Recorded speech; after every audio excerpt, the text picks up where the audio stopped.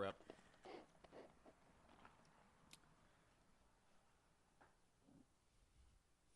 Hi, people. It's 2:01 p.m. and we're waiting for two of our hosts. Hello, Internet. That's Megan Mayhem. Hi, She's one of our Internets. hosts. Yeah. So Dorkman's going to be here in a few minutes, he says, and Brian will be here in 10 minutes, which means we're vamping. So let's introduce the Internet to Megan Mayhem. Not like you're unacquainted, really. It's been a long time since I've seen you, Internet. You look like you've lost some weight. The Internet was asking why you stopped calling. I mean, I just got busy, you know. I got myself involved in some projects. I was doing some laundry, you know. Sorry, I didn't mean to leave you hanging there. We should do Groundhog Day first. I believe we should start with Groundhog Day. Because it serves the greater portmanteau of Groundhogma Day. Groundhogma? Groundhogma Day. What are the what's the history of Groundhogma? Groundhogma. Groundhogma, sorry. I don't know, but it sounds kind of delicious. It sounds like some sort of a It sounds meatloaf made out of pig. Yeah, like pureed meat. Groundhogma. That's delicious. I'm excited. Pureed. Hi, Internet people. Just talk to us in the chat room. Right now, we're just killing time. Thanks for all of you coming out, though. Language and humor. Nope. Owen. Selu. Don't think we can't tell that your name is Wells backwards, sir. Hey, Sam. Oh, clever. Sparkletone, Snail, Skepton. TZ. You've been here for a while, and I've been trying to figure out what your name is supposed to be pronounced. You have fantastic eyesight. This is like text for ants. Sorry. Chloe says the same thing. I didn't realize my eyes were that good, but they're also aided by lenses. Well, so are mine. Little plastic lenses. Well, you should get new. Put on 2 each day. Yeah. One on each eye. That's what's going to happen. Hey, Gibtown. We're waiting for peoples. Mike should be here any minute now, and Brian will be here in 5 minutes or so. So, Megan, what do you do? You're jack of all trades. Yeah. What's your thing? Describe your gestalt. I spend a lot of time on the internet being clever. Working on it. That will happen. Yeah. That's pretty much. Describe my the most jam. alarming thing you've seen in the last year. The most. My God. Well, I recently became a daily user of Imager, so that's pretty disturbing. That just brings your baseline up. Yeah. That means you have a constant white noise level of alarming. That's how my day goes. Hell yeah, man. Hello. Ask us questions or something. Let's fill some time here. Yeah. Nice chat room, people. The most alarming thing that I have seen in the past year that wasn't on the internet, because obviously all of the most alarming things I've seen in the last whole life have been on the internet, but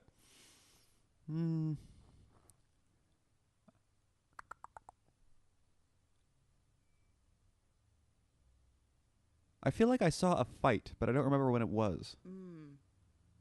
I saw a pretty phenomenal fight about a year and a half ago in Austin. It was the most hipster fight I'd ever seen in my entire life. Were there mustaches? There was mustaches, there was beards, there was cowboy hats and boots. It was a gang of bicyclists, one of which was very drunk. The other one hit his back tires, so he jumped off and started swinging at his friends and eventually pulled a U-lock out of his back pocket and started trying to use that as a weapon. And I think a bicyclist with a beard and a cowboy hat using a U-lock as a weapon is one of the most hipster things I've ever seen in my life. It was incredible. No one was hurt in this story. Oh, okay. I was going to say, that seems really vicious. No, he swung, he fell over, and then he stopped fighting, and they all hugged, and they rode off together. Yeah. Because alcohol! Makes everyone feel like superheroes. I don't know anything about Adam Driver, to be honest with you. I mean, we're at this point in history.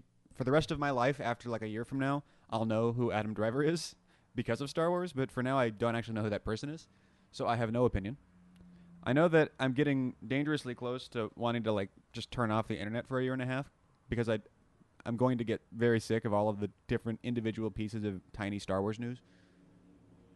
The best use of sock puppets I've ever seen. Syphil and Ollie. Yeah, I'm going to have to back that. Yeah.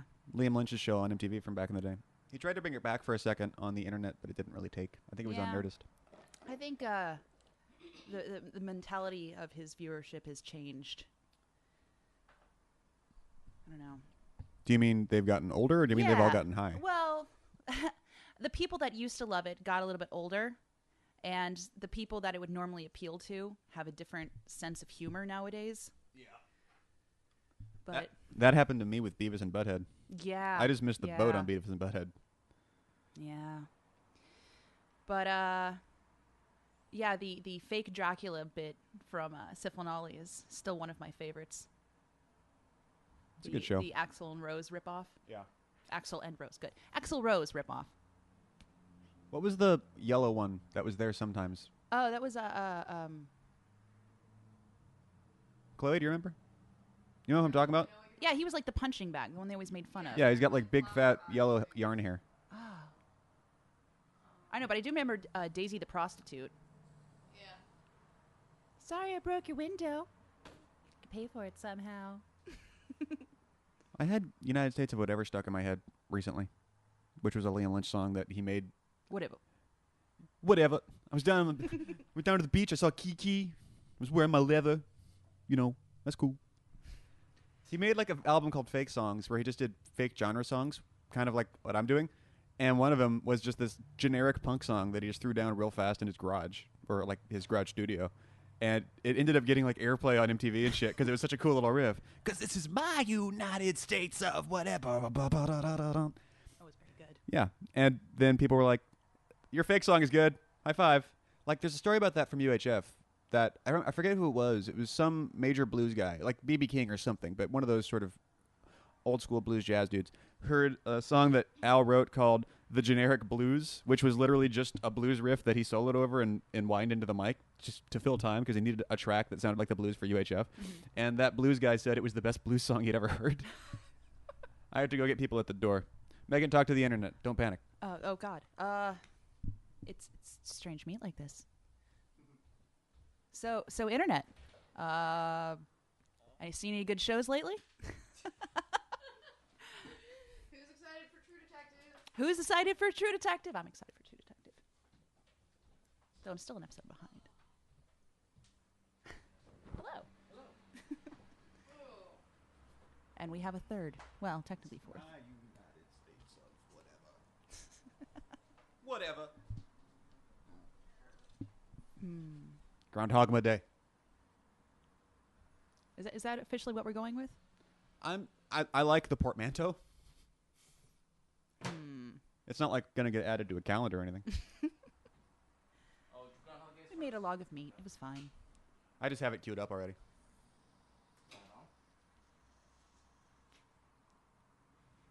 Brian should be here presently.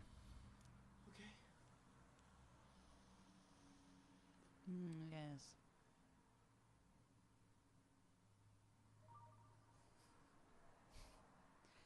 We brought up True Detective and our excitement for it. It's on its 30-second thing. And he's walking away.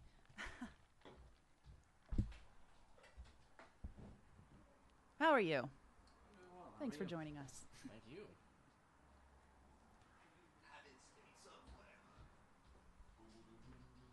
Sorry, I'm late.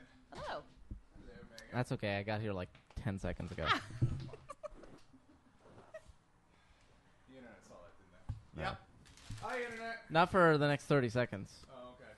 Yeah. You like how I spotted you? You have 30 seconds to tear this whole thing down. You like how I spotted you? Like, oh, your knee. I got this. just kind of touch the IT band. That was going to keep you right up. You're the real Hugh Jackman. Yeah. Whoa. Cool. We could do a post-Oscars intermission. Yeah? I don't really know what there is to talk about. Yeah. Doc Sub and the I'm guy, good with everything, but Matthew McConaughey kind of disappointed me. Doc Sub and his buddy Soren. You know, I'm glad he Acknowledging won. that he lost the point in the middle of it. Huh? Does that make sense? Yeah, where he Like, just sort of was like, wait, I what kind is of it? get what he What was I- going for, even if he didn't Yeah. get it. I'm glad he won, but his acceptance speech was a little. Wait, Yeah. where am I? Yeah. Yeah. So there's this light ball, right? I was expecting And him it's to like do energy. Yeah. That would have been great. That would have been a great recovery. You just gone with that. Actually, I can have the chat on screen for this one if you guys Sort of want. like the Cameron's King of the World thing. Because I'm pretty sure he did that because he sort of forgot what he was going to say, and he just sort of went with that. Guys, He McConaughey's was- being extemporaneous. Yeah. Run. Cameron was pretty, as I recall, he seemed pretty nervous when he won, You think? which was surprising. Yeah. Yeah, he had the jitters. Yeah. I don't think he would have. People misremember what he said too. They say that He said, "I feel like I I'm feel the like king the king of the world." Yeah, and he was clearly quoting his own movie as opposed people to gave him shit for being like arrogant and stuff. I'm like, he was quoting the character in the movie who was actually a nobody Well, and and he- just and- felt like he was on top of the world in that Aw. moment. and like, Cameron didn't even say I am the king of the world. Yeah. He said I feel like yeah, this quote from my movie. yes, I feel like that moment. Well, isn't that sort of like how when Sally Fields won her Oscar? oh, you like me, really like me. She didn't actually go like you like me, you really really like me. But that's Yeah. just what everybody remembers it as. It's it's Luke, I am your father thing. Yeah. But I feel like when you're winning an Oscar, that is the 45 seconds where you have permission to just be an arrogant douchebag. Yeah, Like, I've earned it. yeah, if at any point in your life you're gonna be like, yes, I'm the fucking shit, it's going to be the moment you are standing on Yeah. stage at the Oscars. Well, I'd always do it holding like, an was it Oscar. Jim Carrey at the MTV Movie Awards where when he got it, he was like, this one's for God, this one's for God, and this one's for Satan. And that was his whole speech. I love Jim Carrey. I I was so loved, bummed his- when there was Jim that moment Carrey. like a year ago when it was like, oh shit, Jim Carrey's insane. Yeah, I remember when he was really funny. That was a nice time. When it was a video to Emma Stone. That moment where it's like, oh damn it, what? you didn't see this? No. He had this sort of unblinking true believer, sort of gazing into the webcam rant about how much he thinks Emma Stone's a good person and she's beautiful, and posted that. And no one really understood the context of it, so it just seemed really odd. I choose to believe he was doing a bit. I choose to believe it. But I like Jim Carrey. I go back and watch like all of his old MTV award presentation stuff. He's funny. One time he won and he came up basically like Jim Morrison. His presentation, yeah, that was fun. his presentation thing this year was pretty good. Yeah. Yeah. He's getting older. Yeah. Yeah. We're all What getting was- older, man. What? Well, I'm sure his time with Jenny McCarthy kind of aged him a bit. Yeah. What with not being allowed to use medicine or anything. We're going to start with Groundhog Day, guys, so cue those up if you're going to play it with us. And it's going to be the Columbia logo. I don't think they're listening to us. I haven't seen them. they're talking about other shit completely over there. Are we listening to us? Yeah, no, typically not. I don't. Yeah. People make references to Who stuff needs to in be the, reminded? People make references to stuff in the forum like I I must have said that. must have said that. Like, Now you know how it feels when actors like get shit quoted at them and they just kind of like, that must be a line from something I said once. yeah. Well, at least they like rehearsed and stuff. The thing is, people quote us and just like we just said that. We don't we didn't think about that or do 20 takes. That That's was just, that was a moment that happened Yeah. in 500 hours of It's- conversation. That's the not thing like that we came have out of it- my face once. It's not like we have a day to redo it over and over and over Yeah. again and get it right. Exactly. Nicely Much done. like the film. On topic. Unclean. All right, you want to do this? Let's do it. Let's kick this hog. You don't mind me eating on mic? We'll hold off until that's done. But talkie doggy doggy doggy doggy. Swallow and then mic test. Oh, if he had a dime. Come here, Mike. Yeah. That's not the order you do that in. Testing. 1, 2, Yeah, you're 1, good. 2. Mike, All right. All right. give me the I Matthew have- McConaughey. All I right. have a banana. All I right, don't- all right, all right. Yeah, what is that? Is that from Fast? What is that from? It's from- Fast Five. yeah. Okay, it is. I was Or like, Dazed no, and- no, Dazed and Dazed Confused. okay. One of those two movies. I get older. One of those they movies stay with the same damn character. age. All right, all right, all right. I didn't get Dazed and Confused. I saw it and I'm like, I don't think I Oh understand. God, I love that movie so Why? much. I'll have to check it out again. I don't know. Megan, talking to the microphone. Hello, hello, hello, hello. Nice. Yeah. You have a good radio voice. Hey, thanks. Do this entire thing like you're like a midnight jazz radio host. Like the New Age channels. Something like that. Up next, we're going to be watching a film from. Damn, you do have a Wow, good radio that voice. is good. I was thinking, like, yes, Jesus. that's exactly it. All right, you guys want to do this? I am the daughter of a DJ. Let's go. Keep on fucking that chicken. Have you seen that clip? Do you know what I'm referring to? Yeah. There was like a thing where it was a news anchor. It's just video from the local God knows where news where they came out of sports back to the news desk, and the guy bafflingly, confidently just said, All right, Scott. Thanks. Keep on fucking that chicken. Yeah, nobody knows. Like, If he that didn't must- say that, nobody has any idea what he did say.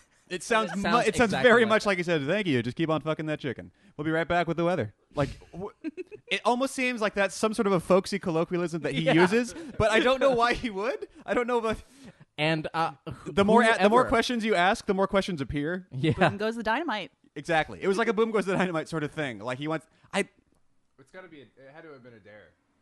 Is it Something. Like, all right, Roger. I bet you can't do this.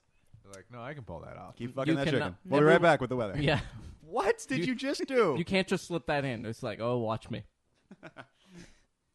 All right. Yeah, we can actually get started. Let's do this. All right. All right. Go. Doc Talk. Ladies and gentlemen, ladies and gentlemen, welcome to What Are You Doing movie. Our movie this week is Groundhog Day. Go ahead and press. Shit. I forgot. What do I say? DVD or Blu-ray. Okay, good. Sorry. Yeah, I wasn't feeling that one anyway. We Yeah. should start over. Use take 2. We should do the whole thing over again until Yeah. we get it perfect. Damn it. Do you get it? I wish that joke was more on mic. That's Fuck perfect. goes the chicken. All right. Ladies and gentlemen, welcome to What Are You Doing movie. Our movie this week is Groundhog Day. Go ahead and pop in your DVD or Blu-ray, press play, press pause. When the, Columbia logo fades to black, the first frame you perceive of all black, press pause. And in a second, I'll say 3, 2, 1, unpause, at which point I'll press play, you'll press play, and you'll put your little hand in mine, and baby, there's no mountain we can't climb, and, don't forget your booties because it's cold out there. It's cold out there every day. It's Groundhog Day. I got to Whoa. the point where a while ago where I had the entire goddamn radio segment memorized just because they play it 9 times in the movie. Yeah. Anyway. Is that all? Imagine how Phil feels. This whole thing will be like any other commentary, except, of course, with 4 friends in your head. Myself, as always, T. Christie, my friend Brian William Fenifter, Greetings. Michael Dorkman Scott, Hello. and What Are You Doing movie newcomer Megan Mayhem. Howdy. Hi, Megan Mayhem. Woo. Groundhog Day is this glorious little thing that I'm so glad it happened. And the thing that I hadn't really noticed until recently, because I've always loved this movie, but I didn't realize until just recently, like today, that this is effectively the same as a Bruce Almighty or a one of like a Liar Liar or basically most Jim Carrey movies in terms of it's a high concept weirdo go with us on our magic bean studio comedy. And it's not much different from those movies, and yet for some reason it feels different. Well, it could also be taken as slightly similar to 1408. I saw that movie with John Cusack, right? And Sam Jackson? Yeah, Yes? Am I that making was that up? that was AK. No, that was. I'm pretty sure you're right. But it's one of those movies that seems like it could just be a crappy, easy studio comedy. The premise seems exactly like that, and then somehow they just pull it off in such a really spectacular way that it unfolds. And the more you watch it, the more you realize this is a really excellent work of theme and character development and all the things we're always talking about.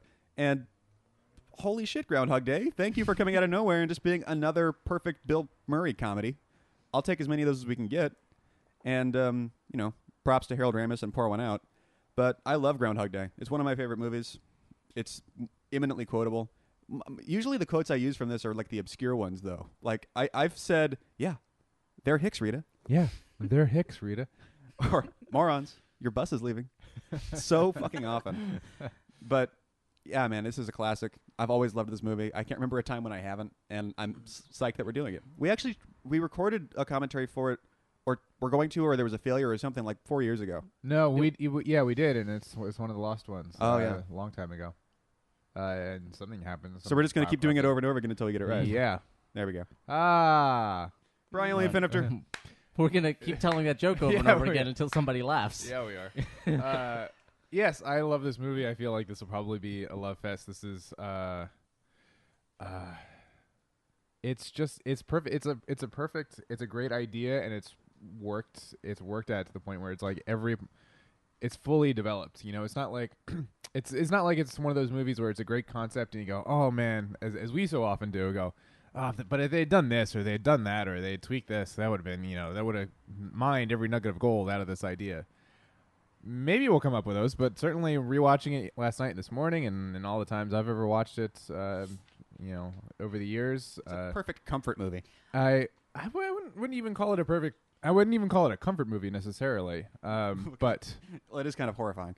yeah, I mean, there's a lot of really horrifying things going on under the hood and not so under the hood in some cases. Yeah, it takes a very simple idea. It takes a very simple magic bean, and it just, as we always talk about, here's your magic bean, here's your one free pass. Just make the best use out of it that you can, and it absolutely, totally does that. And tells a really, really worthwhile story. Like the actual like point of the story being told, I think, is incredibly worthwhile and a point that should be made more forcefully to more human beings, in my opinion. High five, Groundhog Day. Yeah. Now, Mike fucking hates this movie. Shut up. How dare you? No, this movie is absolutely, and it was an instant classic.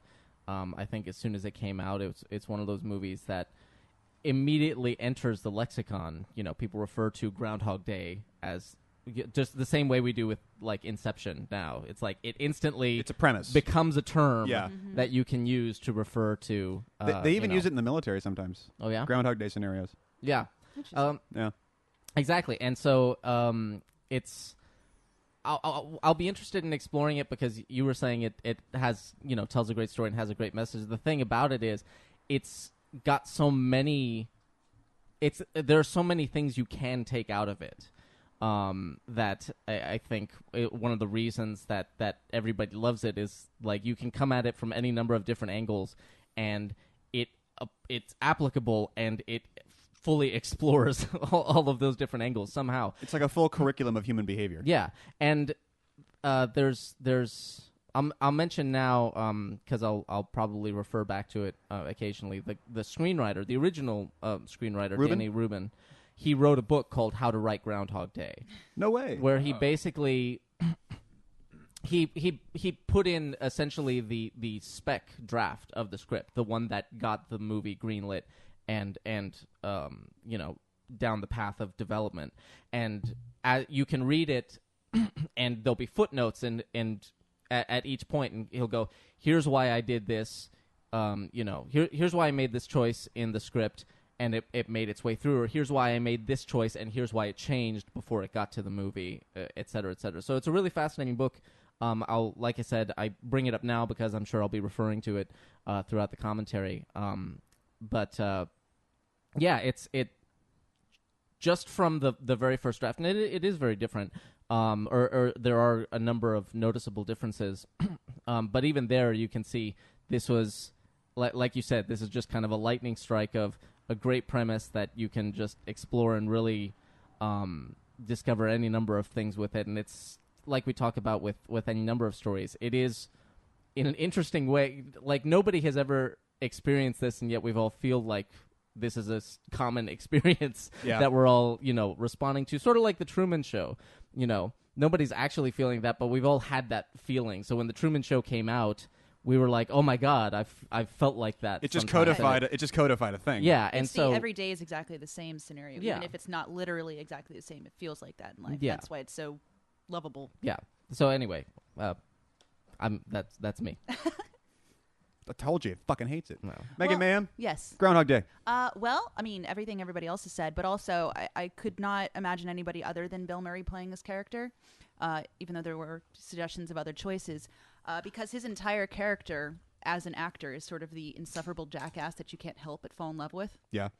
And Charming but mean is yeah, the way he is. you Charming. really want to hate him because he's a complete douche nozzle, but you can't.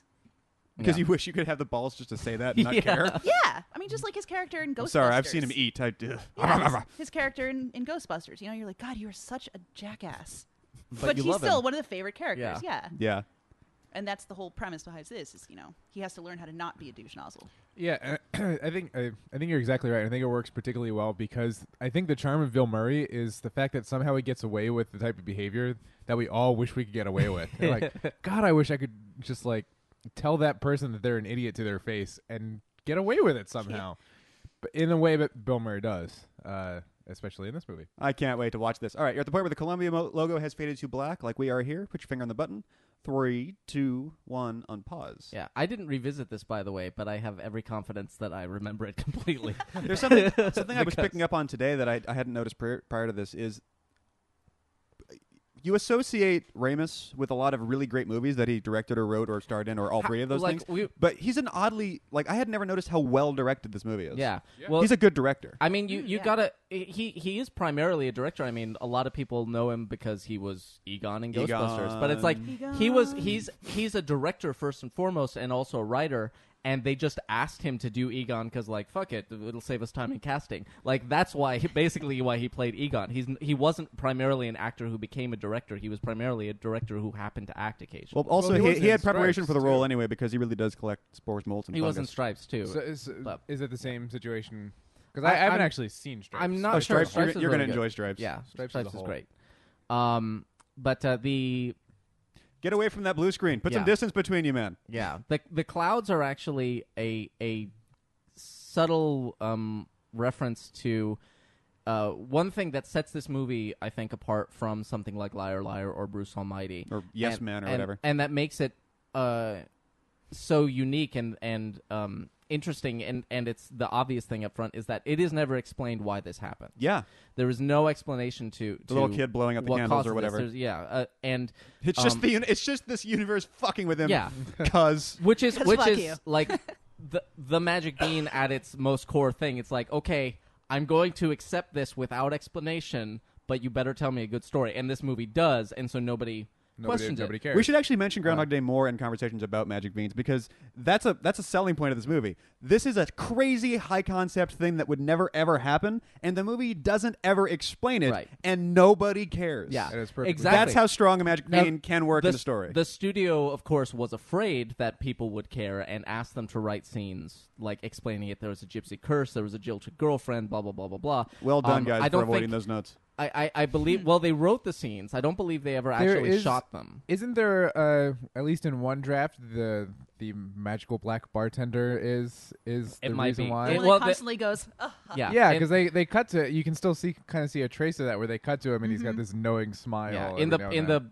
in the thing, he's like, I wrote like 20 versions of Yeah. why it could happen. Ramus wrote 20 versions of why it could happen. It's always the old wise black man. Yeah, and ultimately they decided it wasn't necessary. And the bigger point, and I think one of the reasons that this movie succeeds, not just in spite of that, but because of that, is as he points out in his book, once you create, once you codify the magic bean, once you say it was some scientist working on a time machine, once you say it was the jilted girlfriend, Now we have to answer questions The about that. story becomes about fixing the time machine, repairing the relationship with the girlfriend, et cetera, et cetera. It becomes about that as opposed to his journey. Yeah. And so the movie is much more successful by not having to answer that. And it makes much more sense, too, because he's not going to know Yeah, and necessarily. then halfway through the movie, he thinks he's figured out how to break it. Yeah. And then he keeps learning a lesson each time he tries to cheat the curse. Yeah, he's This trying is a to, really he's weird trying to moment cheat right his here. way Look at out this. of it Look at this. instead of What trying we're to doing learn right it. here? This is a really odd directorial touch. That this is happening at all is an odd choice. What? Where we pan down to a monitor that's playing us the next stock footage clip, Oh. and we just cut hard to that stock footage clip. As in, I mean, I've never actually noticed that before. I was watching it this morning, and I'm like, that was a really odd choice. He could have just hard cut to the establishing shots of the city. Yeah. You didn't have to do that gag. Why did you do that gag? That's such an odd thing to do. And other than the credits themselves, I don't really see the point of the massive amounts of Helicopter Pittsburgh's- photography? Yeah, Pittsburgh skyline footage that we need to have on our way. I mean, yes, okay, we need to get out of the city and Yeah. go to Puxatawny, sure. I But guess just showing this is the closest that we're going to get to the ordinary world of our hero. This is the world he comes from, and Right. he's about to go into this small town where he's going to repeat this day, endlessly. And in the first 2 weeks, he's done everything you think there probably is to do, and met everybody you think there is to meet. They talk about in the book there was never a question of it taking place of this story taking place in a small town. Before he came up with the idea of it being Groundhog Day and going to Punxsutawney and all that business, it had to be a small town because there had to be the limitation Right. that would force him to exhaust to look inward. to look inward Yeah. and If it exhaust was the Indianapolis or possibilities. something, Yeah. it would have taken forever. Yeah, it still could have gotten there, but it would have taken much longer Right. for him to exhaust the external possibilities of changing his circumstances. By the way, it seems so completely conflated at this point that you wouldn't question it unless you stop to think about it. But why did they pick Groundhog Day? That has absolutely nothing to do with the actual concept of the story. It's a setting. Well, but, but now Groundhog Day because literally- there's the idea that like if he sees his shadow or whether he doesn't, it decides if you stay time dilates a little bit, I guess. if you stay in winter or you move on. well, to that spring. turned out to be a cool thematic thing. He literally, the guy who was writing it, he knew he had to set it on a particular day and associate it with like a holiday or something, and so he was thinking, Before well, this movie that was like a nothing yeah, holiday. Christmas feels endless. Maybe it'll be Christmas, New Year's. That's like a rebirth thing. Maybe it'll be New Year's. He literally went through his desk calendar and he had this idea on like January 28th, and the first holiday he found was Groundhog Day. And he went. There is no movie associated with Groundhog Day, so this could become like the holiday movie. This would be the movie that they play on Groundhog Day, and it's got an interesting ring to it, and it all just kind of spiraled from there. But it was. I mean, he may have ultimately wound up on it anyway, but it was essentially a fluke that he wound up with Groundhog So Day. do you guys? I mean, But it turned out to work brilliantly Yeah. for exactly that reason. Megan, where did you grow up? What part of the country? Texas. Okay, because I grew up in southern Jersey, which is close enough to Pennsylvania and Pittsburgh, fairly close. So I always knew about Groundhog Day before this movie was a thing. Even so, it was like, yeah, Groundhog Day. Okay, well, who cares? But whatever. But it was a thing that they would talk about on the news, even in Philly. Were you guys? Is Well, like it's something that I people knew- mention out here in Southern In California? Texas, Or in in Texas? Texas, we don't have seasons like that, Yeah, that's kind of like. but we still you know, knew about it. Yeah, Okay. I knew the mythology of he comes out and he sees a shadow and et Yeah. cetera, Okay. et cetera. It wasn't like you said. It's like No one made a deal out because of this movie. We care It now. It becomes is a thing. it's a thing. Yeah. Yeah. People are so aware of it. But back then it was just like, yeah, it's a weird It's something thing those people do weird Yeah. East sometimes. Coast people Yeah. do. Yeah. It's like the day that Because I'd want rewatching it. I was wondering that because I remember Groundhog's Day. You know, the people on the news talking about it every year, and even before this movie came out. But it was like I couldn't then picture somebody in the Southern California, the LA KTLA people talking about Groundhog's Day like it would make any. it's goddamn also difference. perfect No. that it is such a nothing holiday because it just adds more to what Bill Murray can be about in this, which is like, this is a dumb holiday. He hates this holiday. Well, just Even like the first time, he's like, this is stupid as shit. just like when he's saying, why couldn't it have been the day when I was on the beach eating lobster with the beautiful woman? Yeah. Yeah. Why did it have to be this stupid, pointless day? Which is, I'm sure we'll get to this question at some point, but I think as I was looking a lot through Reddit, and there's like I just realized we don't have subtitles on, Don't and this was no, but I was like, Sorry. but the thing is, I just realized it because I've been completely following it so far. Oh, yeah, you don't even need it 'cause we know it so well. but it's worth having on, I guess. But what was I saying? I forgot what I was saying. Well, You can't imagine newscasters all right, out all right, all here. right. Newscasters out here talking about Groundhog Day. Oh no! It was it was the idea of like, okay, so there's a lot of threads on Reddit. If you do a search for Groundhog Day, like what would you do if you had your own Groundhog Day? And I only glanced at a couple, but it seemed like they all missed the point of the fact that it's not just you're doing the same day over and over again. You're subjected to your own personal hell yeah, every day. So it's like, oh well, I would learn every instrument and learn languages, blah blah blah blah. It's like, well, no, but you're forgetting the aspect of you have to wake up Somewhere awful. somewhere Yeah. awful, somewhere that you hate. Say Punxsutawney. I don't know. Listening to this horrible radio and having to deal with all of these horrible people that you just want to get the hell Well, away from. Well, see, that's one of the points is the fact that he has to learn that they're not actually that horrible. Exactly, He just yeah. has the point. But this was like the self-actualization Yeah. aspect of it Yeah. that people were completely missing the point of. the really great. I mean, the book, like I was saying, is really great and really fascinating thing about development. But he makes one point about the theme that emerged, not a theme that he deliberately put in there, but something that, looking back, he's like, I think this is what this movie turned out to be about, which is what makes it so powerful, is the fact that the worst day of this guy's life and the best day of this guy's life take place under literally the exact same circumstances. true. And Yeah. the only thing that what changes is not the circumstances. What changes is the way he approaches it. Yeah. Very true. And Yeah. That's so what's- cool. Yeah, the That- most that is significant exact- and Oh, man, powerful that's deep. message. That's exactly of the it, yeah. movie, This I movie think. is just dripping theme. I mean, it's just so tight. It is, and the thing is, he just made it because he wrote it originally because he thought it would like be whimsical and fun to kind of explore, and it turned into this. Whoops, I got Like existential. existentialist, like ontological therapy session. Yeah, One of the premier works of 20th century philosophy. Yeah, Yeah. exactly. Which, Lol, lol, it's lol. sad that that's only half a joke. but and Yeah. the other interesting thing is it's Phil? such Phil? Hey, Phil. it's this tremendous Phil Connors, sci-fi. I thought that was you. It's also one of I the just want to do the whole scene. sci-fi like really powerful works of Alright. sci-fi fantasy. All right. Depending on whether it's sci-fi or fantasy, kind of depends on how you want to look at it. But there are like no effects shots. Mike's just powering on. There are no. There are no effect shots. Needle in this nose movie. Ned the head. Come on, buddy. There's just a scene. There's a stunt. I mean, there's a practical effect. Yeah, this is a fantasy movie with no visual effects. That's an interesting. You're right. That's true. And yet it manages to tell that the most that there is an effect is the effect of editing of putting these multiple takes together, which is an interesting thing because those exist in every movie, right? But they're just using them all in this movie. In the very original draft, we joined Phil in the middle. It's already been going on for a while. It's been going on for, he thinks, about 5 weeks. That's a weird choice. And so I'm actually kind of intrigued by that choice. I think that choice could have worked. It could have worked, but they wanted to see us introduced. So for the Ned character, I like that they changed it because the Ned character gets so much more time here. Because in the original story, the first thing you see, he's going through his day. He's got the radio thing memorized, and he's doing all this stuff. And it's like, what the hell is going on with this guy? He's walking down the street. This guy runs up to him, and he socks him in the face and just keeps going. And it's like every time he repeats this day, he just socks this guy in the face. And at one point, he's like, I don't even remember why I hit that guy. I just know that's an easier way to deal with him than whatever else it is. And then when he decides he's God and he has to be a good guy, he's like, you know what? If I'm a god, I shouldn't hit this guy. I don't even remember why I do. And then he talks to him, and then he has the whole conversation with Ned, the insurance salesman. He's like, oh, now I remember why I hit this guy. Hey, Phil Connors, are you a god? Yeah, exactly.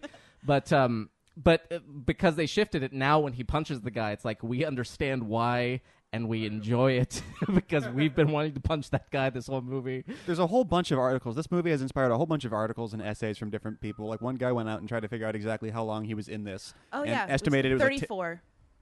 34 what? 34 years. I've heard 10,000 years too. Harold Ramis said it was supposed to be 10,000 He years. said originally it was supposed to be 10,000 years, but now he says it's probably about 10 years. Yeah. But in order for him to learn everything he would have learned, it would have been about 34 years. Right on. And another one that comes up a lot, there's a bunch of essays like this movie gets deconstructed as an argument against determinism. Because every time he goes out into the world, it starts the exact same way. And since he hasn't interacted with the world in any meaningful way on a macro scale until he leaves his room, everything is set up and happening exactly the same way, but then he changes everyone's thing for that day in subtle ways. Basically every conversation starts the same way, but it changes every single time, which people have deconstructed in these big, long essays about objectivity and non-determinism. And they're like, what this is, it's not even a closed loop. Well, maybe it's just the universe simulating all the different possible permutations. Yeah. It's a simulation of chaos theory in the sense that, this one aspect has those, the different fanning possibilities and this, other action. Well, one question I was asking Megan, we were reviewing it this morning, is, okay, if he dies, he wakes up the next day. If he kills someone else, presumably, unless he won that day and that was the last day that was doing this, they don't die either. Because tomorrow they're going to be back. Yeah. Which is something that they deliberately chose not to explore in the movie. I was just thinking about that when he's on the train tracks. I'm like, wait, if they die, they'll come back. Yeah. Well, they don't come back. There's just a reset, so that never happened.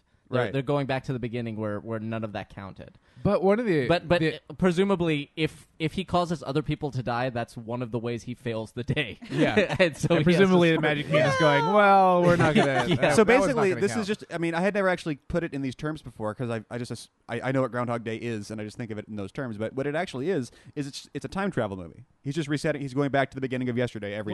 But here's the weird thing. In this moment, I didn't remember until I was rewatching it, and it's kind of frankly a little horrifying to me. When he kills himself, we clearly spend time with him dead and Rita and the other guy. Right. It doesn't reset. Yeah, he's dead. It doesn't reset until 6 a.m. regardless of what he does. Regardless of whether he dies or not. So he can be dead for most of the day before he has to come back. Yeah. Presumably he doesn't experience that though. No. Presumably he hits the ground and put your little hand in mine. Yes. According to the screenwriter, the idea is he remembers dying but not death. Essentially. Do you think any of the days was a streaker day? Yeah. Oh yeah. Oh, I'm sure. Because I would definitely have a streaker day. We watch the first 3 or 4 days, and then we watch days that are probably like 80 days in, and then we watch days that are like 4 or 5 years in. Yeah. But we miss most of like weeks 3 through 5, Yeah. which is when he would just be like, "Oh fuck Yeah. this!" For all. today, I'm going to dip my dick in a puddle. Yeah. Yeah. The I'm just gonna walk around and I'm gonna fart on everybody. the 10,000 years thing came from the writer thought there should be a sense of how much time has passed in the film. As it is now, we don't know, so we can argue it was 10,000, it was 10 years, it was 34 years, whatever. He wanted to codify it. He wanted to, or at least give a sense of it, because Like day 75. he felt that it was important to the audience to see how long this had gone on, so they could really understand where Phil was coming from. And Phil was supposed to be in like his late 20s when they cast Bill Murray. Obviously, the dynamic changed. Yeah. But he was supposed to be more of an up-and-comer as opposed to somebody who was kind of having a middle-age crisis, Commander. which is another thing this movie could be considered to be about. But so in the bed and breakfast, there's a library. You know, there's a bunch of books on the wall, and so his way of measuring time was every day he reads a page from a book, and he just works his way down the bookshelf. So you see him; he works his way across a shelf. He's across an entire case. That's a And good by visual the end of the shorthand day- way to do it. Yeah, and they decided that they weren't going to specify how long it was, because weirdly, I guess the studio note was that's too long, and that then it becomes when you confront the audience with it, then it becomes existentially horrifying, and it's no longer funny, and it's difficult to continue being funny. So If it they had- decided to cut that entirely. If it had actually been 10,000 years, on what day do you think he would have just like completely officially snapped? Yeah, probably quite a few of them. I've got to like the first time he totally lost his mind and was no longer annoyed or perturbed or frustrated or impatient and just absolutely went insane. I'm guessing like day 400. Yeah, like what day does little he bit end up after a laying in year. a bathtub just cackling for Yeah. hours? Yeah, a little bit after a year is when I think he starts painting the walls with shit. Yeah. Yeah, and that's how do you the real question is, if they had tried to explore that, it's like, do you really think he would have come back from that? Or do you think because his mind remains, you know, In fact, the through being line. nice is his ultimate psychosis. Is Yeah. what happened here. I mean, maybe it's one of those situations where you just cry so hard that you can't cry anymore, and then you just get over it. Yeah, I mean, it seems like He crazied so hard he couldn't crazy anymore. Exactly. It's He an crazied through to the other side. Oh yeah, another aspect of like if it's Groundhog Day, You're it's gonna have a cold shower every morning. every day for 10,000 years. Fuck you. Just stop showering. Yeah, you stop. Yeah. I'm like, I'm not showering. I'm not brushing I mean, my he's teeth. gonna wake he up doesn't have. clean. He doesn't have to. Yeah, Yeah. he's Yeah. gonna wake up clean. It's fine. Well, I mean, you don't know Oh, how but long it had can you- been since he showered. I was going to say, before. can you imagine if Phil Connors was I like to brush my teeth and take a shower in the morning instead of the evening kind of guy, which means that if only the night before he had brushed his teeth and taken a shower, he wouldn't have to do that again Yeah. forever. But since he didn't, every morning he's got to do the fucking... Dude, if I had done this right before I went to bed, I would not have to do this for the next 10,000 years. That's a bummer. There's a lot of bummers. Yeah, and the choice of the song was because of the. Funnily enough, Sonny and Cher, right? because it's an awful song. That's a really Yeah, annoying because song. it's the Terrible. kind of thing that you start out you don't really hate, but after long enough you would. And also, this doesn't show up in the movie, but what he liked about it was the ending where, you know, it's the "I got you, babe," and then "I got you, babe, I got you, babe," over and over and over again. He's like, that was the perfect thing for it. Which again, of course, they don't really use. There was an opportunity here for them to have used some particular beginning of a song. Now, I understand the point is that it's clicking on in the middle of the song because that's just when it happened to be 6 o'clock. Yeah. But there could have been, just as well as Groundhog Day has become this cultural shorthand for your life is the same day over and over again, you could have had another one of those things even within this movie where if you have made that song mean that happens forever. Like, no one's going to unironically listen to Never Gonna Give You Up for the next 30 or 40 years just because for everyone in our generation, until we die out or stop making that joke, that's just the ha ha fooled you song now, as opposed to being a song by itself that matters. You could have done the exact same thing where you can just make a song now culturally mean this association is your thing now. Like Chuck Norris randomly got Chuck Norris jokes. Rick Ashley randomly got 404 jokes. And we could have had some, we could have, in 93, what was going on? It would be really cool if it was like the Space Jam song. Well, there's a comment in there that's kind of interesting. It says, if he had stayed up until 6, and then would he have retroactively gotten sleep? Would he have woken up tired. This is Yeah, this is always. I feel like what happens at the changeover? this is a beat that they miss. I feel like one of the first things I would have tried is absolutely, just yes. not go to sleep and Yeah. see what happens. But like, do you wake up at 6 a.m. and you're like, because you stayed up all night? I don't know. If his knowledge carries over and his experience carries over, presumably his condition from the Well, no, because then he would later he says no hangovers. Yeah, no hangovers, and he also jumps off buildings and whatnot. Yeah. So no matter what he did yesterday, he keeps the experiences in the memory, but he doesn't keep the fatigue or the bodily Yeah. So he condition. would wake up not tired. He wakes. Right. Well, he wakes. Refreshed. He doesn't wake up dead. He doesn't wake up, whatever. He'll wake up as tired as he did the first time, based on Right. God, could you Oh, imagine imagine if he had that was- insomnia? Yeah, if he hadn't If he slept hadn't well gotten that much night, sleep that night. that would have sucked. Oh my God, that would Also, be terrible. Is the sun normally up at 6 a.m. on the East Coast? No, that's actually at that time of the year. And somebody actually did the numbers. They went, okay, on February 2nd, 1993, the sun didn't rise until 7 blah blah blah. It just seems kind of early anywhere, really. But Yeah, I mean it's really really early. This But is- somebody did actually crunch the numbers and specifically went, no, this day, this time, that location, sun was not up. This is supposed to be pre-dawn, but how could you lie to me, movie?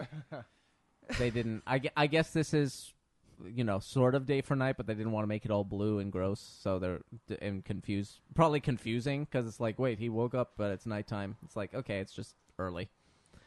Yeah. What does it matter? Yeah. Stephen Tobolowsky is awesome. Yeah. At one point, we were going to have him on the show for Memento. That never ended up happening. We asked him if he We would do still could. Groundhog We Day. haven't done Memento. Well, yeah, Well. we asked him to do Groundhog Day. He's like, I just did a thing with Groundhog Day on a podcast somewhere else, but Memento or something else, I'd Yeah. totally. Yeah, but really, what else has he been in? We just like sit and watch Yeah, exactly. infomercials with He him. was in Yeah. Heroes. He was the bad guy. No, in the Heroes. joke is he's been in all the movies. Yeah. Oh, okay. He's one I of was the, kidding. he's probably at this point. I think he's. Am I right? Am I right? I think he is to character actors at this point what Billy West is to voice actors, where there's really no celebrities in that crowd, but he's one of the well-known versions of that thing. Yeah. Like outside of the people who follow character actors or voice actors. He's that guy. Tobolowsky is a perfect that guy. And there's also a wonderful, if you haven't seen it, there's a thing called Stephen Tobolowsky's Birthday Party, which is basically Gobbler's knob. him telling stories. I know. I can't believe that's the real name of that place, but it is. It's Yeah. him telling stories straight up. It basically supposes this fake sort of arranged birthday party, but it's literally a documentary of Stephen telling a bunch of these stories from his life, and he's had a bunch of really specific and odd and scary and interesting things happen to him, and he's a really, really gifted natural storyteller. So it's actually like a joy to watch this movie. So that's Stephen Tobolowsky's Birthday Party, and there's some great stories in it. Like when he got held up at gunpoint in a grocery store and had to talk the guy down, shit like that, or transporting drugs over the border, or getting beaten up by monks. I mean, there's really odd stories. I mean, he's- that's happened to everybody, though. Yeah. Right? No. just you and Stephen Tobolowsky, and probably Paulu. His Hey, Paulu's here. That was amazing timing. The writer's description of when they were doing casting, apparently Ramis was talking about for Ned. He's like, so do you know Stephen Tobolowsky? You do not want this guy in your face. Like, that was basically his pitch for why he was going to use him for Ned. Oh, he's great. Yeah, he's perfect. I read something they were considering Tori Amos for Rita. Yeah, I read Oh, that okay. too. I don't So know. weird. Andy McDowell brings the exact. Well, they were looking younger for the cast Well, at the, yeah, at the but time. I mean, Tori Amos doesn't exactly have that like kind of innocent Wholesomeness. charm. Yeah. Midwestern thing. Yeah. well, she was supposed to be kind of A redemptive wholesomeness. she was supposed to be kind of a harsher character early on. She was she was trying to, she had something to prove. She was younger. She was coming up in the world. So the writer says, I think eventually she would have softened into the Rita of this movie, but the one I wrote was earlier in her life. And so when everyone When she got older, she calmed down. Basically. when everyone shifted, a bit older to accommodate casting Murray. God then damn it, cold showers. all that, yeah. Every morning Yeah. for 10,000 years. That's terrible. So Harold Ramis as a director, there's a lot going on in these scenes with subtext. There's a lot of shit going on where he'll cut to things that I have never noticed that he cut to that and put together the meaning of this cut and what it did to me sort of subconsciously. Mm-hmm. One of the first things you see in the movie is the first time that he sees Rita like across the room and she's playing with the blue screen.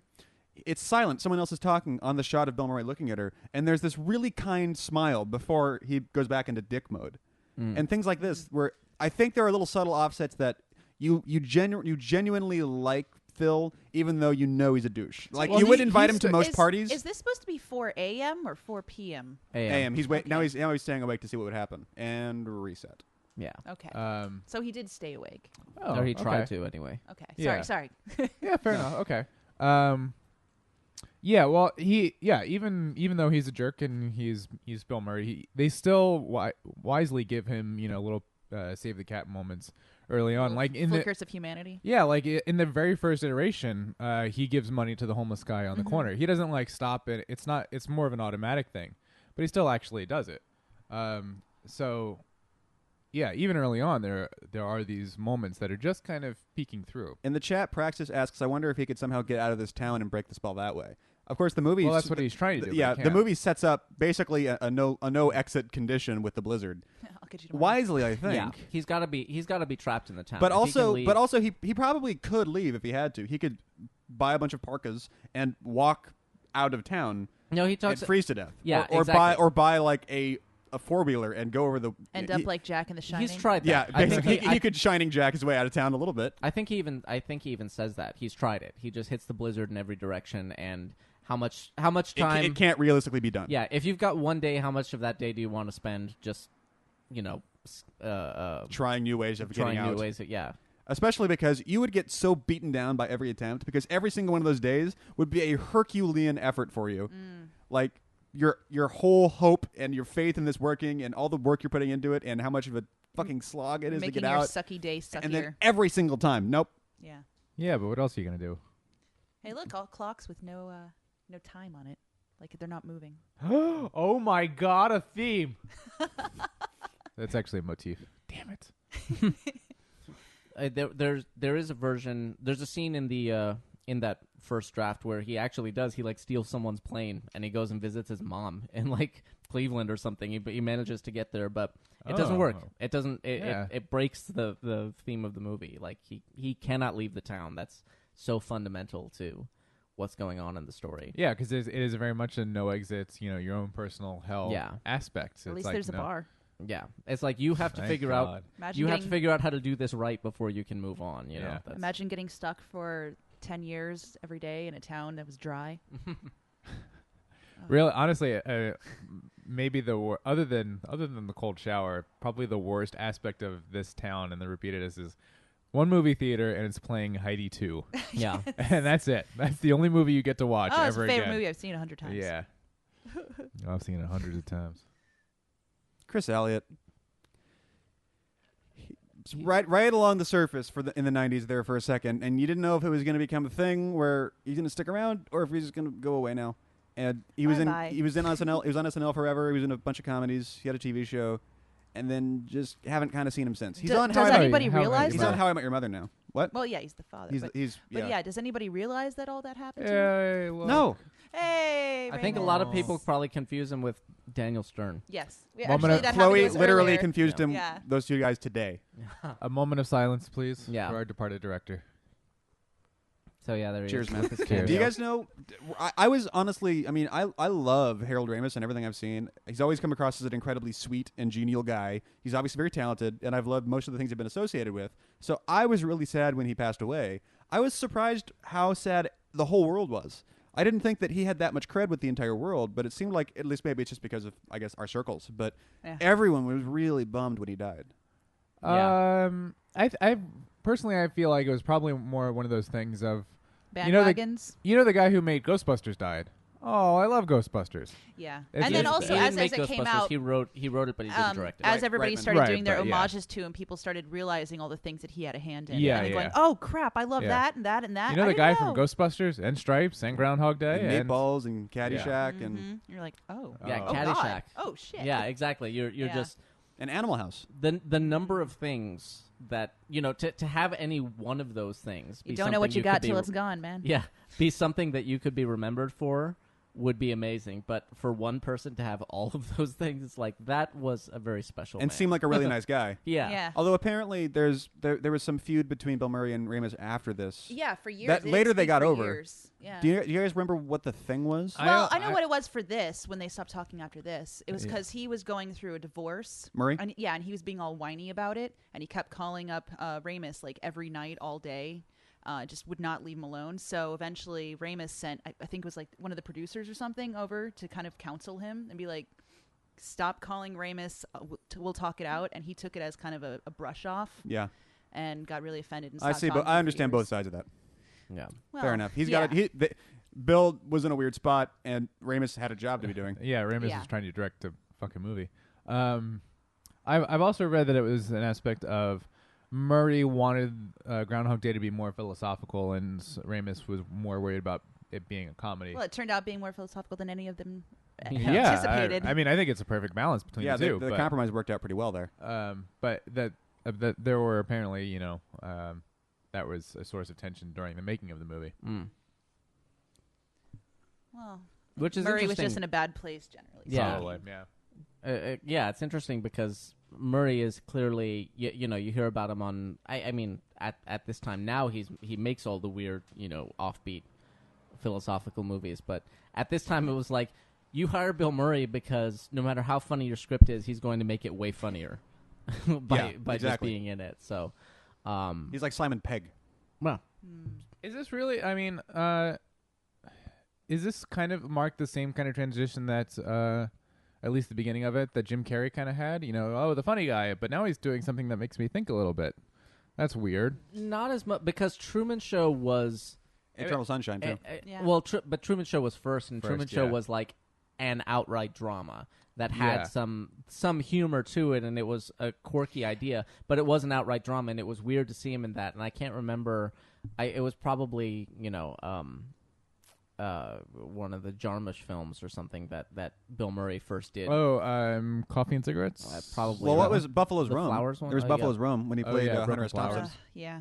But I think Truman Show is actually another one of those movies where the basis of the movie and the name of the movie is used to relate to like a Yeah, now it's just psychological place. now it's just our name for that well, concept. no, there's actually like a Oh, mental or something, yeah. Capgras syndrome. No, that's No, what, it's like different it's like Is a that different? mental disorder, I guess, that Yeah. people are getting now, where they honestly believe that they're being followed by cameras in their own Right. reality show, Really? and it's something about like having Truman Show syndrome. I've actually heard of that. Yeah, and so I guess it's I mean, but yeah, these movies with their cool philosophical high concept movies, basically just lend themselves to. You can basically name a thing if you pick a thing that hasn't been done yet, and they'll run with it. Groundhog Day ended up doing that, and Truman Show ended up doing that. Nothing happened with Liar Liar.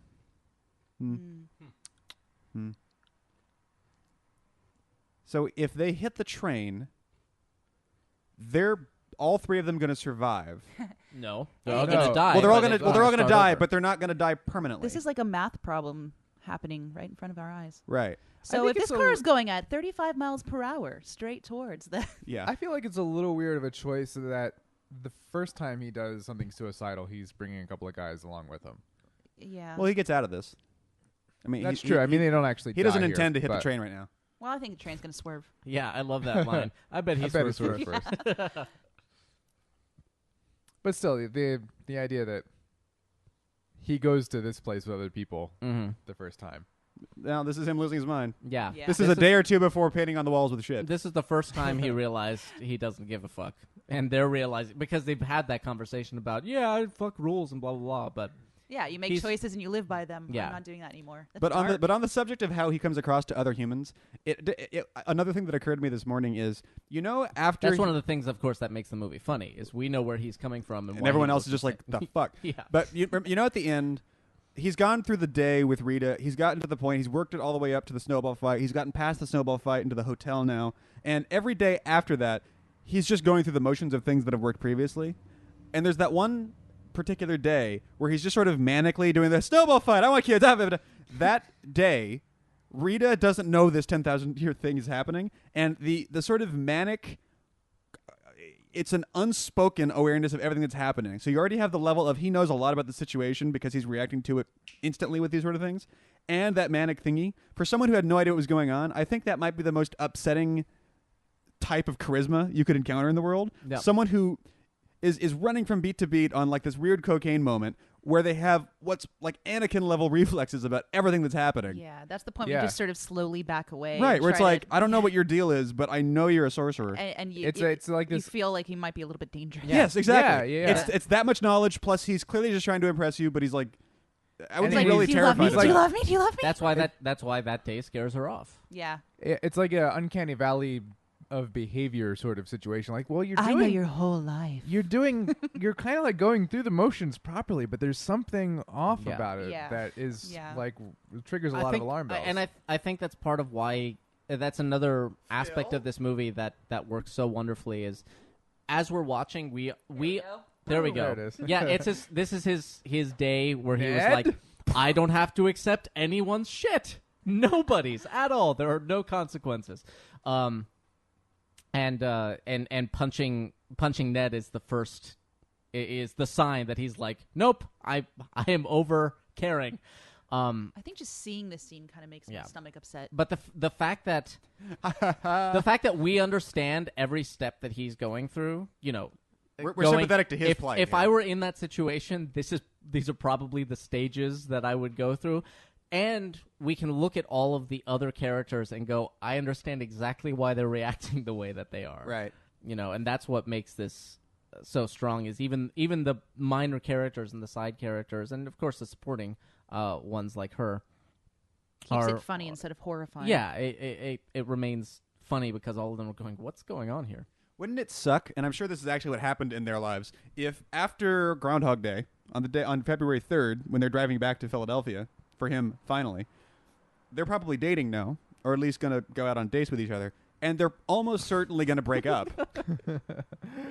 Here's a He's question I stuffing his have. They're So- almost certainly gonna that break up. poor He guy- spent 10,000 years learning how to go on the right first date with her. Yeah. And they're not going to be a thing for very long, most likely. So now he just has this inordinate amount of information and detail about someone. Didn't you know that when it comes to romantic comedies, as soon as the bad guy goes nice, they're gonna get married and make Yeah, lots he of knows children. That's the he's, rules. he's learned how to be a decent person. My thing they has never always ever been break up ever. my thing has always been watching this. It's like, okay, he learned how to live February 2nd.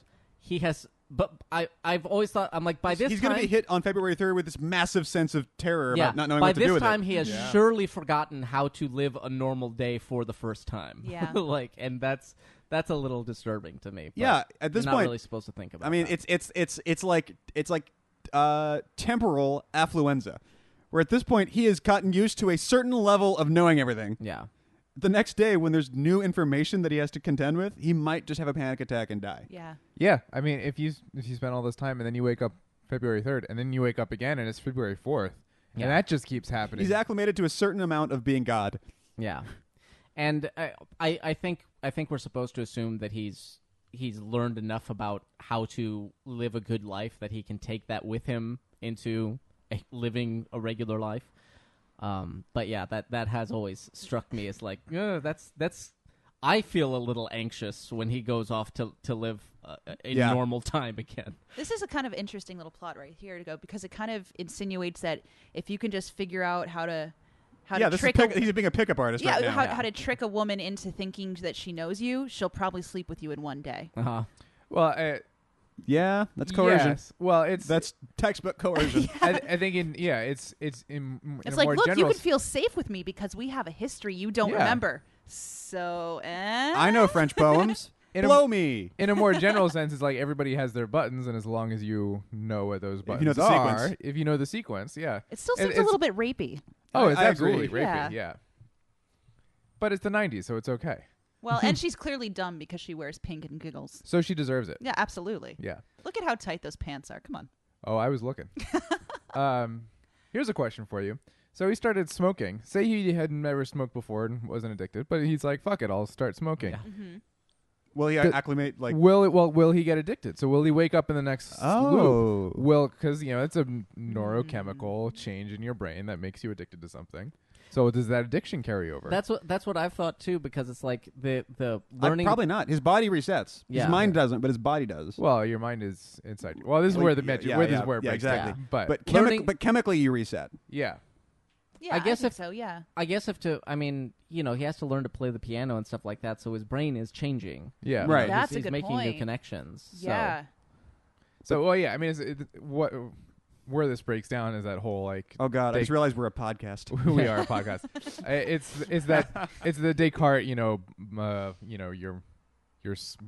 Your mind and your body are two separate things, and your soul is something else. Rape. But scientifically, we know that's not the case. So that doesn't. It shouldn't ruin the fun.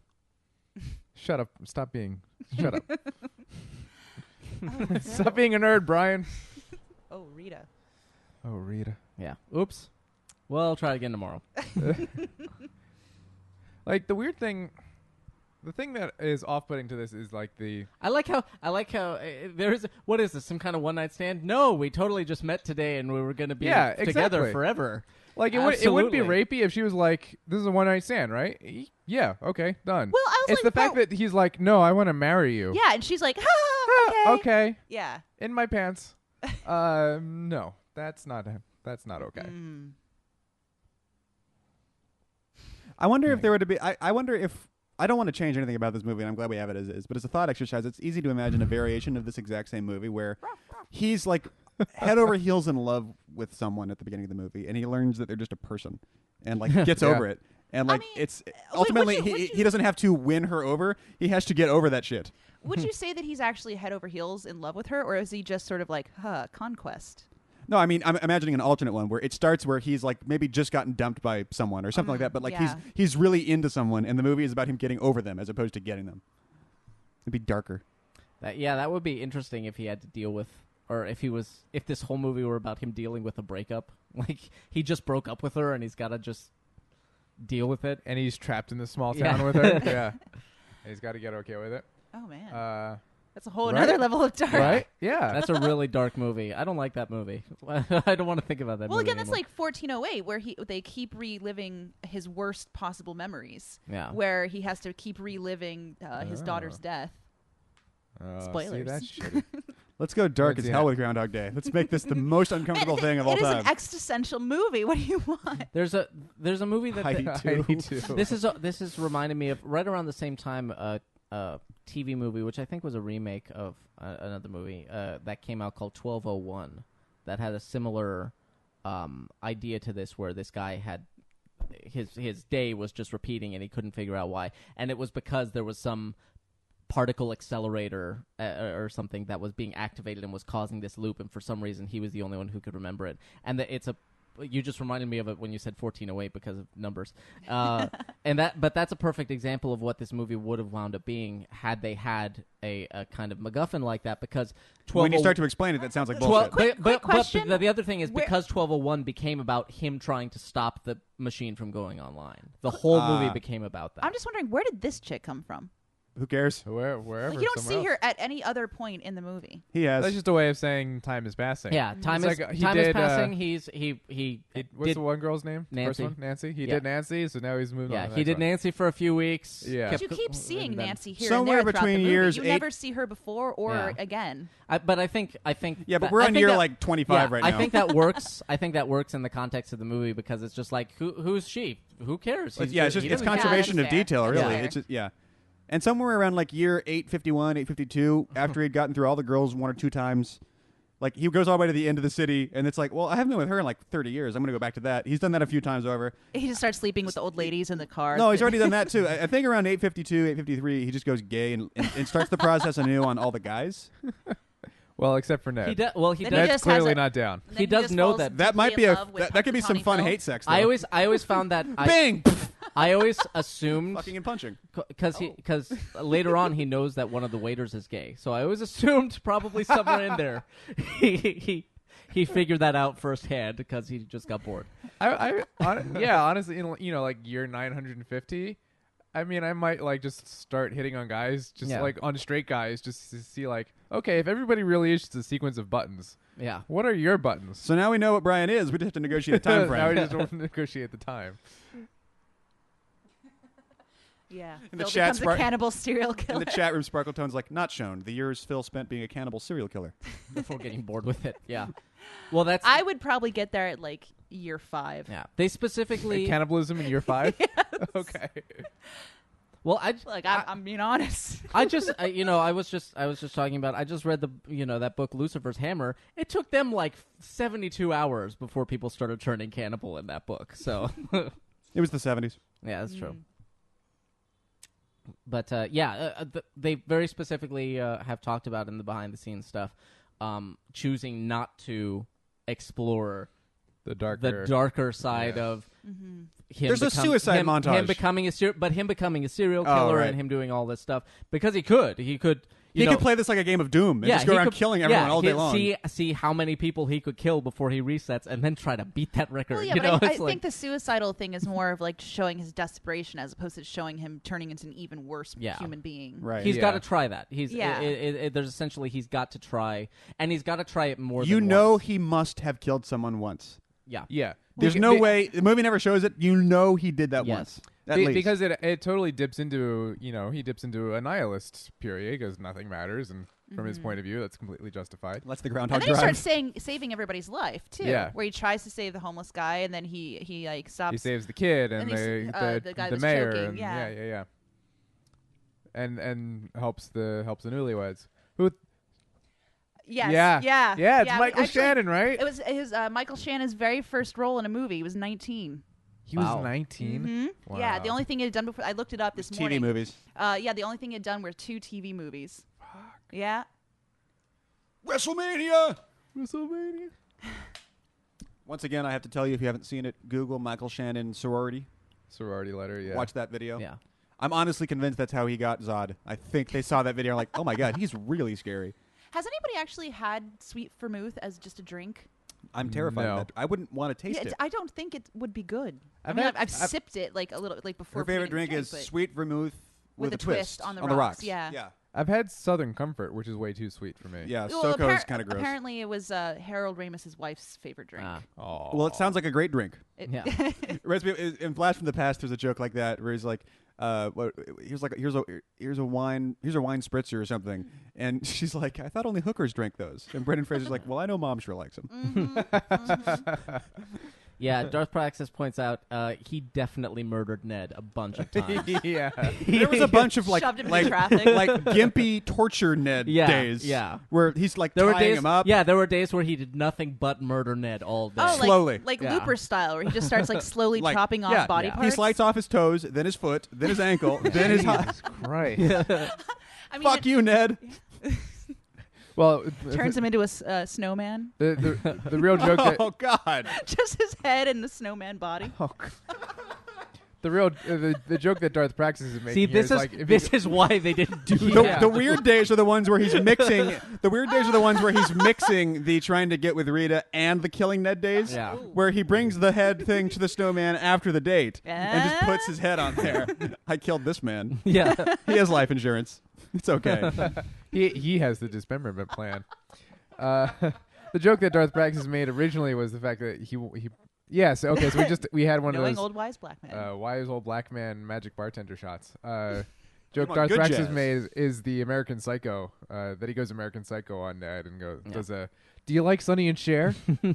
Yeah. Their early work was a little new wave for my taste. But when sports came out in '83, I think Hip they really shake, came hip into their shake, own, hip shake, hip shake. commercially and artistically. I hate that song. Not hip to be square. I hate. Whoa. I'm with you. I got you, babe. Whoa. That's Oh, the okay, I was point. gonna say you're not talking smack about Huey Lewis. Oh No, my God. The news will come for you. you don't need no credit card to get on that train. It's most definitely not the news. I like it. He's just getting to the point where, as a character, he's just improving. He's like, I'm just gonna say the craziest thing and see how she responds. Yeah, what would you say? And start honing in on. Yeah, it's like Marco Polo with your personality. yeah, exactly. What would you say is the percentage of lines in this movie that are ad libbed? Probably fewer than you'd think. Yeah, I would say probably a very few are actually ad lib. They probably started. I'm sure they Like workshopped outlines. Yeah, coming from their background, I'm sure they got together and workshopped the scenes. So they started as ad libs, but then they were well Right. rehearsed by the Yeah, time they got that's a good here. line. Let's work on that Yeah. one. Yeah. I know that Now let's do it again and find a slightly better version Yeah. of that line. Well, you know, I it's know also let's that do it his- again and interesting find a 'cause slightly it- better version. him with the groundhog. A lot No, of let's that do is it ad-libbed. again. Yeah, like a fourth of the lines in this movie are just being repeated over and over and Yeah. over again too. But when he's driving with Yeah, the this groundhog, script would, in compression theory, this script would compress very easily. yeah. But they all have to say it the exact same way every time. Well, he reacts differently, so Yeah. that's a whole other Well, and they had, acting to challenge. stage everything. Yeah. Exactly. Which was how they shot it. So Yeah. you I'm know, sure him walking down the street with Ned, they shot every iteration of that Yeah. just right in a row. Which was actually probably made it really easy to shoot this film quickly, to Yeah. be honest. You know another weird thing? But It God, just do I occurred to me. Another alternate version of this you could do. The poor supervisor. Oh though. God, I feel bad. For Yeah. the Imagine if this is supervisor. happening, and not everybody in Punxsutawney has this happening to them, but 50% do. Uh-huh. 50% of the people in Punxsutawney wake up and find out that like half the people around them are suddenly all saying that they've been doing this day Oh for God, 1,000 what if years. Ned is having that problem? I read somebody online had this theory that Ned is also going through his own time Oh. loop. Wait, yeah. That Well, he's poor not guy. doing a good job of it because he keeps doing the same thing. That's the point. The point. I don't personally buy it, but I think Imagine it's the interesting. Tobolowsky head just on the snowman there. But yeah, the proposition that this essay was putting forward was that Ned thought that his ticket out of the time loop was to sell. Was to get Phil to like was him? was to sell insurance, like to sell super insurance. Oh yeah, because on the last day he does finally get insurance from him, doesn't he? Yeah. Oh. And there is Maybe So that was what- actually the thing for this Yeah. movie. Well, Maybe Bill Murray would only get out of Groundhog Day. Not forget Rita. He just needed life insurance. Exactly. yeah. This has just been one long Yeah. Allstate Groundhog commercial. Day by Well, Allstate. there is He a, needed there is life a- insurance. You're in good hands. there is a clear and intentional mirroring between Ned and Phil's kind of like first interaction where he's going, okay, these are the buttons that you push. Okay, I get that. That he then carries over to a floozy girl, hot pink pants girl. Is like, oh, okay, because he's like, oh yeah, we went to high school. Remember this and that and this, and I dated your sister and this and that, and then that's kind of the genesis of the idea that gives him to go, okay, so where'd you go to high school and blah blah blah, and then Right. the next day, use that information. So that's the theory that this essay was putting forward. I don't personally buy that it's intentional, No, but it's a interesting. fun theory. It's Yeah. interesting. the original ending of the script because the romance with Rita wasn't a central thing the way that's weird. it became it developed into Yeah. this is a romantic comedy. It seems now, like it's and such an obvious thing to do it's with about it. but before it was just about him kind of living this day and Learning she how was to be a real human yeah being. learning how to be a person, and she was Yeah. sort of one aspect of it. And so the ending of it was he gets out of his loop and the way Rita is behaving, she has gotten into her own loop. So February 3rd, she's in this loop. What? Ooh. Yeah, which is a terrible ending. But he was like, I didn't really, Dun, dun, dun, dun, there dun. wasn't a really thematic, Right. there wasn't a strong core to the original script. So it was like the ending could basically be whatever. So he just went with that one. He's like, I still think it could have worked. I'm like, nah, I couldn't have. I'm No. sorry, it really couldn't have. But Yeah, screenwriting tip. If your ending feels too easy, keep the ending. Go back and make it matter more. all right. Yeah, make the road up to it harder. But and there was an implication that he found other people in the town at some point who were also. I just imagine if Looping. it was like half and half, like that percentage seems to matter to me. Then what you end up with is every day people are going through this and they're probably mentioning it to people and having like a 50-50 result of, yes, that's happening to me too, or, huh, okay, bye, weirdo. But they would eventually all find each other. So every day, this community of people experiencing hell are just farther along in their conversation about it. So every day they probably, at some point, society would break down because they're all trying to figure out the problem communally instead of individually learning their own growth thing.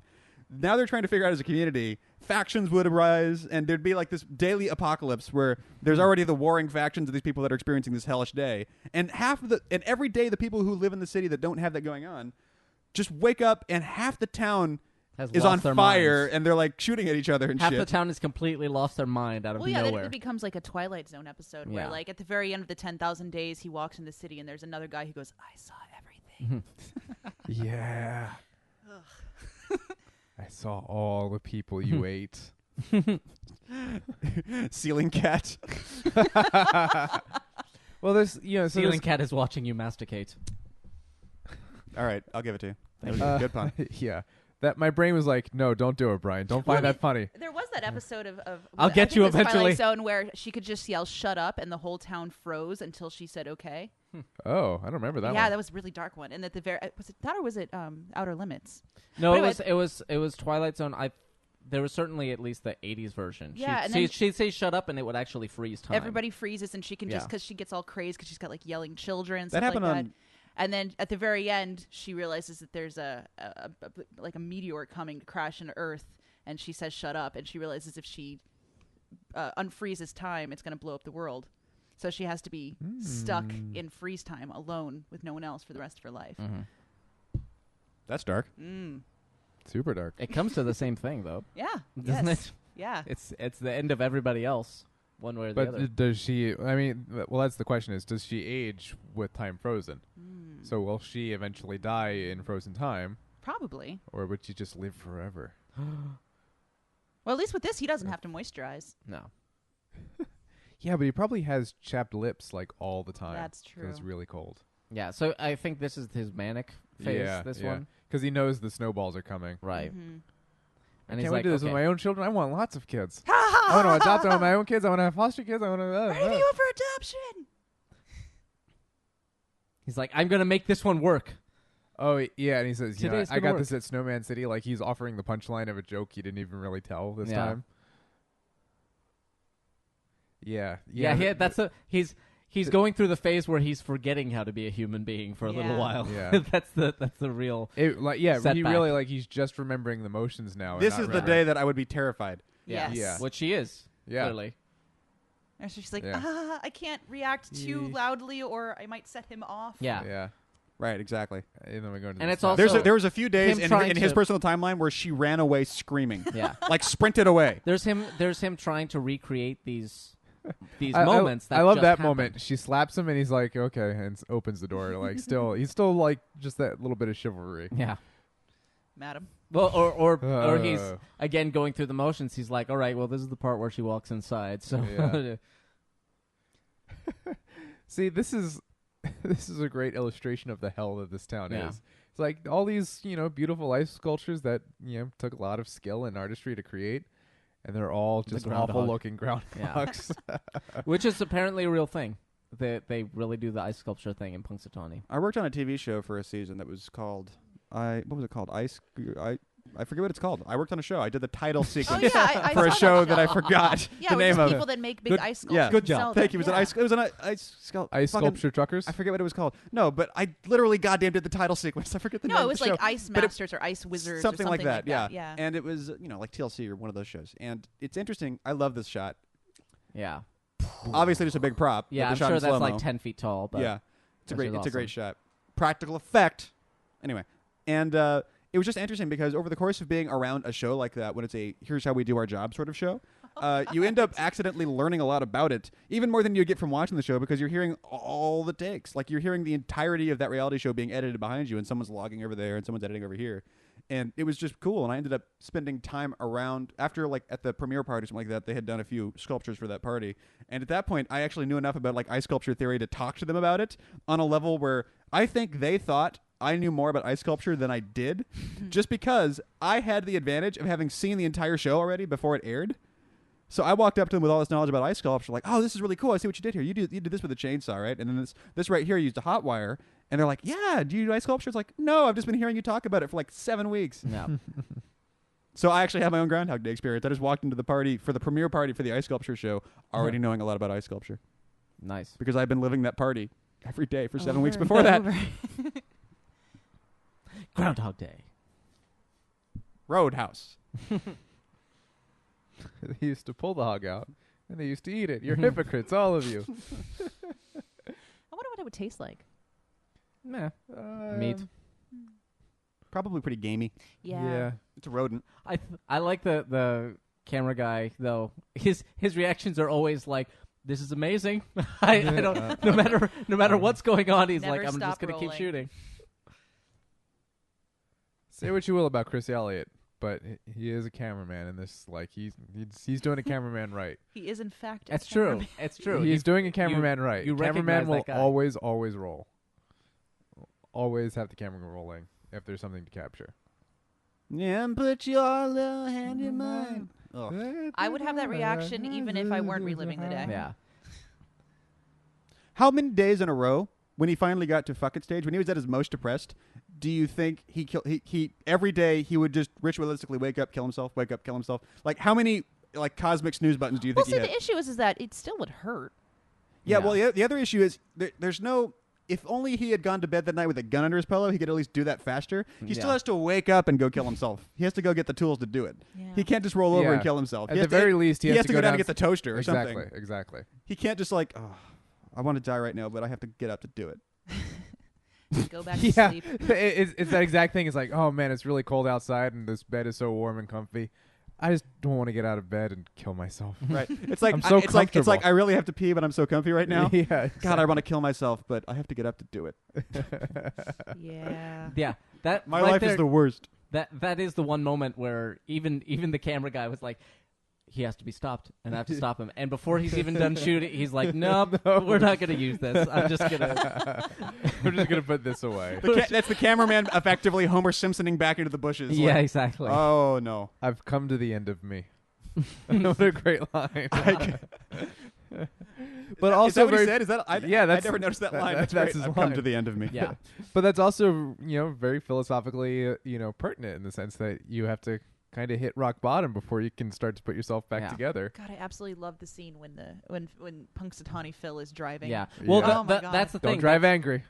That's Not the bad for a quadruped. That's the scene that's primarily ad-libbed because they Side mirror. just discovered that the Side mirror. groundhog And so wanted to do Caddyshacky. that. The groundhog just He kind of just wanted wrapped to around the grab steering wheel? the steering wheel, and so they were like, "Let's just shoot it like that." And so they did that, and Bill Murray's just blabbing away, and they're using whatever comes out of that. There's so. not a lot of people on Earth that you can just give them a groundhog and say, go. Yeah.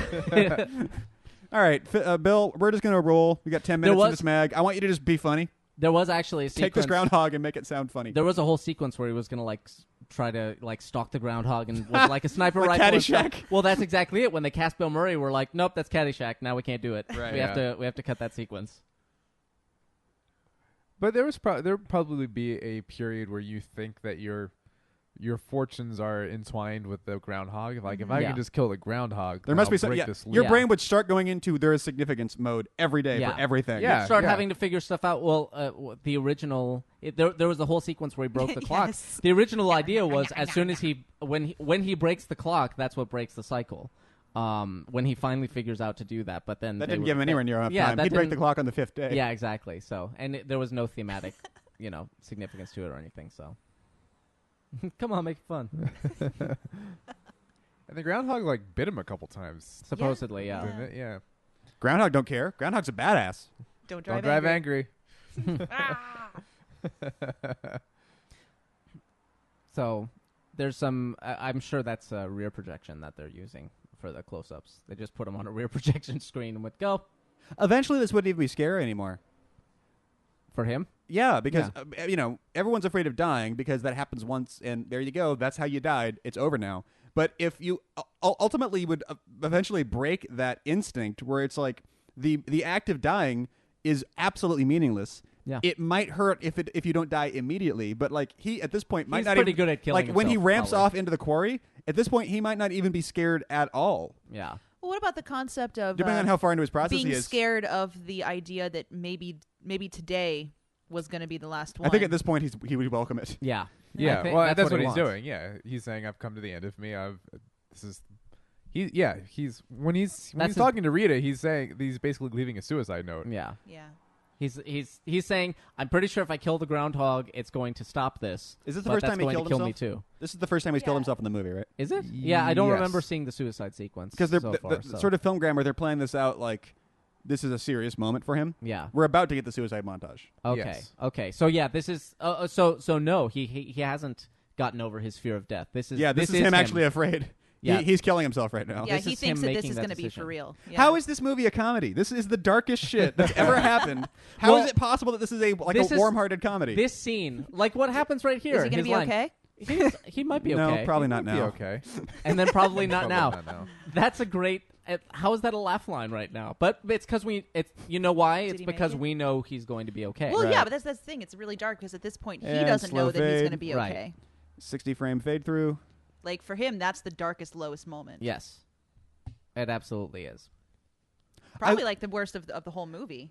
It Because would. he's like, fine, I'm done. Yeah. Do you guys think it would break the movie if one time we had a guy? Okay. Yeah. Here's the suicide Yeah. montage. We had a suicide montage would be a good band name. Did you want some toast? Or? Do you do you think it would break the movie if one time we had a God's eye establishing shot of the room at 5:59? He's sitting over there, and then at 6 o'clock.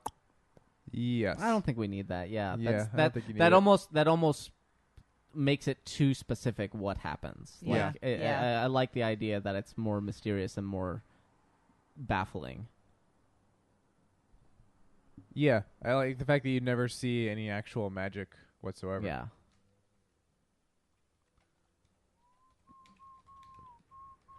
Yeah. So the fact that there is like you say, this is the kind of the dark night of the soul moment for him, when you have your main character in a comedy repeatedly murdering himself. This is I'm serious. I really want to discuss this. How is this movie a comedy? This well, is the other than darkest this, thing. Other than this scene, No, but it's- every implication in the film is so dark. How does it?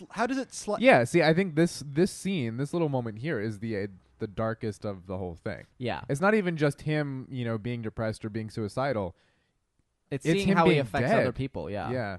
Yeah, and then the having to lie about him. yeah. I don't think it actually Great affects guy. either of them. I think she's grossed out and horrified that someone she knows died, but she doesn't care about him at this point. Yeah. Yeah, she doesn't And know him. because he was a dick to her all that day, so basically she's known this guy to be a dick since. Oh wait, here's the Michael Shannon scene is coming up soon. Well, The first one one, of the them. first Yeah, part. the yeah. introduction. And yeah, I can see that it's Michael Shannon now. I never would have caught it because he almost looks different. He almost looks like Well, yeah.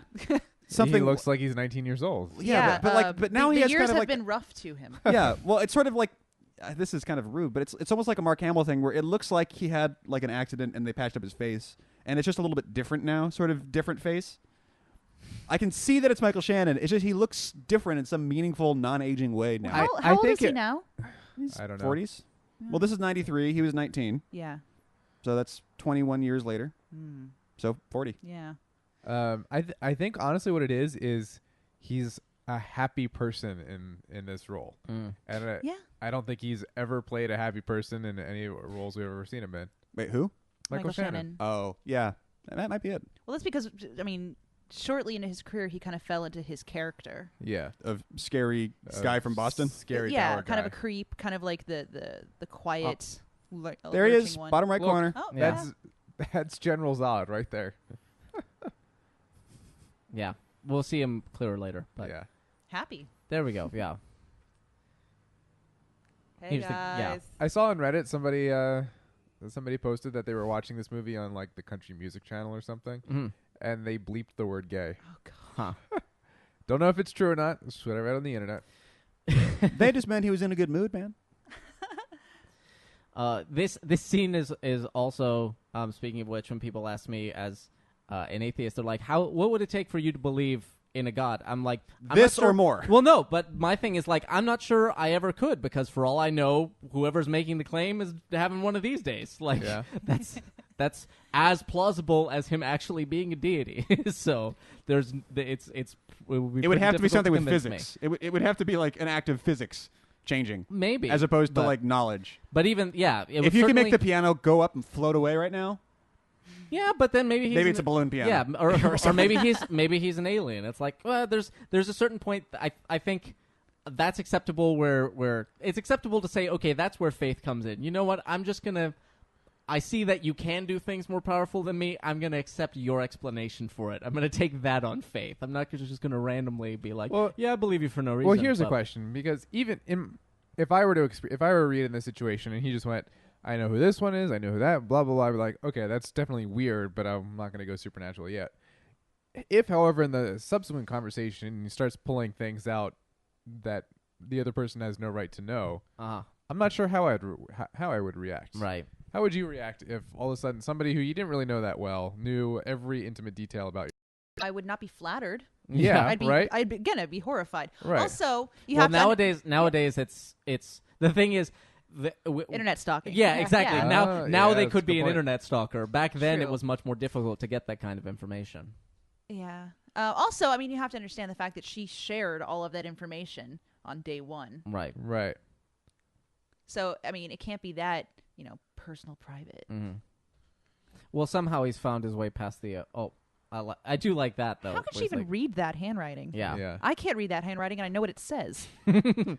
It's also not that surprising of a prediction to make. It's fairly generic, like, hey guys, we got to go. Well, yeah, but Mm, it's to the beat the weather. exact wording that is what threw her off. Yeah, but Got to get ahead of that weather. Hey guys, we better get out of here if we want to stay ahead of the weather. I feel like if you knew somebody decently well and their speech patterns, you could have a reasonable shot of doing that. Yeah. I do like him eventually figuring out. He's like, okay, I figured out the way to convince her in one day. Efficiently, Like, yeah. efficiently. Well, yeah, but also The towards the things end, I need to say that'll convince towards her. the end, he realizes that he can't trick the system, and he needs to just give up and act like normal. Do the Yeah. thing. Well, as you were saying before, it's when he gives up that he really wins her. Yeah. Because Well, he's when not trying to be anything; he just is. Yeah, when he stops trying to beat the system and just starts, like you say, being a person. Mhm. Yeah, well, that's the thing is he stops trying to manipulate her and everything else, and just be's the best person that he can. Yeah, be. I mean, learned even, how and that's what it is attractive even before to her. any of this started for him, back at the station, he's still kind of acting as a character, not really truly being himself. Right. Yeah, he's putting on an affectation. Yeah. Andy McDowell has been in other things. I think. She was in. I Yeah, have hair no- commercials, She- hair color. Yes. Oh, Yeah. like the L'Oreal or Maybelline Yeah. ads. And yogurt too, right? Or is that somebody else? She's so She's in. like She was in blandly pretty. Yeah. She was in Michael as well. That's Michael. that's the other thing that I remember her from. It was a movie where John Travolta was an angel. Yes. Yes. Well, don't angel know at or had all. a brain tumor, one or the other. No, he Wait, was that an was, angel. or was that You know. Phenomenon? Oh, Yeah, you're right. That's Phenomenon was- phenomenon. No, he You're was. right, you're Yeah, right. he was definitely an angel in Michael. Was Oh, Travolta okay. in both of those movies? Yes, Okay, cool. that is correct. Because I thought I had just conflated two entire movies together. Which, well, apparently that's what I just did. Yeah. Yeah. Okay. Well, it's like my thing and Mike's thing with John Lasseter, or where like in Yeah, my both of head, us. I had forgotten what Zemeckis looked like. I didn't realize I had forgotten it. I had just been using John Lasseter in my head for Bob Zemeckis. Whenever I would like picture Bob Zemeckis or in a conversation talking about him, I was imagining John Lasseter, even though I also knew that was John Lasseter. My brain just never went, Yeah. you're using the same actor for two people in your head right now, right? Yeah. That happens all the time in movies. I see the same guy playing. But then like, you had that multiple people, for so- who- I had that for Bob Gale. for Bob Gale, So right. apparently, the Back to the Future guys are all John Lasseter. Just what if they are? Yeah. What if John Lasseter is secretly most people? what if John Lasseter is in this room right now? Megan, you're the newbie. It's true. It's true. Cars 2 is pretty bad. Look, I didn't I even was finish I that was one. experimenting. Right. Look, that was just what I did that day in the time loop, and unfortunately, that turned out to be the last day. That would explain it, though. Unfortunately, I knocked out Cars 2 in a day. Yeah. But I saved the mayor that same day. I was drunk. And I guess that got me through. And so, All right. What if it was random and just like one of his blow off days is his last day? And he's like, well, I guess I'm just an asshole. All right. I'm going to pose this as a riddle. Can you construct, with what the rules of the movie gives us, can you construct a method by which you could have a recorded thing? Write down a thought or something. Take something and have it be there tomorrow too. Like Memento style? Yeah. Give it basically, if he wanted to write a book page by page and he wrote a page every day, end up with a book at the end of this movie as No. opposed to end up with one Mm-mm. page. I don't No. think so, no. you can't. Is there any way That's around why. that? That's why the construction when he was trying to come up with how to count the days was reading the books because he can keep it in his head. He can't make chalk marks on the wall or anything Right. like that. Yeah. Well, the movie could just put up like a chiron that says day 305. Right. But that would be lazier. And it doesn't matter. All he can do is memorize things. That's the Yeah. only thing he can do. All he's got is his mind. Yeah, exactly. So The vault I mean, of he his could do mind. like Homer, not Simpson, the original Homer, like actually just memorizing it day by day until he can rattle off this entire novel in one go. That's how those stories originally were, passed on. That's how Homer told the Iliad and the Odyssey. It wasn't written down originally. He would go like from town to town and just sing this long poem for like a day and a half, and that was just that's why epic poems are poems, they're poetry because They're easy to remember They're if they easier rhyme. to remember Yeah. that way. Yeah. They were the original mnemonic device. Yeah, I wonder how it would be if it was modernized and there was the internet and cell phones and things like that. It would have been much harder to get bored. I Well, think, yeah, but I mean, Yeah, that's true. Wait, you Would- mean living Groundhog Day? today. yeah. Yeah. Well, you would eventually run out of all the interesting articles, and you'd just be looking at the day's news over and over again. Yeah. But I mean, like, could you post something and then Please help. and then it disappears the next morning? Well, it Yeah, it was it never would. posted. Yeah. Well, I mean, remember it's time travel. Yeah. It's This is just a going time- back to the beginning exactly. of the movie. This is a time travel. yeah, but what movie, if you it's not. post dated it? But the fact Whoa, that's a no, No. It would reset. It would reset. It would reset because Right. because the what, data it's to what you're doing. Yeah, because the data to send it would go away too. Yeah. Okay, cool. But the fact that you would still basically have access to all human Yeah. information and knowledge that we currently do. It would take him so much longer to get bored. that would be And you and know it- what it would really and he probably be. never would because he would find some subreddit of people who were all on his side and he'd never change because he'd just become the god of that subreddit. That's the thing. Even it's if like, you make up a new circumstance for this movie, it's still existentially palpable. There's still something there. We just changed the circumstances entirely, and now it's a movie about being famous on the internet. Right. Well, that's the thing. Technology has made a lot of movies. Cell phones and horror movies. The first thing you have to do in a movie like that or like this is destroy the technology. The Well, that's Blizzard why would so have many had of to- the horror movies happen in cabins and the woods. Blizzard would have had to knock out the Wi-Fi or something. That's the first thing that would have had Yeah. to happen because he would absolutely have to be cut off from the world. Or what if it was just the town just didn't have Wi-Fi. internet? Yeah. Right. Oh God. It's like just that back asswards of a town. Well, the storm knocks out all the power lines in the cell. And no one would share their Wi-Fi password. I forgot about that detail. That's but the that, one that- thing you can't convince anybody to do. Sparkleton says, "What if the TimeCube website was created by Phil while stuck in his loop?" What's the TimeQ website? I don't know Oh, what that is. dude, timecube.com. Just I'll look yeah. at it later. I can't even begin. I forgot. If you don't know what TimeCube is, I'm not the man to just go look at. There is a detail that I forgot about, but this movie does say that all the long distance lines are down. Yes. Yes. So they have knocked out his communication outside of the town, and he can't leave the town. Yeah. Early when he's in the gas station when he first tries to get out, he goes. He's talking to somebody on the phone. I just about realized how satellites. close this is to like a Stephen King novel premise. Yep. Yeah. Only he Someone- put it in the dome, but Yeah, whatever. Exactly. Someone pointed out it was like Under the Dome took like when we were talking about cannibalism. They were like Under the Dome. It took like it was the first day they started eating each other. What are they looking at? He's just enjoying his. Or is that the part where surroundings he's right now. looking at the juke or the boombox and he's like, I should learn the piano. No, I think maybe. Yeah, he's listening to music. Though. Okay. Okay. So he steals money from the bank every morning just so he can fund his schemes. I don't know if he's still stealing the money from the bank or if he's just like Well, the offers are like $10,000. right. Well, He that's owes her $1 $1,000. $1,000. Yeah. Yeah. but he Inflation. and it's the amount of money. It's probably the amount of money just in his pocket. He's like, I'm not doing anything else with this, so it's gonna be back in my wallet again tomorrow today. So why not? This I Phil don't is know. still When's a the last time you douche. carried $1,000 Yeah, he's like, around "Get in your out, pocket? kid." This Phil is still a douche because he could have waited 40 And this minutes. is the part where the girl actually like snaps and becomes killer later on in life. Yeah. She has that look just like, I'll get him. Wow, she does. Yeah. That's the last time I get kicked out of a piano lesson by Bill fucking Murray. No one will ever believe you. I hope those stories are true. Or at least one of them is, and other people have been making up stories with that detail.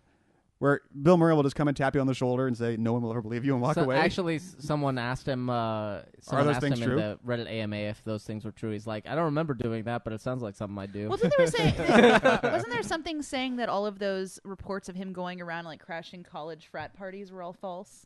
There's I know pictures of that him I- being a bartender at South by Southwest or something. I know those are not all false, but they may have. A lot of them may have been falsified. And there was that one where I know people, or not know, but I'm aware of people like on Twitter and stuff who have been like, Bill Murray just came and hung out with us, and is like have posted pictures with him just randomly. So I saw a post that someone had about an experience like that with Daniel Radcliffe, where like it was like a place like this, and Radcliffe was in L.A. and he met some people at a bar, and he came and like hung out and like drank and played in 64 with them all night long. He crashed on the Yeah. couch and left the next morning. It's just like I've Why had not? experiences it's like the like scene that. in Almost Famous or something. Yeah. Like this is my home now. Well, there's the one of the kids ran into Bill Murray in like an airport or something. You're like, will you do the thing? And he's like, no, I'm not gonna do that. but I will like walk in slow motion down the hallway with you. How about that? Yeah. And so and there's that footage exists. Yeah. And it's just these random kids with Bill Murray. So he walking does that. down He the likes to. hallway. He likes to, hang out and whatever. Because what else is he doing? He's fucking flush on Groundhog Day and Well, Ghostbusters isn't Bill Murray? money. Is it Bill Murray is the one that he doesn't have an agent? Yeah. You just have to Yeah. leave your Or- phone number at voicemail. And Yeah. hope that Yeah, he Yeah. and eventually for a checks while it. there, he hired an assistant who was a deaf or a deaf mute. Right. Deaf mute, yeah. Right. Who knew sign language, but nobody else did, including Bill Yeah. Murray. Yeah. Oh, what movie? Yeah, there was some movie that's hosed him on because they wanted him for it and he had no idea. It was Roger Rabbit. Oh yeah, Yeah, that's yeah. right. They wanted him. They wanted him from for- Roger Rabbit, and they for couldn't get in touch Eddie with him. Valiant. They couldn't get in touch with him, and he had no idea until he read an interview with like Zemeckis, who was Aw, like, "Yeah, this- we wanted Bill Murray, but he never called us back." And he was like, "Fuck!" like This the is one time he the hosed really himself. sad part in the movie. Of course, that's Yeah. just because Bill Murray wanted to be in a Pixar movie. Don't we all? Zemeckis. Yeah. So Da da da. Ah, cha but, cha. yeah, So there's, something I didn't notice until there is a sadness to the fact that there is one thing that he can never change. Yeah. This guy is going to die today, no matter what he does. And every day he has to pay taxes. and something I didn't notice until Oh, rewatching that it sucked. today Every day was tax day. I have to sign all these papers. is the fact that he calls the guy basically every name for father that there is. Mhm. He calls him father. He calls him pop, dad. Oh, He refers to God. him as his dad. That's an interesting note. Yeah, Oh. that's not I mean, it's not a thing because I don't think he even talks about his dad at all. But Yeah, there's no other mention of his parents or his family Yeah. otherwise. But he just refers to this guy as his dad. yeah, God damn it! You yeah. guys. He spent here he is about to spend like 10 years trying to become a doctor to try and save this I one love dude. the fact, by the way, Which that they reference later on because the other guy... Someone calls the him other- Doctor. Yeah, they call him Connor. Doctor. Yeah, I love the fact that we're like lol suicide, lol cannibal serial killers, lol date rape. Oh, the old guy But yeah, dies. but old homeless Oh. guy. Dead hobo. Oh. Oh. That look on his face too. He's like, yeah. I get to eat. Fuck. That's why. And he's dead. Come on, Dad. Come on, Pop. Yeah. Yeah, Yeah. Yeah, he says father when he first walks up to him. yeah. And then pop and dad. Dad, Yeah, Dad, I never Daddy-o. caught that before. And why is there an old homeless guy in this tiny little town where everybody knows everybody, and everybody just ignores this one Human nature, dying Megan. old man? Yeah, Because exactly. people are hell. Yes, but isn't it like this tiny town where everybody's up in each other's business? Not to mention it's fucking freezing. Yeah. Yeah. Well, basically, the answer to your question is they used to have a really bad homeless problem, but it's been a long winter. Damn. Boy. Speaking of the long winter. When Chekhov saw the long Yeah. winter, even he wasn't as depressed as after that sequence. It is interesting that this is that after that sequence is we come into the acceptance fill. Yeah. Yeah. You know, It is. I mean, I don't think it follows exactly that seven. What is Five it doesn't. stages. It Five doesn't stages? follow the Kubler-Ross But model. but no, it is. But Well, yeah, I guess like the part where he kills himself for the first time is like the darkest moment for him on a selfish level. yeah, Yeah. And then this is the darkest moment for him when he's already become a human being and he's starting to accept the world. yeah, Yeah. Well, it is. It is basically. It's basically the Serenity Prayer, right? You know, God grant me Yeah, the yeah, the but grace that- to change the things I can, accept the things I can't, and the wisdom to know the difference. But And that so the right there first he's trying to well, with the old guy, he's like he's accepting that there are things that he can't change. yeah, And well, he's- he's also it's showing that he is actually he has humanity now Yeah. yeah, because he actually gives a shit about somebody else for once. yeah. Just one. It's true. It's you start with one and then you move and then Yeah. you expand Yeah. from there. But he starts he changes the things that he can Yeah, change. and then he and starts helping other Yeah. people when he can't help that one guy.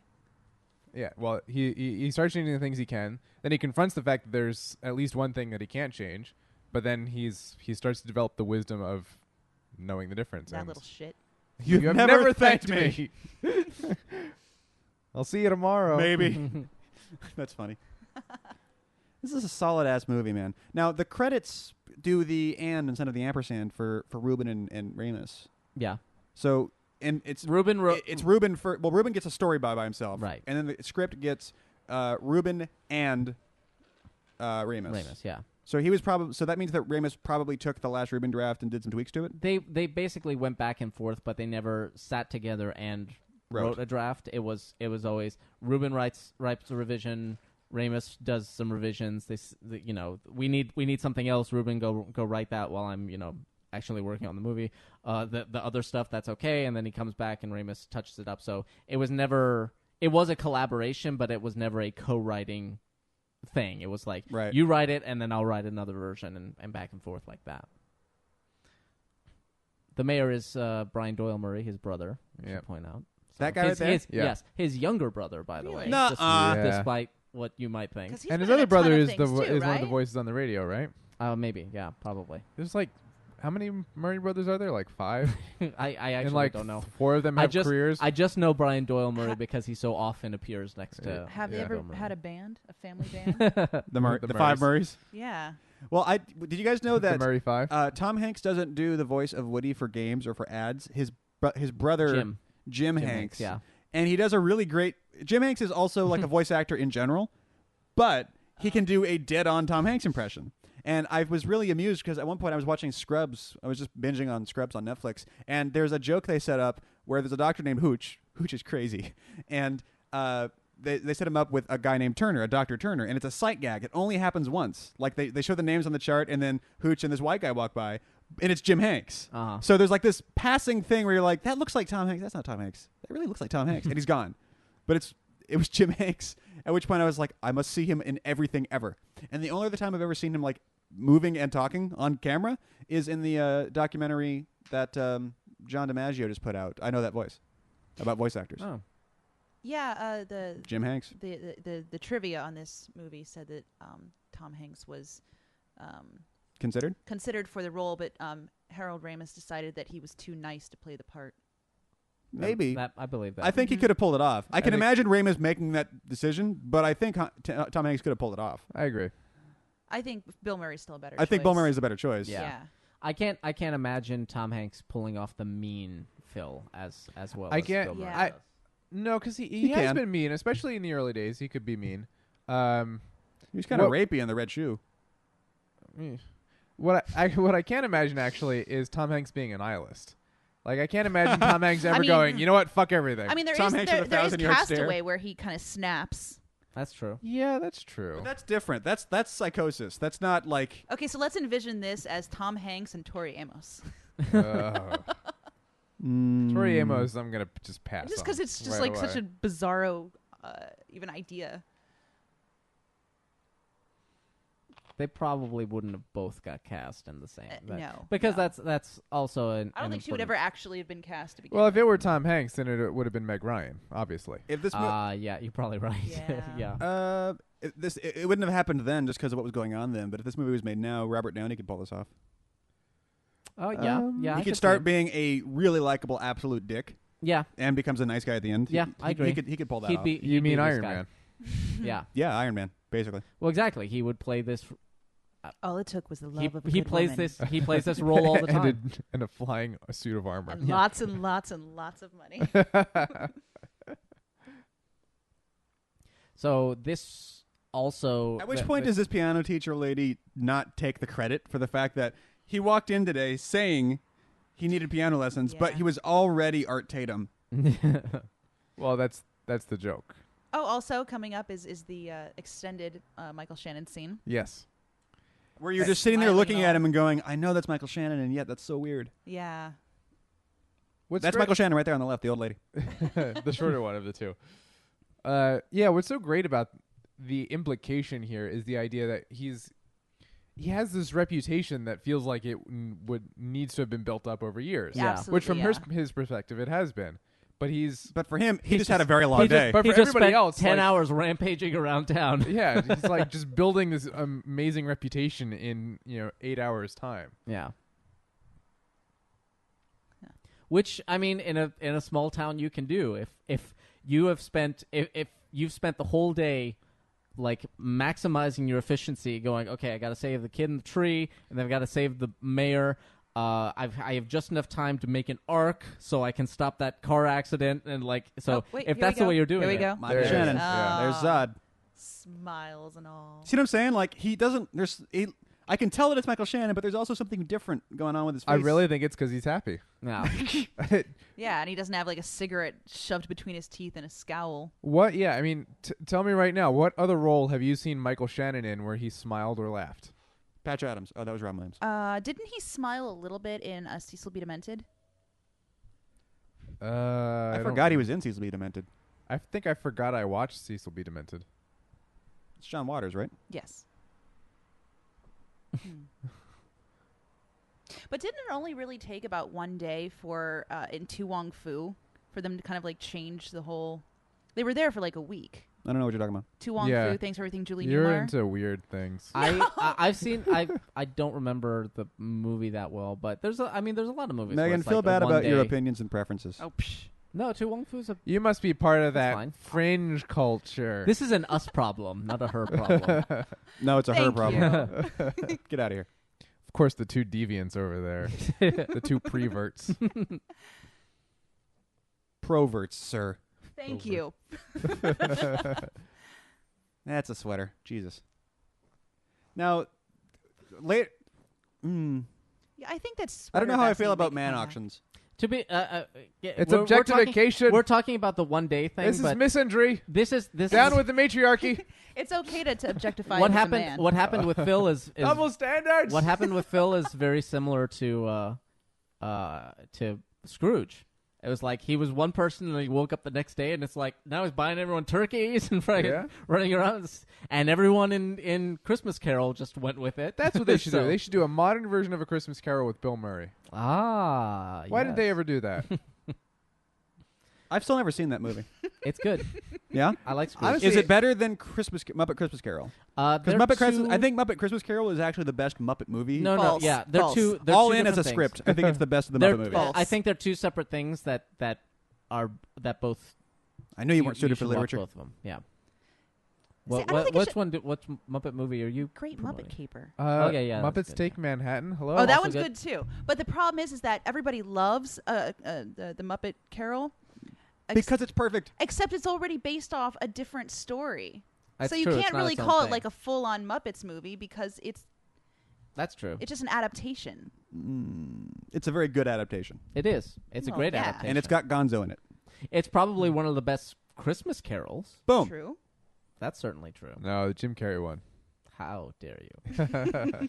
I never even saw that one. Oh my God, it was a horror. It was also show. directed by John I Lasseter. would spend several loops figuring out what was that one thing you could say to each person in that town that would just piss them the hell off. Just Oh, ruin their What's day. yeah. that one thing Where that they're just like, I think you need to leave now. yeah. I love Yeah. I love the comedy drummer here, by the way, because there's on stage there's a drummer who's participating in this bit just by going. Like the sarcastic comedy drummer is a role that's very hard to get. Poor Chris Elliott. Usually the drummer only throws in a rim. The drummer can do rim shots too. The drummer can be the most sarcastic person on stage without any recognition whatsoever. Mm. Imagine that amount of power. You can just basically dismiss someone's whole point by giving them a rim shot. It's like, really? With a rim shot? I was being serious. Oh, I hate you, Randy. I liked you more when you were on bongos. No, but seriously, the famine in Uganda is a serious topic, and we really need to. Feline leukemia. They're like pulling him off the stage with the ye old yanking stick. We all need one of those. Yeah. Dunk, dunk, dunk, dunk, dunk. Oh, we totally missed. Wanted to point out we totally missed the way Stephen Tobolowsky runs away. And that when he's a Bill fight- Murray he- he's like Oh, he's like, I gotta hugging go, you. I gotta Yeah, I do gotta go. He has like this like lean forward run, lean forward, arms straightened run. That's actually how I approach most interactions. Is lean Oh, forward. God. I would think that'd be more how you leave most interactions. Well, that's what I meant. Yeah. I was Stephen Tobolowsky. This is a very lovely moment, but I'm not sure why he did an ice sculpture of Mary Elizabeth Mastriano from The Abyss. Well, they already had the laser scan. dis- So. Remembered head. There you go. That's actually really haunting. Stephen Tobolowsky's head is encased inside of it. Yeah. It starts bleeding out the eyes. Oh God. Oh, Bill Murray. That mug. I wonder if you could find. I know how. Wait, the fact that Bill Murray is like the romantic lead in this is that could never happen today. Well, it was John C. speaking McGinley, of the or Oscars John C. Reilly. before, Oh, that's true. seeing the close-up HD of Bill Murray now, he looked like he was wearing the Zombieland makeup. Yeah. Yeah. I mean, he looks like he must have had like a pockmark thing in childhood or something. He's always had that kind of phase. Yeah. Yeah. I just love that, and John C. Reilly has the same kind of face. It's the sort of face that you can describe as a mug, like that sort of thing. Yeah. It's such a weird. It's not the traditional leading man face, but with the right actor, it's incredibly endearing. Tom Hanks has the same thing going on. That's true. Yeah. Well, Tom Hanks is a little more kind of middle America white guy, normal looking. Yeah, I guess so. Yeah, Tom Hanks is like a genuinely attractive man. Yeah, people like John C. Reilly handsome man. and Bill Murray, it's that face that if they were anybody else other than a movie star, you'd be kind of like, ugh. Well, yeah, it's if they didn't have the amazing sense of humor that they had, Well, it was yeah. like you would not. They would Yeah. not get away with that face. Will Ferrell, too. Yeah. I like the subtlety. I mean, I guess it's kind of obvious, but the subtlety of starting just like a beat different when it clicks over in the song. Yeah. So you can notice, but you might not immediately until they change what they're saying. Now there's a funny. And I love his look. He's like, "What the fuck is this? Yeah, I like what it is where happening right now?" He just keeps saying to her, "Why are you here still?" Yeah. And she doesn't react by going like, "You asshole." Yeah. Now, did you guys read the wiki for this movie? There was an anecdote about the assistant set supervisor or something. Apparently, Bill refused to shoot this scene until they had decided what he was going to be wearing in it. Not because he's being a prima donnas about being an actor, but because he's like, there's a very specific difference between he wakes up wearing what he had last night or he wakes up in the normal get-up. Because that's actually a choice about what you're saying about that scene. That's not just what he's wearing right now.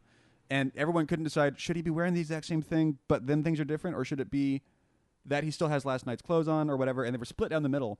And eventually, it was at a standstill, and it said, like, the set supervisor lady, who it was her first movie or something, this is an anecdote from Wiki, so it might not even be true, said, if he isn't wearing what he was wearing last night, it ruins the movie. Yeah.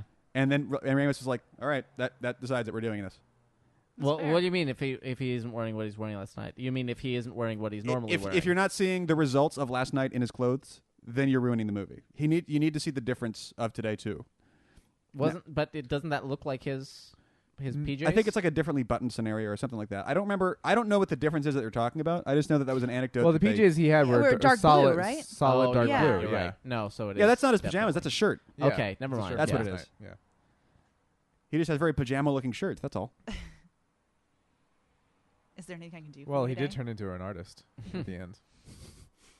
What did he whisper to her at the end of Groundhog Day? I'll never know. Oh, it's got subtitles. Okay, never mind. Yeah, but he's learned his lesson. He's like, what can I do for you? What can I'm gonna keep. I guess that's probably what he's taking. What he takes away from it. He's like, I'm going to be that person every day now, so that I can continue winning that day and not have to repeat it. Well, I have to start using condoms again, don't I? God, this is a great movie. I wonder if like he gets in a fight with her one day and the day repeats and he's like, oh, okay, I see. Okay, cool. I get to try this. This one whole again. time, Rita was God. I didn't realize that. She was teaching me a lesson. Also, Rita, Yoda, I'm just saying. What? She's an all-powerful master that's just fucking with you until you learn your lesson. I'm just asking the question. Yeah, but isn't that all girlfriends, really? Have you ever seen Andy McDowell and Yoda in the same room at the same time? In the chat, that is not a post-Blizzard snow dump. It really isn't. Yeah. Because the walk was shoveled. It was perfectly cleared out. I don't think the blizzard hit Punxsutawney. I think it hit everywhere around, and that's what trapped them in. Ah. Because- I'll allow your retcon. Yeah, because you watch and what I was saying at the beginning actually is the clouds, the roiling clouds at the beginning are the closest we get to any hint of something like supernatural or strange going on, and so we bookend by the weird kind of almost magical roiling clouds, and then we've got these normal Simpsons-looking clouds. Simpsons-looking clouds that have kind of Interesting.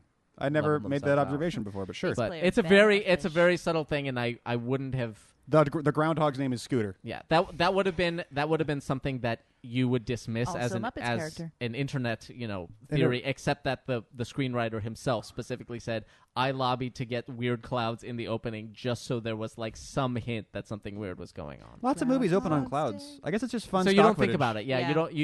I Back think to the that's why Future you don't opens on really clouds, think about doesn't it in this one. Yes. No, it opens. No, on Back to the clocks. Future 2 does, Yeah. and that's because he's about to come out of the Yeah. time machine in sky. Okay. Flight of the Navigator starts with clouds too, I think. Flying It does through, yeah. until And then you get dogs. Yeah. Slow mo And then dog you bites. get flying dogs. Anyway, I fucking love Groundhog Day, and I'm really enamored with the fact that this nice little studio comedy with Bill Murray in it that could have been as middle of the road as they come, and we still wouldn't have hated it, actually went out of its way, or ended up, I guess, being this cohesive. You can actually pick apart this movie, and you will still find meaning in all the different things here. It's just a great metaphor to make a movie about. They made a great movie about the metaphor, and thank God it's here. So high five. And I will personally, It definitely holds. I will carry the burden of having to know about the holiday Groundhog Day because there's a movie about it now to keep the movie because it's awesome. So And high five, Ramis. And yeah, what And I Ruben. was gonna say though, what you're talking about is definitely Ramis coming to a script that was already fun and solid and going, okay, here's how we, just like he did with Ghostbusters. The reason Ghostbusters works today is because he came at a script that was a cool idea and was like, okay, now we're going to make this about people. And we're going to make this recognizably Frankie about Yankovic. people at the center of this. Yeah, Frankie Yankovic is a polka legend. And tell a story about that. And so it's not an accident that Harold Ramis has so many, he didn't just make good choices of things to put his name on. He is the reason that so many Trees, great reason movies they are great. Trees. A are poem great. by Joyce Kilmer, used with permission, all rights reserved. They credited a poem in the credits. Isn't that the one where they're reading in bed and he's saying, I So think the last thing you heard is God can only make a tree, or only God can make a tree. Or something. I've just never seen a poem credited like a song gets credited. That's still cool. copyrighted material. Yeah, I guess you have to. Interesting. All right, Brian. Yeah, I love it. I think it's a classic, and even as loved as it is, I think it's frankly underrated because it's amazing, and it's. I mean, I'm It's only an admirable goddamn movie. I'm only kind of half kidding when I say it's one of the triumphs of 20th century philosophy, and just in terms of, at least of an expression of this is, It definitely starts conversations. yeah, and it's so I always pull out the Nicholas Meyer thing, like, well, why did you tell me that story? What was the point? What was the reason you sat me down in the first place? And this, I think, is probably one of the greatest films, at least modern films, to pass that test. Be careful how you see the world because it's like that. Well, it's if you're using the model of a There's story. there's so many answers to that question. Yeah. So many valid answers to that question in this movie. Well, if you're using the model of the reason, a story is a story because it's trying to tell you about how to behave or how not to behave as a human being. And here is some kind of information about how to behave as a human being. This, I think, is one of the finest examples of that idea in terms of here's how not to do it and here is how to do it. It's funny. I was reading up online, and obviously there's a big Buddhist interpretation of because there's a lot of Buddhist themes in this, which I'm sure if Eddie were here, he would have been able to speak much more intelligently about. You can project Christian themes on this. Hey, here certainly. exactly the thing, because I was looking through old Reddit threads. And there was a lot of those Buddhist threads about it, and there was a couple of Christian threads, and there was even a red pill subreddit thread. Which, if you're not familiar with the red pill, it's the subreddit on Reddit. It's an online community of basically misogynists, reactionaries to feminism, just really terrible, awful people about not treating women as equal human beings, basically. But it's it was that juxtaposition. All these different communities claiming it. Yeah, it was this juxtaposition that I found really fascinating of these Buddhists going, yes, this is a really Buddhist thing, and all these, reactionary misogynists going, yes, this is exactly right. And it's reading their own thing. And on some level, reading the same fundamental thing in terms of this is how to be a human being, and this is a way to actualize yourself. But at least in one case, misunderstanding. Yeah, I think honestly Yeah. the thing that I take away the most from the movie is what you said earlier about how the best day of his life and the worst day of his life happened with the exact same situation. I love That's that. how I he I approached love the that world. insight. I think it's a great Yeah. great Yeah, insight. that's when I read that, I was like, oh my god, I love this movie even more now. Yeah. It's true, just how you approach the world. It's the Which same which people, which same is another situations. what's the quote? I forget the phrasing or the but it's you can't choose what happens to you. You can only choose how you react to Yes. it. Absolutely. Yeah. What you choose to do about it. Mm-hmm. Well, that's what my thing was. Be careful how you see the world because it's like that. Yeah. Yeah. Yeah. Dorkman. I He fucking hates this movie. I don't know that there's. What is your deal, dork man? Yeah, I don't feel like there's anything. We're all just trying to have a good really time here, else Mike. to add Wonderful about it, Dorkman. so I will see the remainder of my time. All right. The senator from state, Megan, has the floor. Oh, I thought I said my point already. Yeah, exactly. That's how I felt. Yeah, I Yeah. think it's a wonderful film, and it held up throughout the years. And we can all learn a little something Yeah. about ourselves and about the world.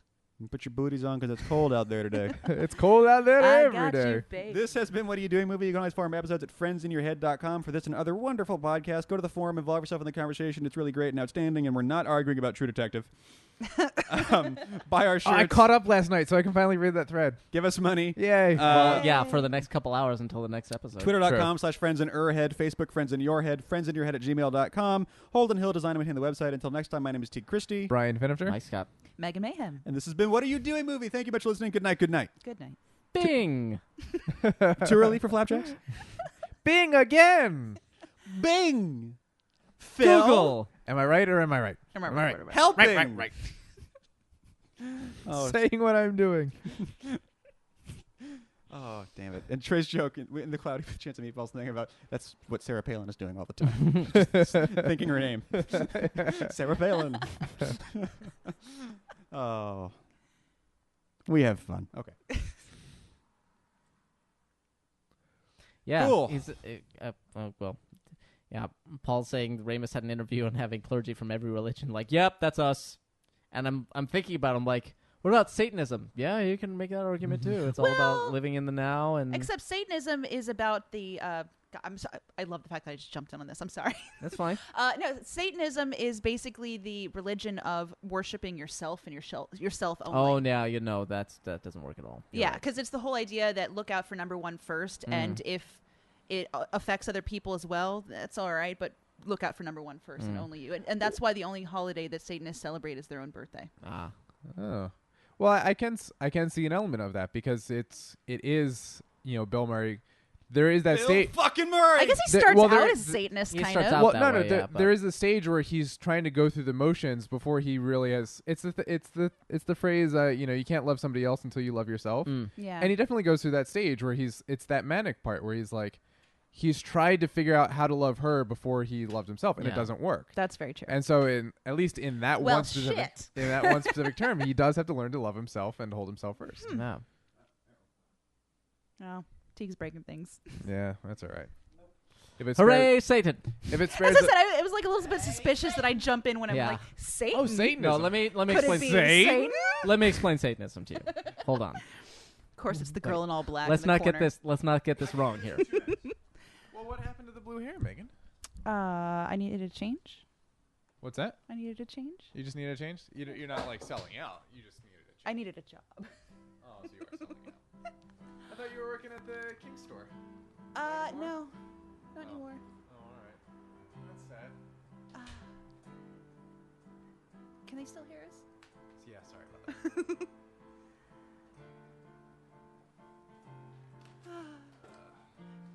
The kink is still in my heart, just not in my paycheck.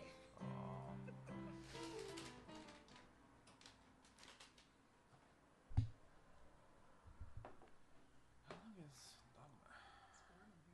Did someone switch the inputs? You did? Input. I didn't switch the input. How is this happening? It should still be showing the screen. I have to switch it to the Blu-ray player. Why is it playing? None of us touched anything. You must have touched it. I'm terrified. All right.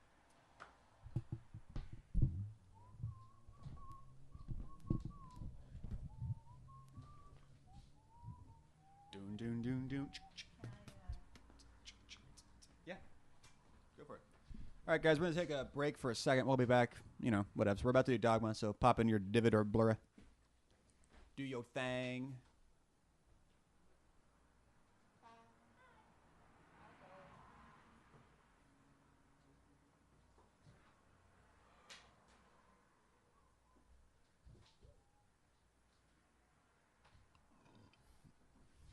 Someone needed what is self-esteem tutorial? If anybody wants to tweet that at Friends in Her Head is about to do Dogma Live and link to this page, I will retweet you because I don't have a keyboard within easy reach of me right now. But I do have a mouse. Just make sure you don't start the tweet with an @ symbol.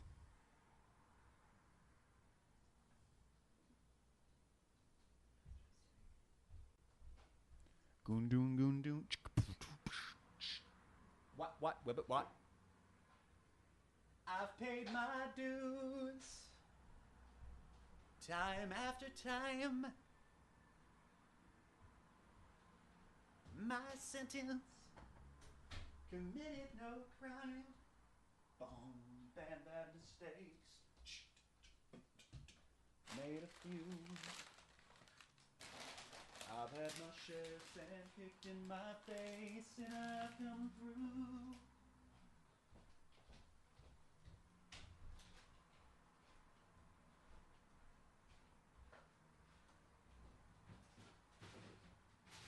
Oh yeah, so make sure you turn on the subtitles from the menu because for some reason the button thing doesn't work.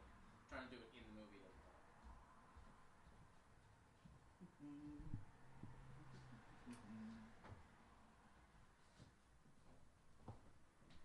I was worried that there were no subtitles, but there are.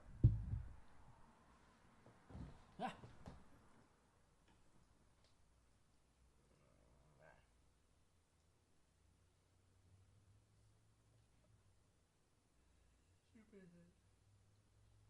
Thank you, Graham. Thank you, Chris. You get a retweet. You get a retweet. Everyone gets retweets. Boom, boom, bom, bom.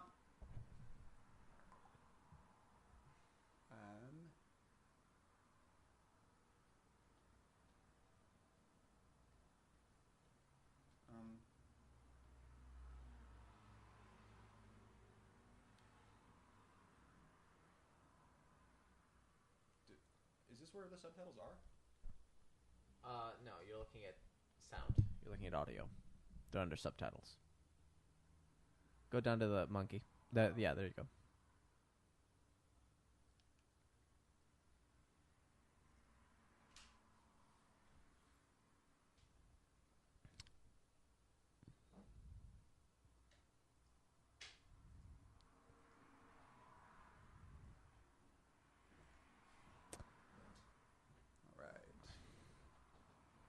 All right.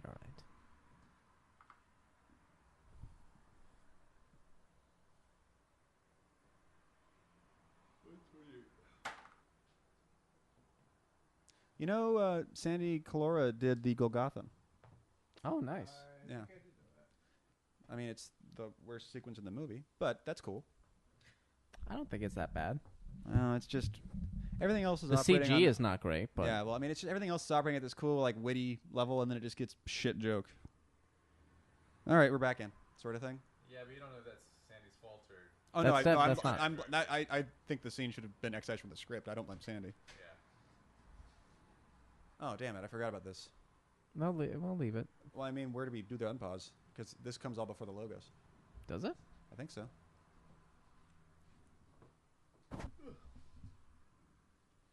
Yep. Oh, whatever. All right. Then we'll do the fade to when the disclaimer fades to black.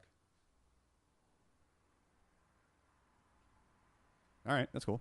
The first part of the disclaimer. We can. Yeah. First disclaimer card. Get the new Capital One disclaimer card. All right.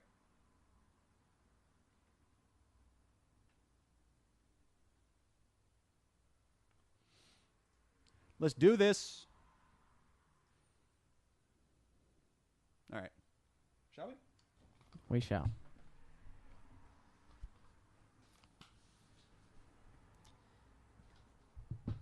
Talk. Here we go. And we're off. Ladies and gentlemen, welcome to What Are You Doing Movie. Go ahead and pop in your DVD or Blu-ray of Dogma. Press play and press pause when the first disclaimer title card fades to black. Hit the first frame you perceive of all black. After that, save one's ass. title card fades down. Press pause. In a second, I'll say 3, 2, 1, unpause. At which point, I'll press play. You'll press play, and we'll watch the movie together in perfect sync. It'll be like any other commentary, except, of course, with 4 friends in your head. Myself, as always, T. Christie, my friend Brian William Fenifter. Greetings. Michael Dorkman Scott. Howdy. And Megan Middlebeat Mayhem. Hello, hello. Middle beat. There needs to be like a little, like there's Brian William Fenifter, Michael Dorkman Scott, Trey the Amazing Stokes, Eddie the Eddie Doty, Megan Mayhem. It has to be like a Megan the School Marm Mayhem or something like that. You gotta have a thing. Megan, are you ready for this jelly mayhem? Wow. I was wrong about the middle beat thing. We're staying with Mayhem.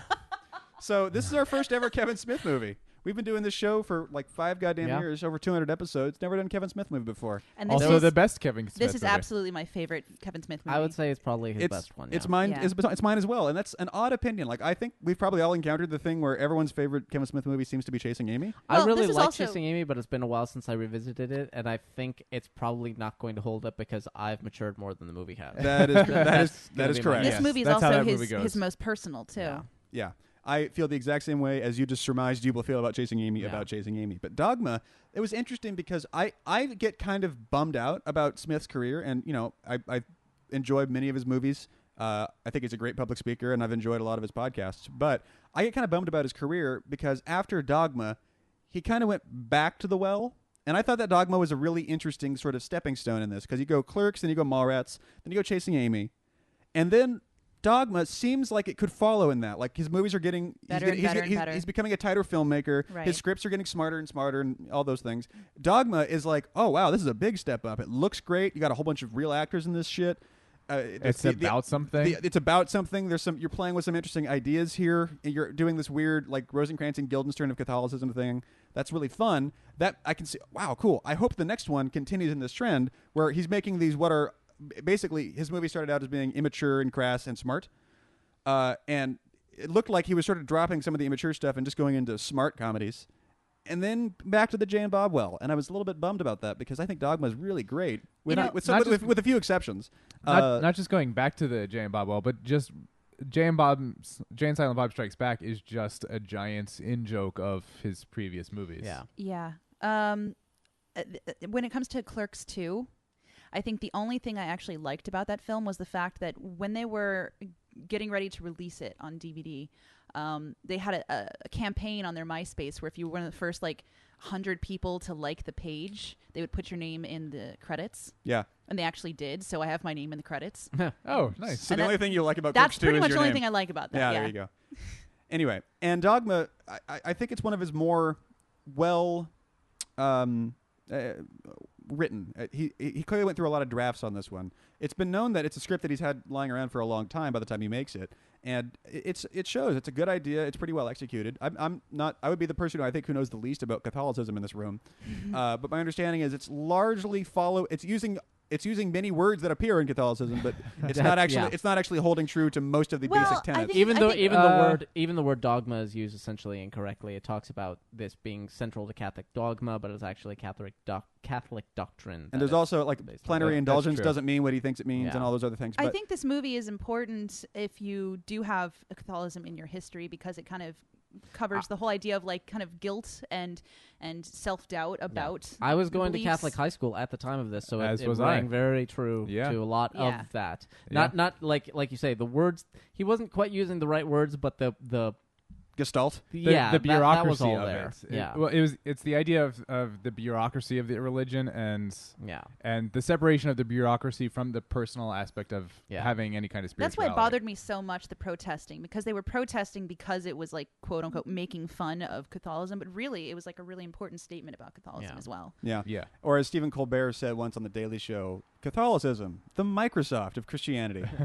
Anyway, but this movie is my favorite Kevin Smith movie as of right now, and it has been for a long time. And one of the things that I noticed about it recently on a rewatch is that there's a whole sort of, it seems like it's a head above the other movies up until this point, at least in terms of quality. Like, wow, this feels like a much. Yeah. And one of the things that I picked up on that I never noticed before is that this is the first of his movies that is filled wall to wall with actual, no kidding, actors and Jay. Well, as opposed to actually- like most of his friends. Actually, Yeah. there was a trivia point about how Jason Mewes memorized the entire yeah. script for him because he didn't want to look like a chump in front of Alan Rickman, yeah. Yeah. But there's a lot of things about this movie that are slightly different than his other stuff, and the sum of all those slightly different parts makes me like this one more than the others. And we're all gonna just pretend like Red State didn't happen, right? I would like to do that. I Yeah. think Red State has some interesting aspects to it. I don't think it's a success, but I don't write it off so completely the way everybody else does. Yeah. But we'll- we there can get was into an that if we want to. episode that you guys did an intermission on Red Yeah, State. yeah. And a it's submission. It was just on the forum. yeah, Which oh, is really yeah. just mostly Eddie and to a lesser me. extent I've T never ranting. heard Eddie hate so hard on Yeah. like anything. I've never heard me hate so hard on anything except for yeah. Spider-Man. Anyway, Brian, Dogma. Yes. So as it turns out, well, I'm from New Jersey, so I'm required to like Kevin Smith. It's a state statute. But actually, as it turns out, Dogma was the first Kevin Smith movie I saw, and like Mike, I was in Catholic high school at the time. However, I'm assuming you were still religious at the time. I was at the time, yeah. I was never religious, despite the fact that I went to Catholic school, which, let me tell you, was a very interesting experience. But yes, it was very much like, I'm learning about all of this stuff, in literally religion class, and then seeing a kind of a different take on it on the big screen. It was very much like I could see the stuff that doesn't quite make sense about Christianity and Catholicism. Surprise, surprise.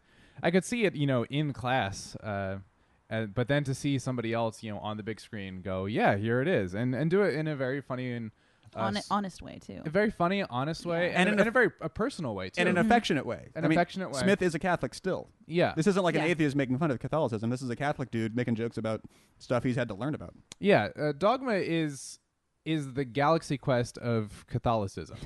Like it's pointing out the stuff that doesn't make sense in an affectionate way, but it's also in a sincere way, and not in a mean spirit. I'm just trying to take you down kind of a way. Right. Yeah. Um, It's a movie that in the end promotes faith. Yeah. It's not tearing it down. Yeah. So Well, I think the most important line in the entire movie is the one where he says, it's not what you believe in, it's that you believe it all. yeah, which ultimately Which I don't agree object with. to. Well, but but it kind of like wraps up the whole But it is a- idea of the movie. It's Yeah. just that, it's As a it's theme not- statement. Yeah. Yeah. Why is this your yeah, favorite? we'll get there. I like we've already said. I think it's the most Developed. mature and developed, Yeah. and the one that's actually, And it's not writing on, dick jokes too much. yeah. And that's not to say that I don't think there isn't sincerity in Clerks, in the first Clerks, and in Even Chasing Mallrats. Amy, and even Mallrats. So yeah, I think Kevin Smith had a core of something, and I like you're saying, I think he was building on it. So yeah, Chasing Amy, maybe revisiting it, doesn't really hold up, and especially on a long maturity axis. But I think there's definitely a progression there up to a high point of Dogma, And then that it he goes back then down. kind of dips. He just cashes the paycheck for Jay and Silent Bob, and I don't think he's ever really recovered from In terms of making dipping into films. that. In terms of film, yeah. Red State would be the closest sense. I would agree with that. I think Red State was an honest attempt, and maybe that's why I give Yeah. it more credit than you guys do. Yeah, I agree even with if that. even if I don't think it was a successful attempt. Dorkman? Yeah. Dogman? Yeah. I saw Dogma. I was, like you said, I was at Catholic school and religious at the time. I was not Catholic. I was never Catholic.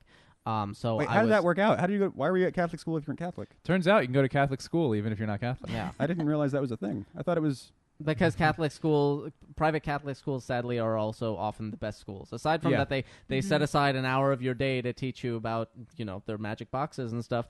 The rest of the stuff is actually really. They pay teachers good well. They get good curriculum. teachers. Yeah, all that exactly. stuff. Well, they don't pay teachers Well- well, but there's a prestige. Well, They- comparatively to Oh, PS yeah. 105 or something. They at least have. No, that, I think private school teachers are actually paid worse than public school teachers. Yeah. No shit. They Yeah. they at least project an image of being a better school. Yeah. Standards. But so I was sent there to go to school. To Hogwarts. Yeah. Only the magic was bullshit. Exactly. Pretty much. So I was on the side of like we were saying, the idea of believing in something and stuff like that. I was more on that side when I first saw it than I am now, but I do still think it's a good movie. It's a strong, well-made movie. There's it's just really well constructed. There's the whole John Doe Jersey thing. It's like he sets up his ending at Yeah. the beginning of the movie. It's there's an actual construction there as opposed to just meandering around and telling. And yet, even within the jokes. framework of something that has setups and payoffs the way more traditional movies that are less monologue-y do, he still has time to fill it up with all sorts of fun rants. And it has. I mean, you still get to have all those fun Kevin Smith that's dialogue it. That's scenes. exactly it. He was finding a balance. He's Between finding a structure balance and him.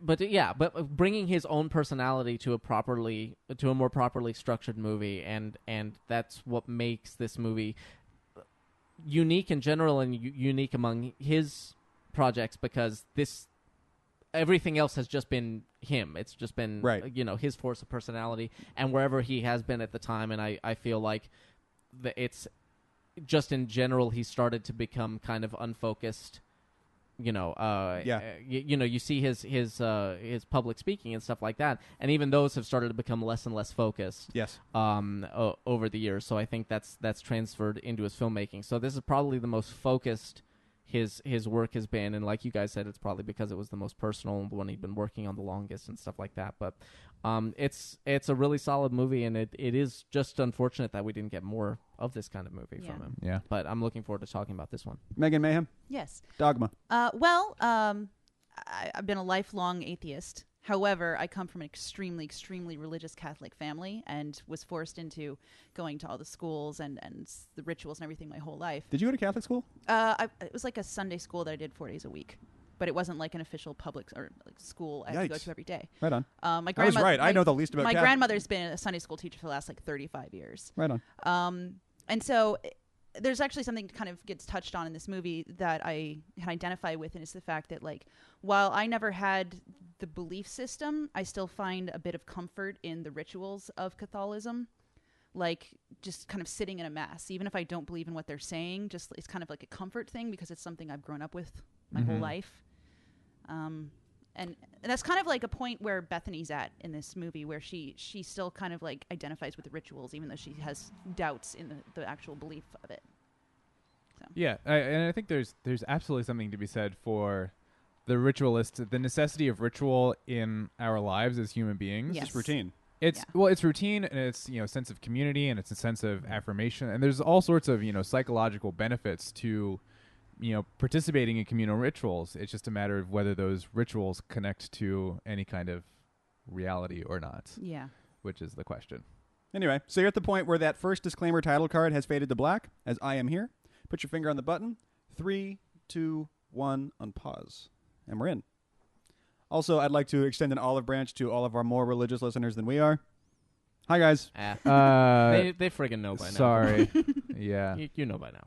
How do you guys feel about these title cards? These were clearly added in the editing room when people started picketing, and this was going to Film Fest, so they had to put up some shit. I'm disappointed that filmmakers feel the need to do this. I mean, they're doing it with the Noah movie right now. They had to kind of walk back away from, they're like, inspired by the amazing epic story and blah, blah, blah, blah, of hope and survival, and, doing a bunch of stuff to be like, no, we love the Bible, you guys, please come see the movie, as opposed to just like, it's a guy, he went crazy and built a boat and like whatever. These title cards do give it a very like sort of dangerous, it gives it an edgy feel to it. But they've also got, one thing that I like about it is this is the opening of Monty Python and the Holy Grail. Oh, the title card has been sacked. Right. The moose and exactly we're sorry for we don't mean to offend you. The platypus is silly. We didn't mean to offend anyone who likes the platypus. The only thing that would have made it more Monty Python is if they'd gone on for 5 more cards like that. That's Bud Cort, by the way. That's Harold of Harold and Maude. Ah, the little kid in Harold and Maude. Oh, weird. Yeah, I know. I didn't know that. Bud Cort is He looks God. different with a beard. Yeah. And without hair. So and old. Does he have his own like? He has a leopard print vest. I've never noticed that before. You don't? Well, not on. I like the not on my top layer. I like the buzzing flies thing they do with yeah. these guys. Because the devil is the Lord of the Flies. And have you guys all ever that been on a business, boardwalk? Yes. No. Actually, because no. the boardwalk is kind of another fixture of my childhood. Not the Asbury Park one, but the Atlantic City and the Wildwood boardwalks. Have you been to this boardwalk? Not the Asbury Park one. No, I don't think so. But Yeah. going to the boardwalk was a thing that we did as a kid. Why don't we have them here in LA? I think nowadays it would be an Well, we experience do, kind of like. sort of. Well, we have, but we have It's the Always pier. Sunny. We have we have like strands. Venice Beach. What's that? Did you see the episode of It's Always Sunny where they go back to the boardwalk because they remembered it so fondly from their childhood? So they go back to New Jersey as No. adults and they're like, "This place sucks. New Jersey sucks." That's totally fair. This is inspired casting for two reasons. One, I'm just glad that Smith got Carlin to be in a few movies before Carlin died because I've always loved Carlin's acting. Two, It works really George well. Carlin with as a George Carlin as cardinal or a a- bishop, whatever he is. Cardinal, yeah. That's just it's Yeah. perfect. When Yeah. you know Carlin's whole stance on religion, it's just hilarious that Smith was like, I want to put George Carlin in a movie. Full stop. Yeah. I want him to play a priest. This is Yeah. perfect. For people who don't know, first of all, stop and go listen to a bunch of George Carlin stuff. But Come back when you're done. He's like one of the original, just shitting on religion all the time guys in his acts, and in a way that I think was really Formative. formative. Yeah, because people wouldn't do that. They didn't want to, for the same reason that they're putting up, even in this movie, putting up title cards. It's like, we don't want to offend too Yeah. many people, but George Carlin did not give a damn, and said that it was him and Bill Hicks and a few other people who were just Well, like, Mike- no, how about we And call Pryor. this out? Mike, Yeah. you know you can't give any fucks if you don't have any fucks to give. You should also No. notice That's the George fact Carlin that for you. But if you try real hard, George Carlin just is might wearing find. a Band-Aid on his hand, Mm. and it's because he's hiding his wedding band. Yeah, he wouldn't take it 'Cause, off. Yeah, he wouldn't take it off, which is Oh. funny because they don't actually have to. They, Yeah. they wear wedding rings because they're married to Christ. Right. Yeah. The buddy, I had actually forgotten until revisiting this. I mean, not really forgotten, but it wasn't really It didn't reoccur to you. reoccur to me that this is where the Buddy Christ comes from, because Yeah. that is something that actually managed to make it into that character, that little piece of iconography. The revamped corporate has Catholic Jesus. has And so- really works. And this whole monologue is great because it's actually a very compelling monologue about how C.S. Lewis is condemning Christianity. When Even though C.S. Lewis would never have. Yeah. No, Lewis Carroll. Lewis Carroll, sorry. C.S. Lewis Lewis wouldn't Carroll. have. Lewis Carroll might have. Lewis Carroll, yeah, was in fact incredibly devout, and Mhm. so would never have done that. Everything he's saying is nonsense. It's This is total a- bullshit. This is a Reddit rant here. You know, but- actually, I had a friend many years ago who went to Catholic school, and one of her joys was going on rants like this to the nuns and trying to make them cry. Yeah.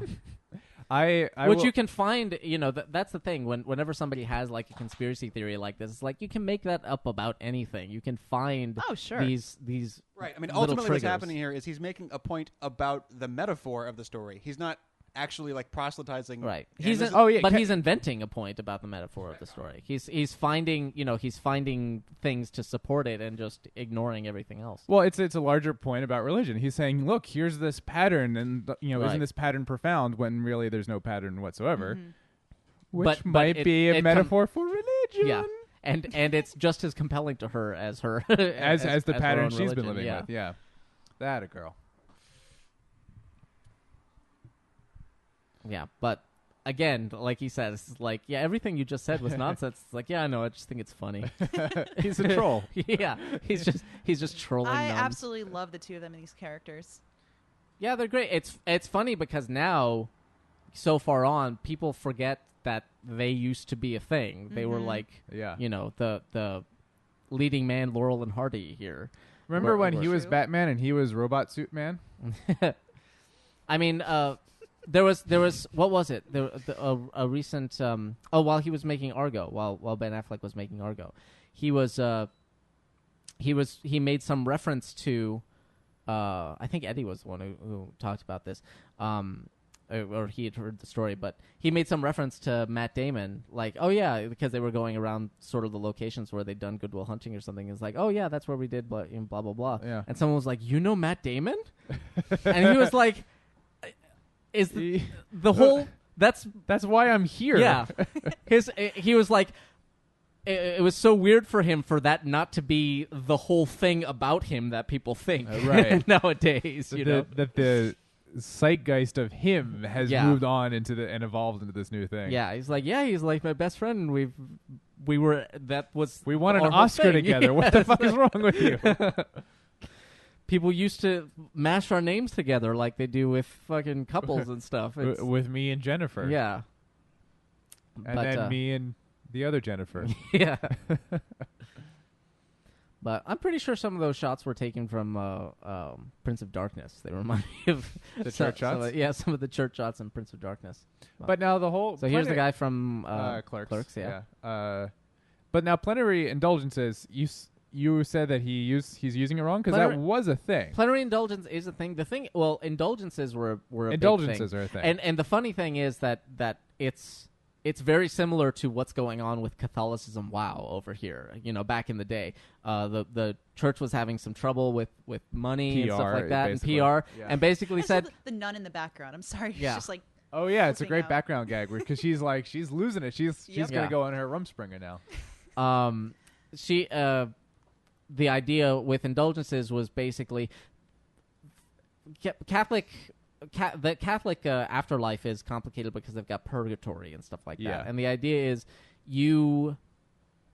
if you die, you don't go straight to heaven or hell. You go to purgatory, and purgatory is the step on the way to heaven, basically. Yeah. God's waiting room. Yeah, it's a No, waiting wait, room. that's Florida. Sorry. Yeah, the idea of purgatory is basically you are going to get to go to heaven because You've been good enough to go to heaven, but not right away. Yeah. So you have to atone to a certain degree in Yeah, purgatory you have to for a certain period of time. you have to do Groundhog Day in purgatory. You have to learn to earn Yeah. your way into heaven and be there for a while until you've kind of worked off your sin in Yeah. a way.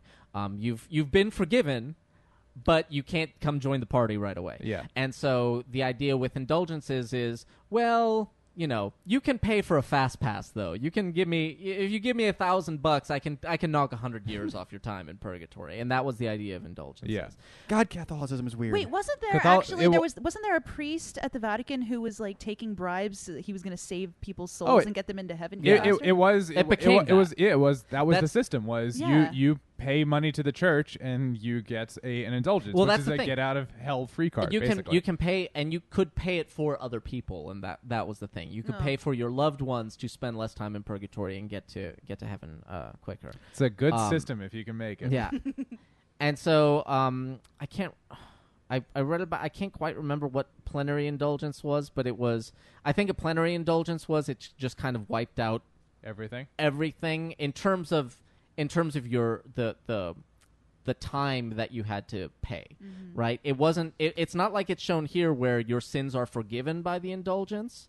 You have to ask for the forgiveness separately, but the amount of time you have to spend atoning for those sins is wiped away. So once it is once you go to confession and get it forgiven and stuff, then you've got a clean slate. That's splitting. What's hairs. interesting is Of course it is. That's No, I mean, yeah, it is. But I mean, I think it's splitting hairs to criticize Kevin Smith for getting that wrong. Oh, okay. Because it's 5 technicalities wrapped inside of each other. They're all very confusing. It's like This understanding kind of thing. football. I don't get it. Yeah. Anyway, but I was actually on a website, like a Christian movie review website, and their review for Dogma, there was an essay called The Dogma of Dogma or something like that, which is basically just not even really reviewing the movie so much as like separating out like, no, that's okay. Just in terms of the dogma itself, this is wrong, that's wrong, this is wrong. And one of the interesting things I took away from that is, according to the actual rules, most of what they do in this movie could have been circumvented because what they actually need is baptism.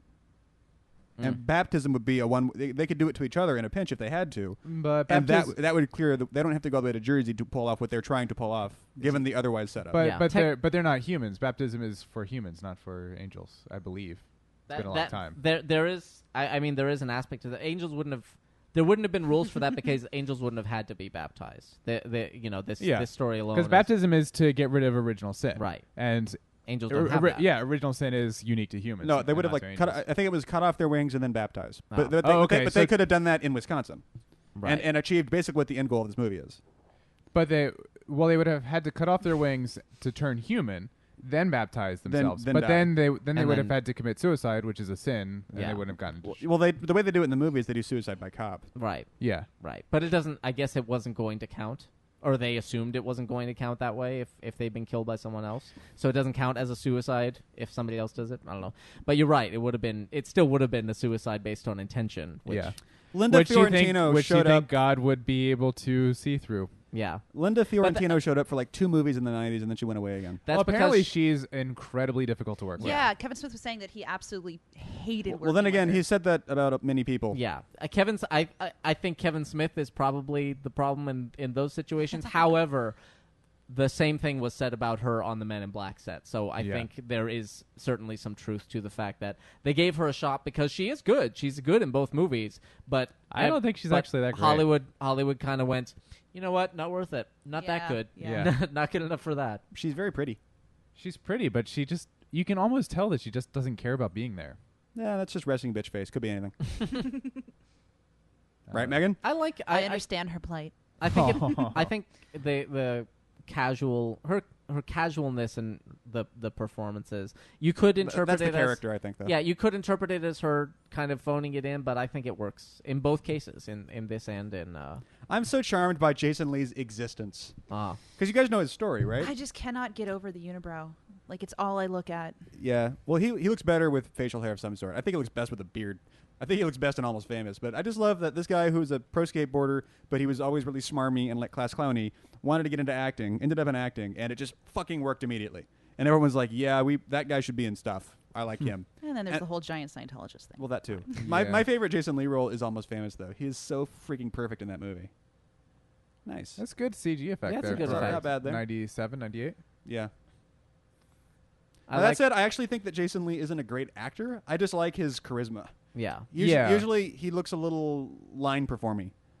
Yeah. But that also might just be Kevin's writing. It is Kevin's writing because anytime they're pick that up. being That's really Shakespearean in this movie, it you feel Well, also, like, There's a certain- there's really no actor who can legitimately pull off bullshit. Eateries that operate within the designated square downstairs qualifies food court. Anything outside of said designated square is considered an autonomous unit for mid-mall snacking. No, Patrick Plausibly? Stewart could totally pull that off. I love the Hellboy shirt, by the way.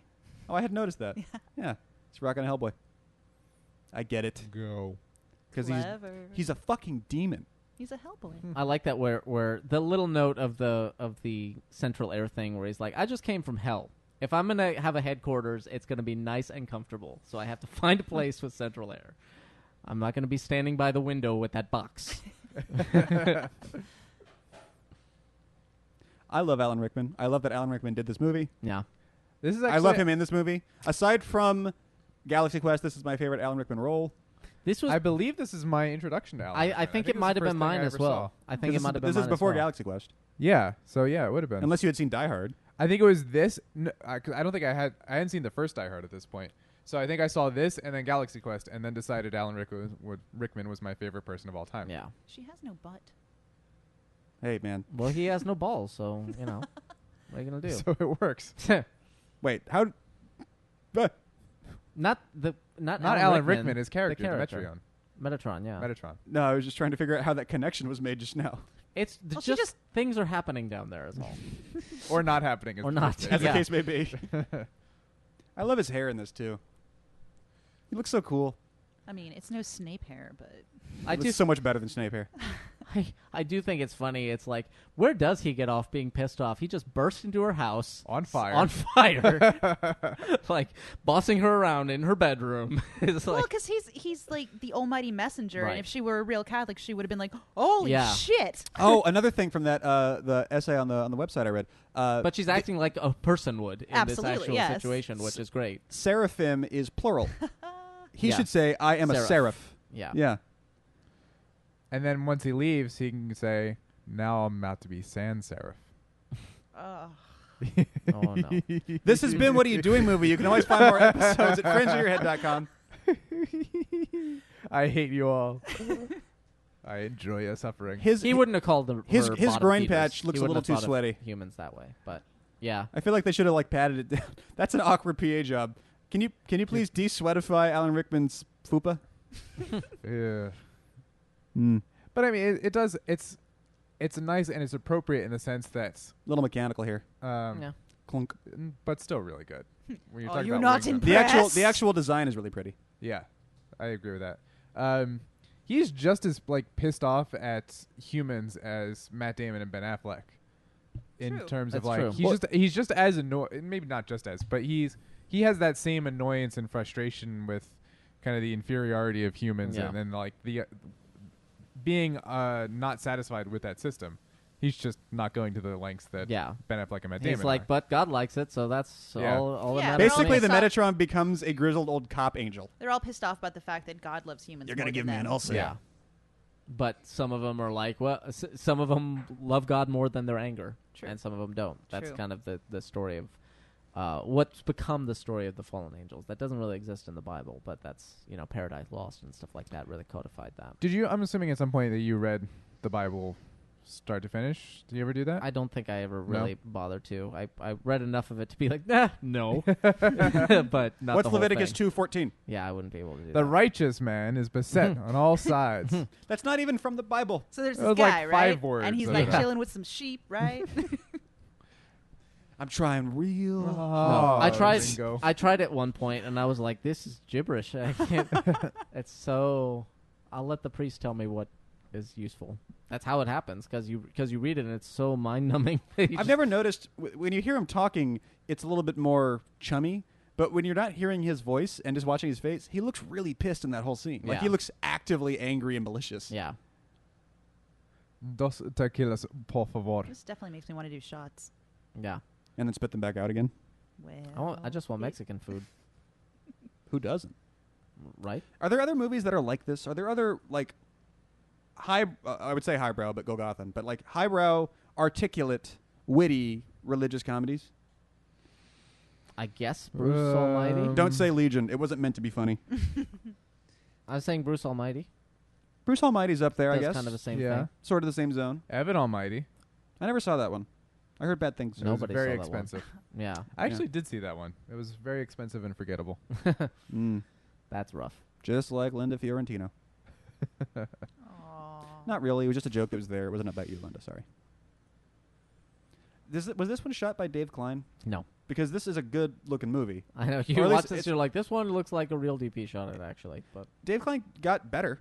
I mean, the early stuff, wasn't great, but he's now actually a solid DP who could do real-looking work, as opposed to Clerks Chasing Amy, which looks really, really cheap. Which he was still. I mean, he was still learning then, and they're supposed to feel cheap. So no, this is what's this guy's name?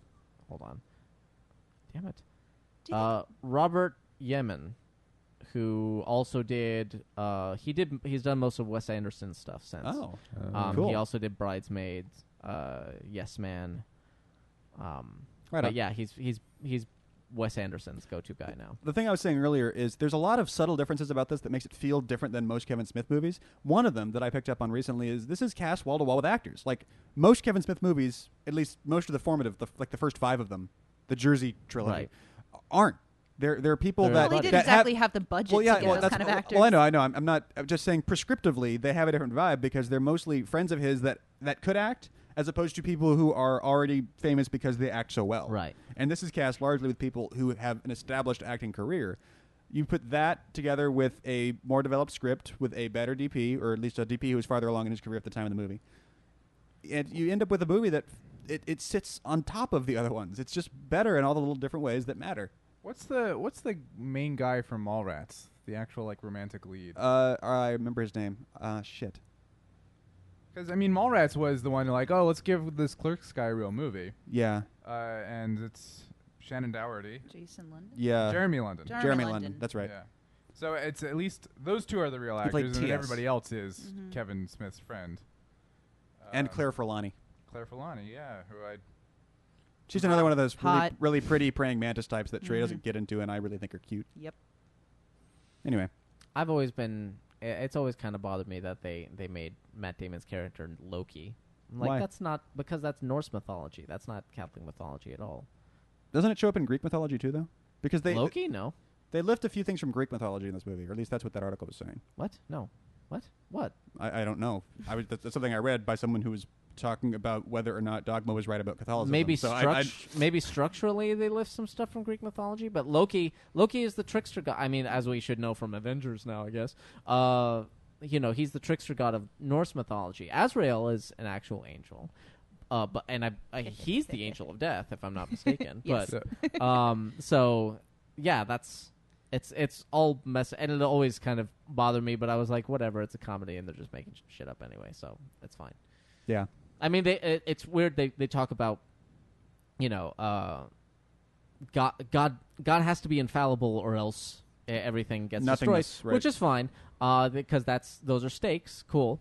But then they make jokes about, God killed 5 Adams before realizing that he couldn't talk directly to Adam, and it's like that seems like a fallibility problem there. They're like, you think God would know better? That's Well, a very yeah. good point. Well, But nobody proved yes. God wrong. But Yeah. it is also a new toy. It's true. Yeah, And it also doesn't make any less sense than actual Christianity. it's true. I mean, Let's not forget that the Bible has 2 diametrically opposed creation stories, Yeah. one right after The the problem- other, right at the beginning. really the problem with doing religious movies is that You have to pick a thing. kind of religious adventure movies like this is always the fact that you literally have a Deus Ex Machina waiting in the wings. It's like if it's really this big a deal, why doesn't God get involved? And you have to go through all of these convolutions in these stories, and even the real religions have to go through these Yeah. convolutions to justify why God doesn't get involved when which this that movie would has solve to do. everything. Well, I mean, it's just like a time travel movie. You kind of have to have this suspension of disbelief because it is still, a fictitious Yeah. piece. It's- Same it's- thing. It's it's- like watching CSI and being like, "That's not real science." It's like, well, Yeah. okay, let's take some and liberties. there are only certain liberties you're allowed to take. When I was working on the Descendants thing, that was the thing about angels and demons and stuff like that, and I had a scene where it was raised the question. It's like, if this is such a big deal, why doesn't God get involved? And there was this the one I wrote, which they were totally not okay with, was the Knights Templar basically being like, yeah, don't tell anyone, but God can fuck up. Like, we don't let people know that, but like that's not a God not a has cure-all. dropped the ball at least Yeah, once. that's not a cure-all. Like, he's not infallible, and if we let people know that, it'll be friggin' anarchy. So we cannot let people know that. So it's and they were totally like, nope, can't have that in there, not gonna work. And I was like, but then what's the answer? yeah. Then what is the answer to Yeah. that question? They're like, oh, free will or whatever. I was like, I don't accept that as a person, And I don't wanna it's make hard the for me audience to expect that. But So really, in that scenario, God is like the Hulk. Like, you can unleash him. You Yeah. just don't know Which direction he's gonna necessarily go. how it's going to Yeah. go. And I like that line a lot, by the way. Sex is a joke in heaven. From what I understand, it's kind of a joke down yeah, here too. that's a great joke. Another movie that would go on the shelf next to this one. It's not a comedy, but Constantine. And it occurred to me Yeah. once, as soon as I thought of Constantine, what I'm honing in on is like Bible retcon or Bible Rosencrantz and Guildenstern things, where someone is taking the Bible and like reinterpreting it in an interesting way to allow for a story to happen. That's this and Constantine. Yeah, Constantine is also, as far as like dogma and doctrine goes, It's pulling from a few it's sources. Total nonsense. I mean, it's not. It's I really like doing Tilda its own Swinton in thing. it. But no, I'm not complaining. I'm just saying it's doing its own thing. Okay, with I'm the- gonna be real with with the you. I liked mythology. Gavin Rossdale in it. We like the movie. We're on we record love with Constantine. We're on record. Yeah. Smith goes so far out of his way to make this prophet wordplay work. Make myself a prophet. He said prophet. Yeah. Right. Probably because he felt really clever writing it down. Let me ask you and this. wanted to make sure. Obviously, we don't live in a world wherein this could have ever happened because Smith was really into Jay and Bob at this point. But do you think this movie is better without Jay and Bob? No. No, I think that's what gives the movie so much of its Levity? him personality. Yeah. And that I was think it's mostly Bartleby and Loki. that was a fascinating. They have all the thing. best Kevin Smith lines. That was a really fascinating, maybe, but it was Genocide a really fascinating soccer. thing at the time that he was making these quite sort of wildly different types of movies with this through line of these two characters that made it uniquely Like the his. R2 and 3PO of the Yeah. Askew universe. And then he gave them their own movie, and that was kind of the beginning of the end. But the fact that they tied together, Oh, that was Dogma a- and Chasing Amy. It's like, what is that? That was a nice little push pull he did right there. It was very subtle, but it was good. With her like leaning up, sitting up against the car, he kind of like is pulling in, but also zooming out, so the ratio is changing, but the composition is staying the same. See, he was Cool. directing there. Yeah, or the DP was. Yeah. So why have you guys? I think it sort of happens for everyone who likes movies that you go through a phase where you're all about Kevin Smith and then you kind of get out of it. Yeah. You know, everyone kind of just. I absolutely It's do like that. it's a phasing thing of film appreciation maturity. Tarantino's in there too. I think he's Yeah, after. He's definitely. after Yeah. Kevin Smith. Yeah. Why is it that we move on from Kevin Smith? As Because, people- well, it's the same thing I said about Chasing Amy. It's like you matured, but the movies Yeah. didn't. Definitely. After a while, you don't giggle at the same dick jokes. Yeah. I think we've had this conversation about Tarantino before. It's where like it's the personality of the director is conspicuous enough that you can latch onto it as I am a film fan and this is conspicuous enough of a thing for me to latch onto. And then eventually, and I mean that's the beginning of having a taste. Beginning of having a taste in anything is having bad taste in something, which is not to say that. Well, yeah, taste is being able to identify preferences. Yeah, and that's a very identifiable preference. And so so the first step of that is just having preferences that are conspicuous enough to identify. And So you can look at this and go, I know it's an unsubtle preference. I know this is a Kevin Smith film, so I can say I can identify with that aspect of it. Well, and it's sort of, Kevin Smith and this, it may not be a phase that people go through in the future or anymore, now that he's not as big of a thing. But generationally, it's like everybody watched Kevin Smith movies around the time that they became the 20-something who didn't really know what he was going to do with his life. And so there's Clerks and struggling with issues of sexuality and love and stuff like that. And there's Chasing Amy and probably struggling with religion. And there's Dogma. And there's sort of this... There's this aspect where, like we're talking about, he's bringing his own personality to these movies, so they're not the cookie cutter. Every movie you see at the it's his take on it so much that it's different. Yeah, and so it's like this really safe sort of outsider art. It's not threatening to you. Like I don't quite understand what's going on here, and it's freaking me out. It's something that is easy for you to get a handle on and grasp. And it's go, not pandering to the 20-somethings too. This is speaking to me. This is made by someone who is like me. Yeah. And I think there's that aspect too, where you feel like this could have been one of your buddies who just got lucky and made it, and you're kind of rooting for him as well. Yeah. And you're going along with him on this is, by the way, my favorite scene in the movie in terms of dialogue, especially the soccer joke is just hilarious. But I wonder if I'm just now noticing that, with the exception of Red State, Dogma is the only Kevin Smith movie where you can make a pretty strong case that it's about ideas more than characters. Most of these movies are about characters talking to each other and having little personal struggles. Yeah. This one is largely an idea movie. And I wonder if that's why it sticks up longer, just because the idea, the dynamic that you might be attracted to in two characters talking to each other with a certain level of maturity will not mature. As you get older, you'll have more experiences, and they will just look more and more like idiots the older you get. When it comes to the ideas, at least it's a statement that stands on its own, disregarding the people in it. The other movies are the ones that you kind of grow out of, and this is the one that you kind of struggle like we keep with coming back to this one. I mean, I get in the mood to watch Clerks or something every now and then, and I'll watch it. But this is the one that this stays on the shelf. Yeah.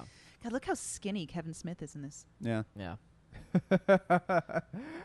I what a horrible thing to say. Like, what a backwards. I mean, he's in on the joke at this point too. Yeah. Yeah. No. He's the first one that will call himself fat. But he was always fat, and then to call a fat person, oh yeah, you used to be skinny. Yeah. When they were fat.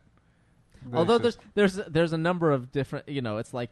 Even when you're talking about, wow, you're looking really skinny. It's like, oh, so I was fat before? Great, thanks. That's cool. Thanks, though.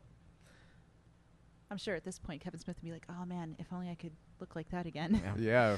Just imagine how depressed you would be, though, if you were Kevin Smith that day and someone from the future said, man, you were so skinny at this point. Yeah. Am I going to go Orson Welles? What's going to happen to me? Yeah, that's the thing. Yeah. Actually, I always liked his Silent Bob performances. I always thought he did a really good job of not sometimes overdoing it. Sometimes, but he does overdo it more than I would like. Well, doesn't he speak more in this movie than any other movie? The most he speaks is Chasing Amy. He has a monologue. Oh, you're right. The whole title monologue. But something I noticed about his performance as Silent Bob is something I would never have picked up on unless I had done a little. I was like in a thing where I was acting, and I knew I didn't have lines.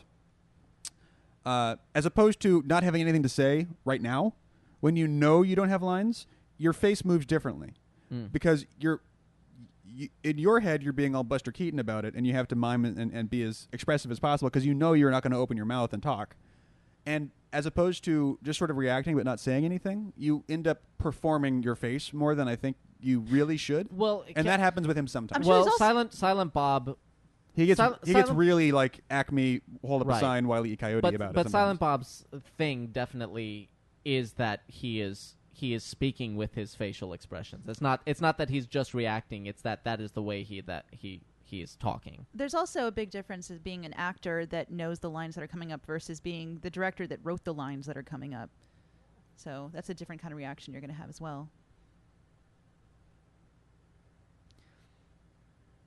That's true, but I was part of why I like his performance is that he manages to, even though he wrote all the lines and he's directing them, when he's supposed to look surprised, he manages to look surprised and stuff like that. I think he does, and particularly for not being an actor very much, which is, I believe, why he gave himself Silent Bob. Yes, originally. he's like, no, I'm a terrible actor. Yeah, but it's got to say something when he's like, I am too terrible of an actor to speak.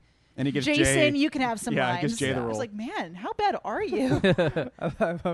I do love the line Jason Mewes saying, "I'll scream rape." yeah.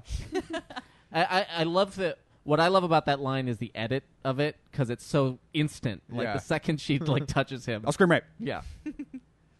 And the fact, and it's little things like that are what made at this time to me made Jay such a fascinating character because it's like the fact that his mind went there immediately.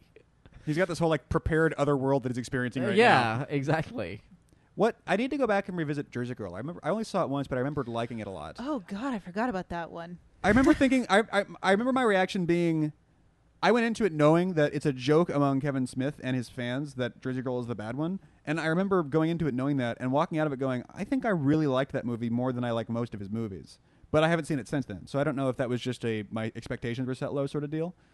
But that's the only one that I haven't seen repeatedly. I don't think I've ever seen Jersey Girl. That line is one of the worst delivered lines in the entire movie. Gear. Yeah. Yeah. But so Jersey Girl might not sit with what I was saying earlier about Smith stuff. I haven't seen that one enough recently, and I've still never seen Cop Out. Oh God, Cop Out. Oh God, so bad. You were let down because you read the script first too. That too, because it was so good, and then I saw the movie. I'm like, what the hell is this? What is he doing? How do you fuck that up? Yeah. Mm. It really was like, just point a camera at people saying these things and it will be brilliant. And he had to Kevin Smith it up. Do you still have that script somewhere? Yeah, sure. You send it to me. I want to read it. Yeah. Because I'm gonna like that more than the movie anyway. Then I can do that. Yeah, just I save just yourself make the pictures in my head. I like the fact that Ben and Matt were apparently okay with doing this. Not saying yes to being in this movie, but they were okay with being in movies together as like an actor couple repeatedly. I just think that's so cute that they do that because everyone kind of wanted to see it anyway because we like their dynamic. And they are both individual people who went on to have separate, good, illustrious careers, but they were both okay with being like, yeah, I see why you'd want to cast both of us. Well, And not being like, guys, come on, that was one movie. Yeah, well, they're real world friends, not only with each other but with Kevin Smith. That's how he didn't get them because he was getting a bunch of real actors. Like he got them because he knew Yeah, them. they just and they happened to. In fact, it's actually kind of like a Redford Newman thing. they shot this the night after they won their Oscar. Are you serious? They shot this scene that we're watching right now the night after they won their Oscar, and Oh, wow. because I remember watching the behind the scenes in the commentary that he was like, this scene took forever because there was no They were on working cloud with nine. them. There was no dealing with them that night because they were just so he got this one, and then there's like an outtake where he just let them improv and do their own thing because he's like, fine, you won an Oscar for your writing, so why don't you go ahead and do whatever you want to do and get it out of your system. Please bestow upon us Yeah. your genius. And, he's like, I don't like letting people improv in my movies, but I let them do it to get it out of their system, and that's not what I used, but, they got it out of their system, and they were happy. That is a big ass gun. Yeah. Which is your least favorite Kevin Smith movie at this point? I would... Allowable mulligan for Jersey Girl, but I haven't seen Jersey Girl. yeah. Definitely Cop Out then. And I would say... Okay, I would I'll say be written and directed by Set. I guess... Mallrats, maybe? Probably Mallrats, just because it's the one I'm least... I've seen it like once, and I'm least inclined to ever fancy seeing it again, whereas I would be... I make this joke all the time now. Whose Yeah. house? Ron's house. And like... Martin. Yeah, that whole thing, he was... this is them on cloud nine after their Oscar still, like, the next night, and this is an improv, and he's like, that cost us like $15,000 licensing that shit that he just did off of this head. Yeah, but it's a really clever little scene. Yeah. He's like, it costs us a ton of money ad-libbing that.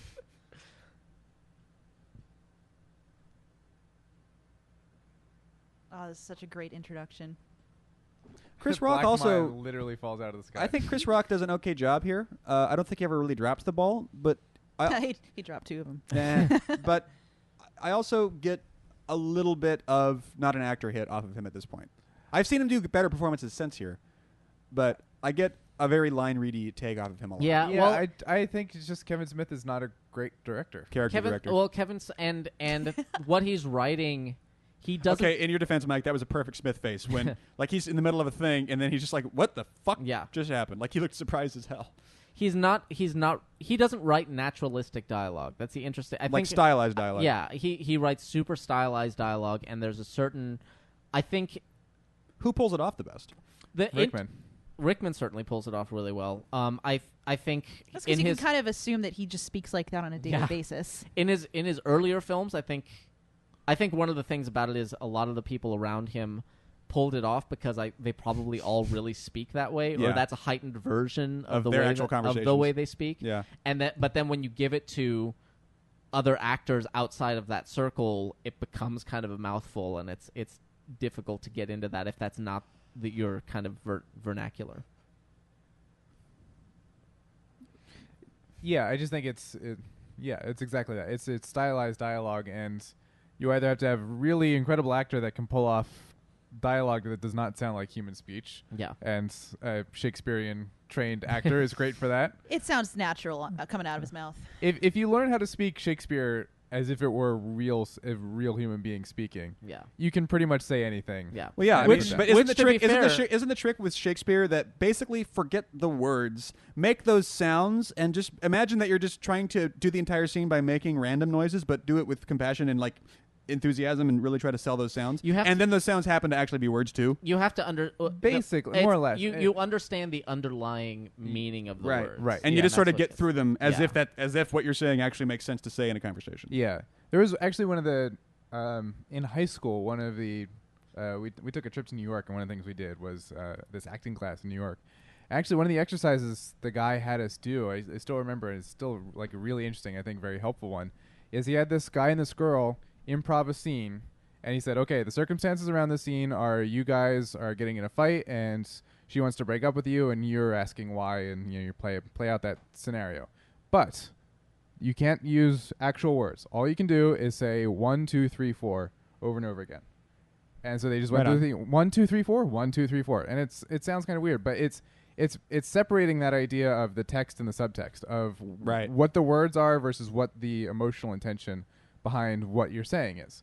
And you're not saying these words, you're insert verb here. You're accusing, you're forgiving, you're betraying, you're lying, Yeah. you're doing whatever. And so to do that with Shakespeare is probably the hardest, instance of doing that. But that's the core skill involved, and it's just a matter of how unnatural are the words written down for you. And Shakespeare is the most unnatural. It's Shakespeare's flat out high poetry. It's lorem ipsum. It's like Yeah. I mean, so in a And sense I it mean, is. it's even back then it was nobody talked like that. Nobody back talked then. like that in Shakespeare's Yeah. time. People understood it better because it was close. So William it was Shakespeare it was a heightened was the version. Kevin Smith of the Romance era. Kind of. I mean, to an extent. I mean, he had poop and fart jokes too. Yeah, So- and he made up a lot of his own words, Yeah. which we use now. But yeah. Eyeball is a word Shakespeare made up. It's true. And also, by the way, Shakespeare wrote really bad plays. He wrote bad plays. Yeah, we just don't So, remember because we just don't talk about those off. Hamlet is the dogma of Shakespeare's career. Yeah. This got weird. Yeah. It, really, if Kevin Smith had continued along the trajectory that this showed, he probably would have gotten to be like a fundamental thing where it's like don't try to be Kevin Smith, but try to Yeah. be Kevin Smith. You Yeah. know, Strive for Kevin Smith. I just know wish he you'll had followed never that reach for it. path. I mean, it's totally presumptuous for me to say that, but I just wish he hadn't gone the other way on that one And like, dude, you're putting yourself out there, and this isn't a perfect movie, but this is an interesting goddamn movie that it looks like someone really worked hard on, and it has quite a bit of auteur smell on it. I mean, there's so much that A studio would never have made this movie. there's so much that studio did make this. Well, I movie, mean, that's like, why I got this much money. But this would always be a written and directed by sort of Right. thing. I'm just curious right here. Where did Rufus get clothes at movies?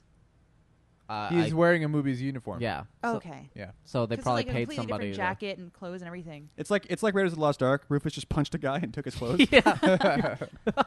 The hat on his didn't- the hat didn't smoke fit. break. Yeah. He was. Yeah. I don't remember what we were just talking about actually. No, Kevin it's Smith studio- being Shakespeare. Becoming yeah. Kevin Auteur. Smith, yeah. I just wish he had Yeah. gone in the like. This is a movie. The pro- where I mean, if well, more what I was people gonna had say- liked this movie, I think he would have felt encouraged to write I think to aim because previously his thing was immature, crass, funny. This is adding smart to that pile. Like Yeah, this is a I movie think- where it's ideas and he's really thinking shit out. By the way, I wish he had stayed on that. I want to put out there that what we're saying right now about Dogma is exactly the way I feel about Tarantino and Jackie Brown.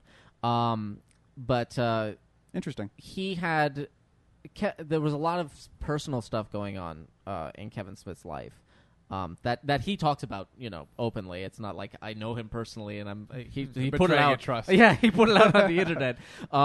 He wrote this entire.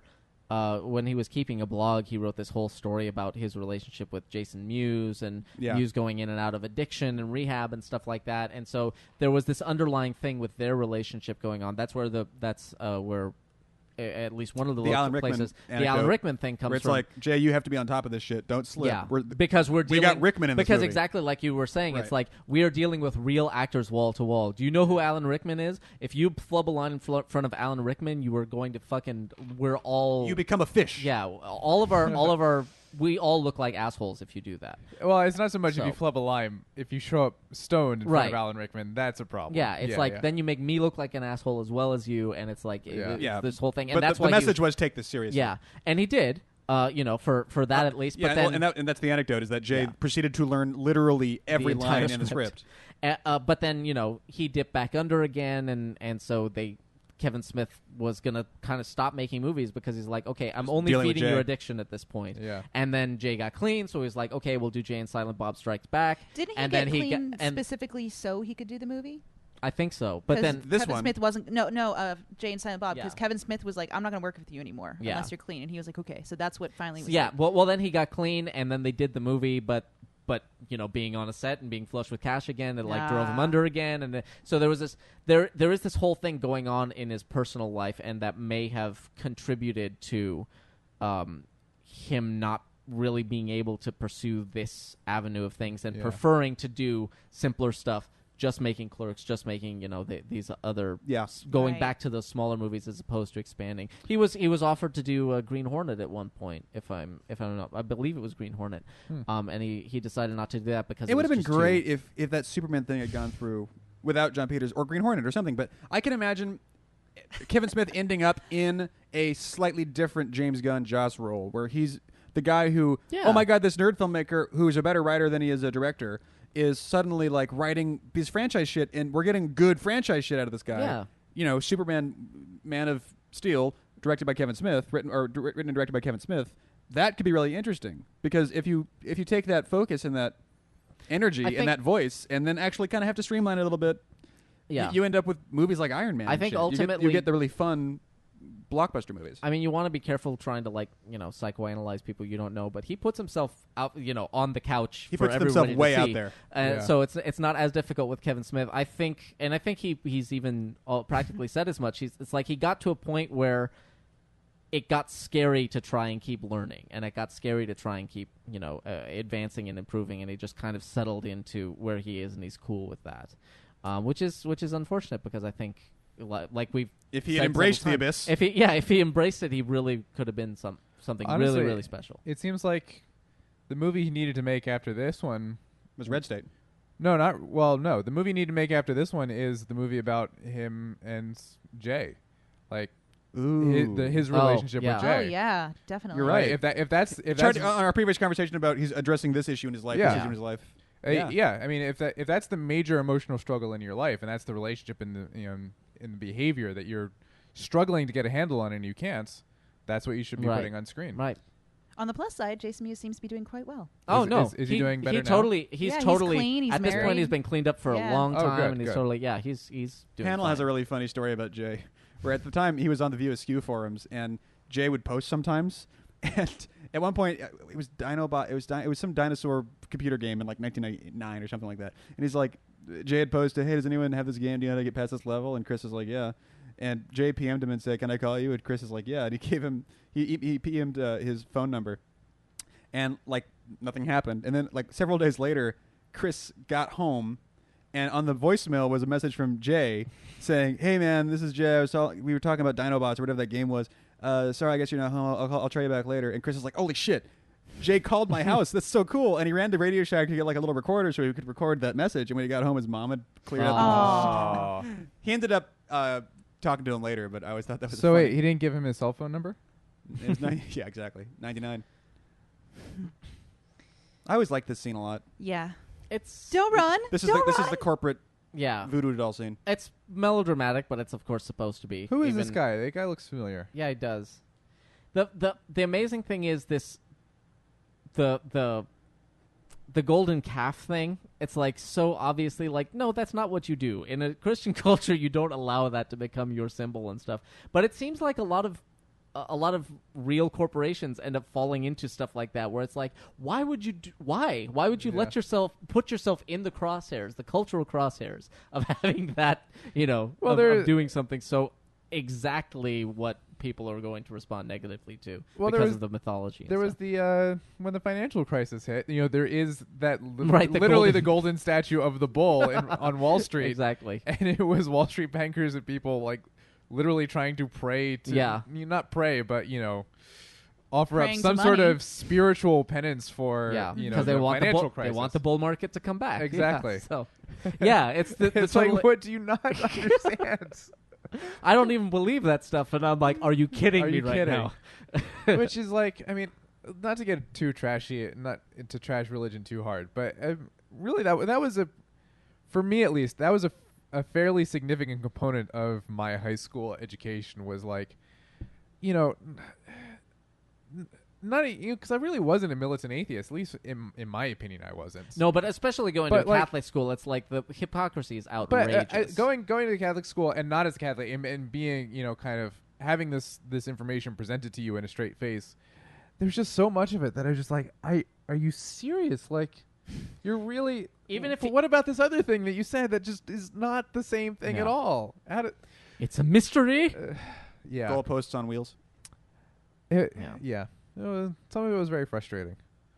Matt Damon is a hardcore motherfucker.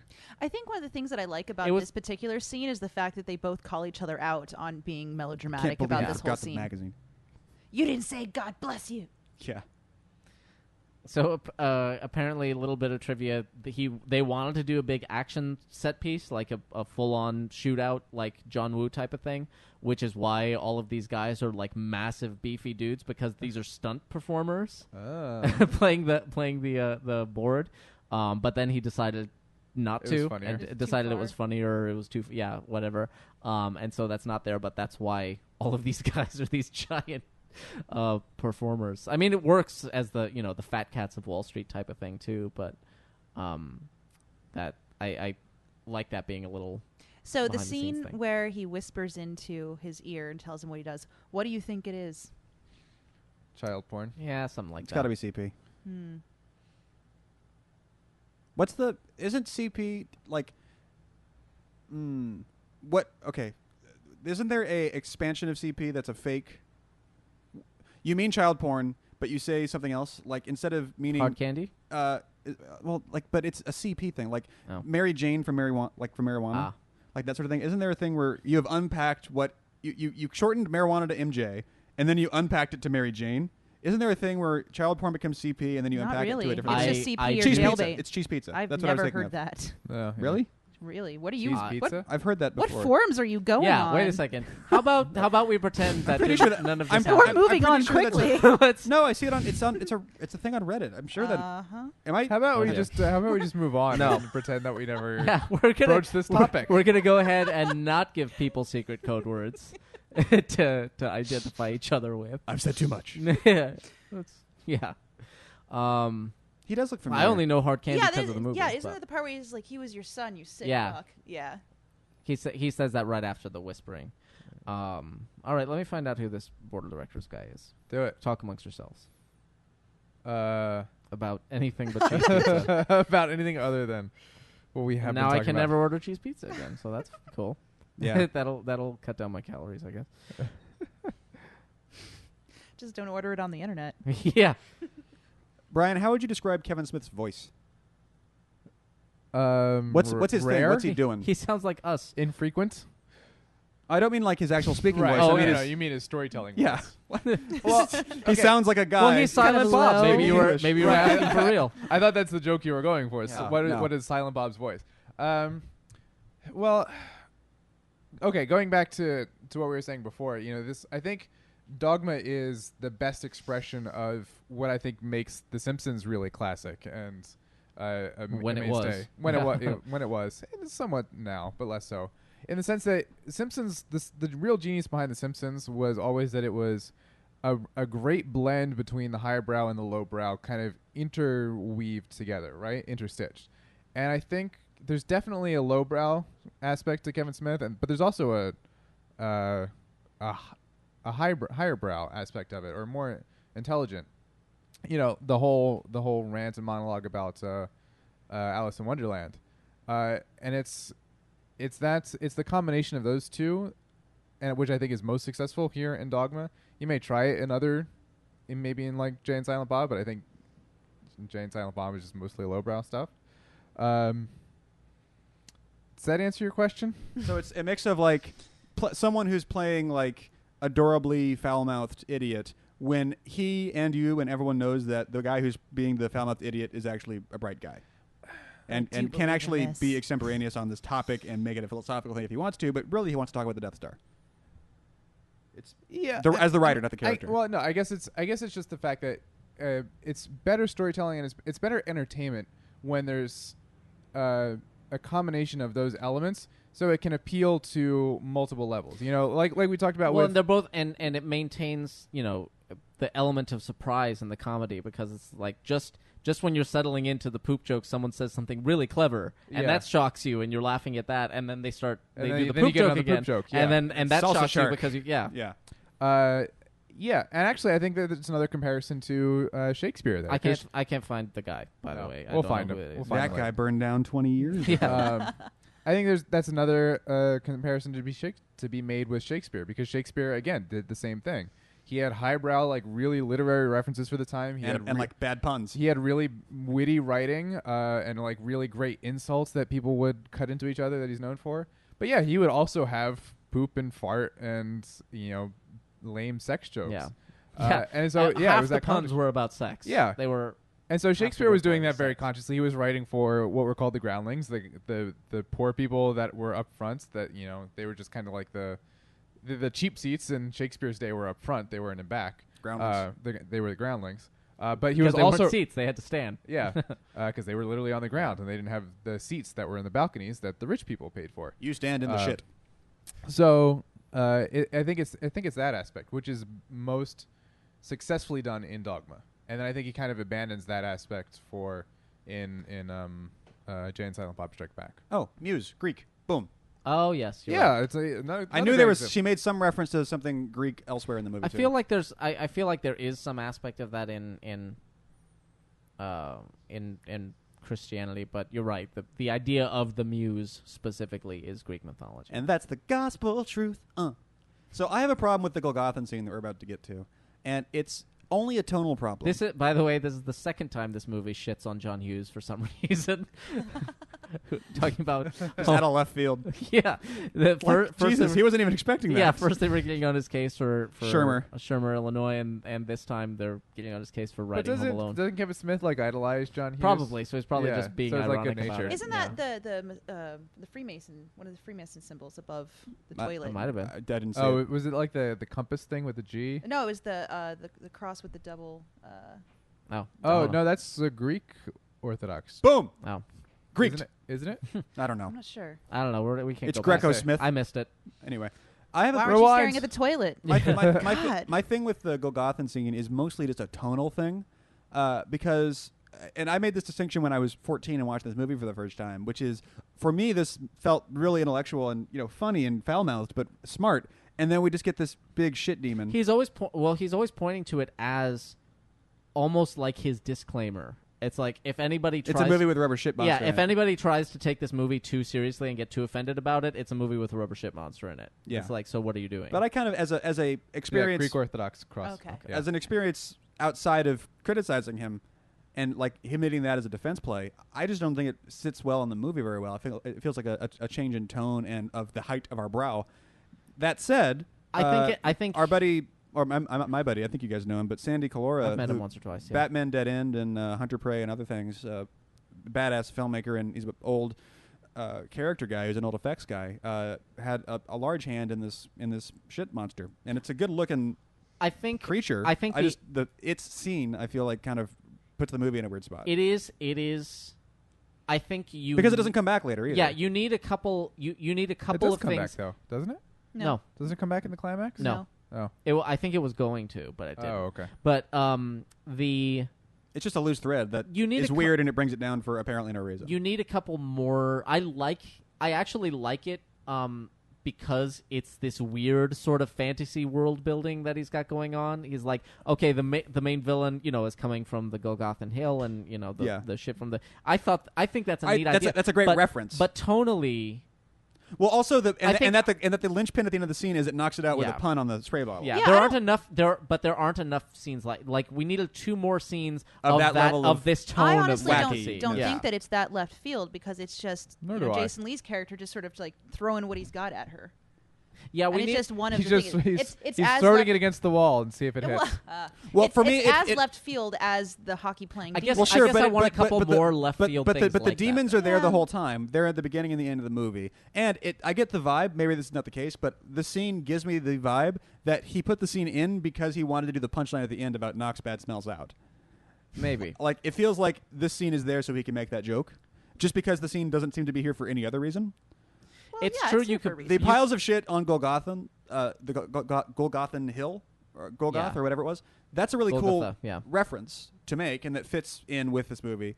But then, You need more of him throwing left field shit. You need more of Azrael throwing this kind of thing at them. And I and think this I think world. that if you tried to do more of that and more of the story, it just you're trying to jam too much in, Maybe. and then the story gets overcomplicated. And then everything will just get stopped up and Yeah. you'll feel The really thing- this uncomfortable. all just gets really But slapstick. the thing is, you could effectively cut the scene and lose. I Very like little from the ear movie. wiggles. I mean, it's almost like the head scene in Tropic Thunder for Hey, me. Where can you smell what Kevin Smith is cooking?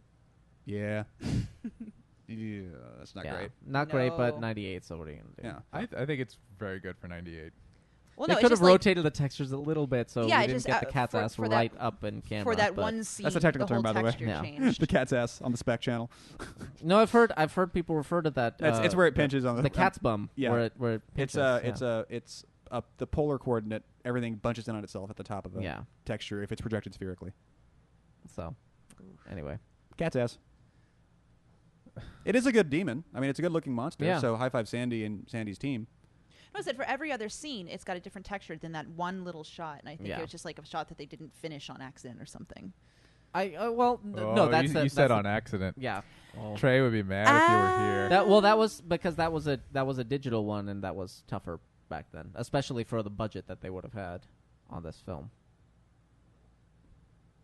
See? Yeah. Like, this is all just really...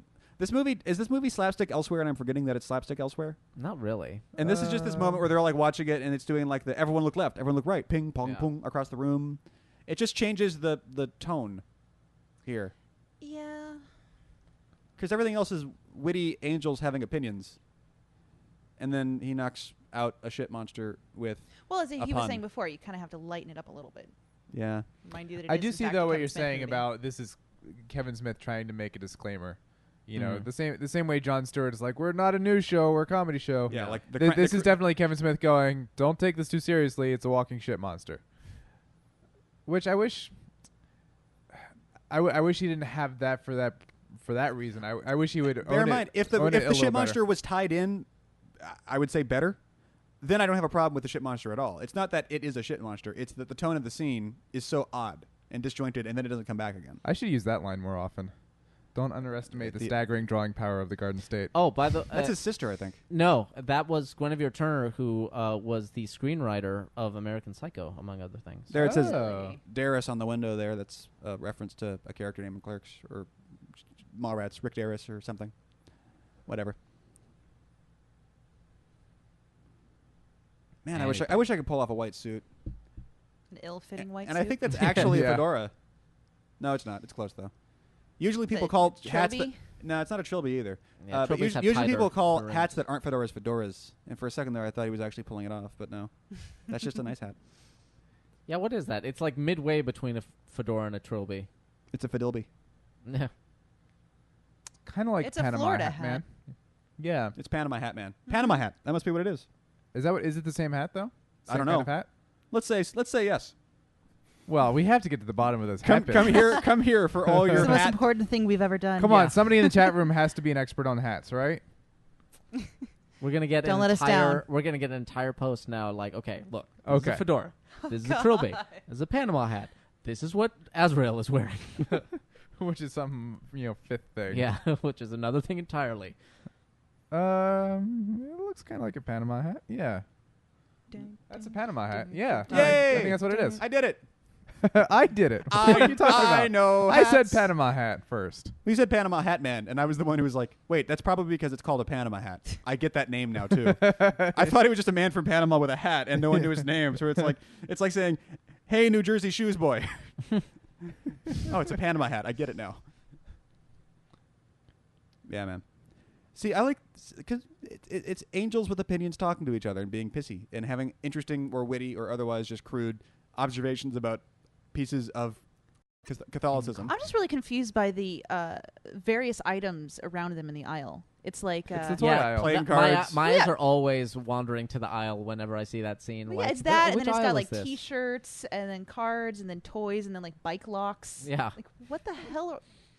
that's not how toy stores are organized. We I have an know toy independent stores. confirmation in the chat room. Owen Ward says it also does look like a Panama hat. Oh We my have God. confirmation. Woo! A bunch of amateurs with Google have all come to the same conclusion. You can't challenge that. You can't explain that. First officer confirms. Yeah. I do like this movie a lot. I like...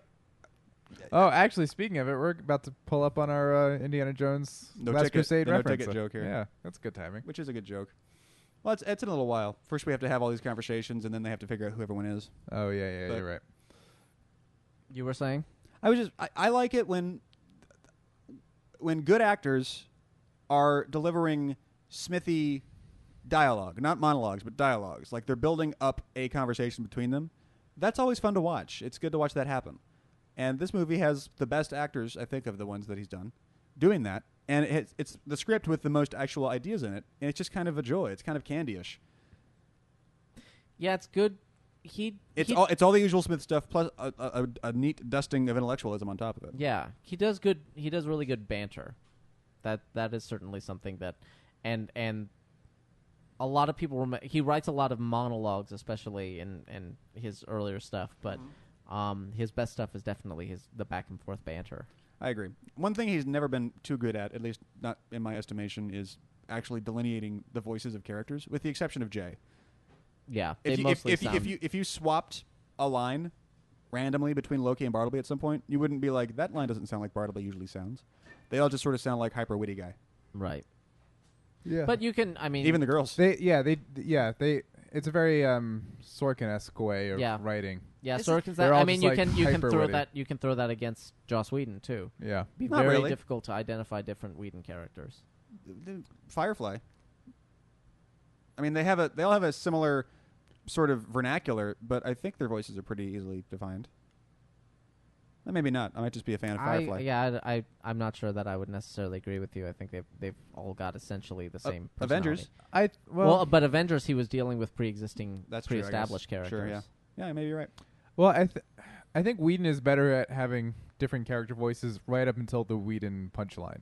Mm. He can't resist giving everyone the witty, Yeah, exactly. like the witty But his- rejoinder. True, yeah. His Whedon, more so than Smith or even Aaron Sorkin, is kind of like is more about. I think the witty one-liners are more contained in his dialogue than they are in either Smith or Sorkin. As opposed to like Smith or Sorkin will be like, drop the joke, whereas Joss's characters are just kind of funny.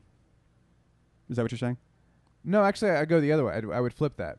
I would say that Whedon's character is more like drop the funny thing to say, but most of the time they're talking, Fairly straightforward. fairly straightforwardly. Whereas Sorkin and Smith, more of they've got more witty things to say all the time, or they have that one particular voice aspect of that voice all the time. Might be a better way to say it. Yeah, everybody's kind of got a snappy way of talking, and I definitely noticed that in West Wing. I'm like, okay, so yeah, the president and Josh and Donna all kind of talk the same way. Yeah. This, by the way, speaking of Kevin's writing abilities, I think this is actually the best scene in the movie for subtext. That's true. It's also a really well performed scene, but this is a scene where people aren't really being cutesy about themselves. They're just talking, but there's a layer underneath what they're saying that goes beyond that, and they like each other. They're both on these different journeys. We know, bomb under the table style, what's about to happen between them as soon as they figure out who each other is. But in the moment, they're just two different people talking Who about two each different other things. I didn't do it by purpose. Purposefully. Anyway, Yeah, and it's that guy has won an Academy Award for writing and for directing. yeah. And But not for acting. But I actually really like Aw. I really like his acting in this scene. I think he's a good actor. He's not a Yeah. great actor, In this, but I think in he's a this good actor. particular scene, he comes across like they're just having an actual conversation. Yeah. Which is a really important skill for an actor. Yeah. Well, it That's your doesn't bread and always butter right come there. off like that in Kevin Smith movies. I think he- you I know, they, know, a you lot of find that times. skill you're helpful totally often. right. You're totally right. It's just the way it was phrased. Like when he's talking to another person, I believe he's talking. That's more than you can He's say for very most good. of the prequels. But that's the thing is Kevin It's true. Smith's whole style of writing is that they don't really sound like conversations you would casually have with friends. Right. Sure. There's. Can I you will ever say say that Anakin and Padme really were talking to each other? Yeah. Really? I was struck by when he's They were just babbling incoherently near each other. when he gets his wing shot off later. And he touches the stumps. and he touches the stumps and he's like laughing and crying and it's like a really nuanced moment. Yeah, he's got a little breakdown. Yeah, there's a really complicated thing that he's doing in that moment that it's like that has no place in a Kevin Smith movie, and yet here it is. Get And out of Ben your Aff- performance. and Nor Ben in Affleck Ben is pulling it Affleck's off. acting ability. and yet he pulls it off phenomenally. I was revisiting it and seeing that scene. I was like that. It feels weird to see something that like really complex in the going on chat, this movie. Praxis says Affleck is a good actor if he has the right material, but Smith speak is typically not the right material for Affleck. Which I agree. Yeah. If you go back and watch Mallrats, it's really clumsy. Mallrats is just clumsy all around. We- That is kind of where you got to start. Exactly. We should also just be aware that and everyone remind was ourselves starting at that point. They were all Yeah. amateurs at that that point. Well, yeah, Mallrats and Dogma are 15 and 20 years old, and Ben Affleck has grown as an Yeah. individual since then, and you as know we all do over time. yeah and Eh. Mallrats Most of us. Mallrats is probably one of those early films. It's probably one of his weakest because like that was the one where they were like, all right, we'll give the Clerks guy a movie. We're not going to give him any control, Yeah. but we're going to give him a movie. And so there was a lot of pressure on everybody's that necks poopy trim with that gag one, should have been too. cut. Yeah. What gag? I missed it. When he wakes up, he says "poopy trim," which is a reference to I believe Mallrats. also Mallrats, yeah. I think Oh. Ethan Suplee says that at one point, and Chris Rock was trying to crack up Kevin behind the camera when he woke up and was "poopy trim," and Smith found that charming and kept it. It's fine. It Yeah. goes by so fast that honestly, unless you're like reading the trivia and being like, oh, what is he it's saying? just more that like it's a forced thing to have happen. Like, yeah. I don't think I've ever woken up or been privy to someone in real life ever waking up and saying something. No. Well, I've It's a I movie myself have cliche. woken up and been like, but I've never been like poopy trim or say a thing. Huh? Well, would you remember if you had? Well, like the comedy wake up say something thing never struck me as real anyway. Yeah, I agree with that. yeah. But that's not unique to Not this the movie. lard. That's not unique to this movie at all. Yeah, I know. Yeah. It's like this yeah, whole well, this whole oh brother, we're reaction- out though. He's like, my hair. This whole reaction scene is really great. Yeah. Just that look in his eyes. Yeah. Yeah, Rufus. This is such a great scene. This whole scene, they're actually both bringing it. Yeah. There was a shit monster a second ago. Yeah. He knocked it out with air freshener Yep. because it knocks out hard smells. I feel like I'm harping on that point. I'll drop it now. Good idea. Shit monster. I- Also, that would be a great thing to call someone when you're in a fight with them. Fuck off, you shit monster. I remember this is one of the first movies that I was really like watched all the behind the scenes and really like started learning about how movies were actually made. To Smith's credit, he always has a bunch of good feature stuff. Yeah. And commentaries. And just the idea, for whatever reason, the idea that this was not actually shot on a train, but on a soundstage, just stuck out in my mind for some reason. Like, it wasn't quite like my mind was blown, but it was definitely on the spectrum of mind blowing. Mm-hmm. It's well done. It's really well done stuff. Yeah. The way they've got the lights moving around in the background and stuff. Just occasionally sweeps by to give a sense of motion. Of course, now they would have just done it on green screen. and made it Filmmaking. way more complicated than it needed to be. In the city of dreams. Yeah, this is the Yeah, scene it where wouldn't, and it would have been done in a warehouse in Louisiana instead of L.A. this but- is the scene where you're like, okay, Ben Affleck is a good actor and Chris Rock is not. Yeah. You guys remember, what was it? Was it Head of State that Chris Rock was in? It was like the political comedy. I don't know. Yes. I don't remember. Yeah, it was a thing. For a second, I was like, "That's Enemy of the State." That was Will Smith. It wasn't funny, and you're terrible. But Strike 1, strike 2, strike 3, Yeah. strike 4, strike 5. but no, I think there was one called Head of State that was him as well. Yes. I feel like had Richard Pryor been alive when this movie was made, Oh, Chris Rock he would would have have been been- Richard Pryor. Yeah, Richard Pryor would have been amazing in this role. Did you guys see that video that came out like maybe a few months ago now, and people in the future? It came out in the past. That like it was Richard Pryor at age 18 singing like a blues song. He's got no mustache. He's a baby. He's really young, and he's like crooning this really awesome sort of Sinatra bluesy number. And he's awesome. He's like a great singer. See, Google like Richard Pryor singing, and you'll find it. Who knew? And then he went off to become, The Black George Carlin. one of the most influential comedians of all time. Yeah, whatever. No ticket. George Carlin was the white Richard Pryor. Fair enough. Yeah. I have to imagine that in this exact same situation, even with tensions riding as high as they are, I would say the exact same line. I would be like, Oh God, yeah. you can't, no that's an ticket opportunity you cannot pass up. The no Uh, ticket. So in college, we were working the Daytona 500, and of course the Daytona 500 is That was a stellar weekend, wasn't it? oh boy, that's going Humanity's best and brightest right there. going back to our Groundhog Day discussion. That would be my Groundhog Day. Is waking up in Daytona Beach every morning. But we had worked it, and then we were like, because the thing is so fucking big, you have to get on the tram and like drive around the thing to the right parking lot. And so it was a bunch of us from the drama club, and some guy so there was a bunch of us, but there was a bunch of people we didn't know. And some random guy realized he forgot something as the tram is driving down, and he just hops off in the middle of this thing is 30 miles an hour down the side of this building. It's like, oh shit, I forgot that, and he just hops off and rolls. He's like, Ron, out.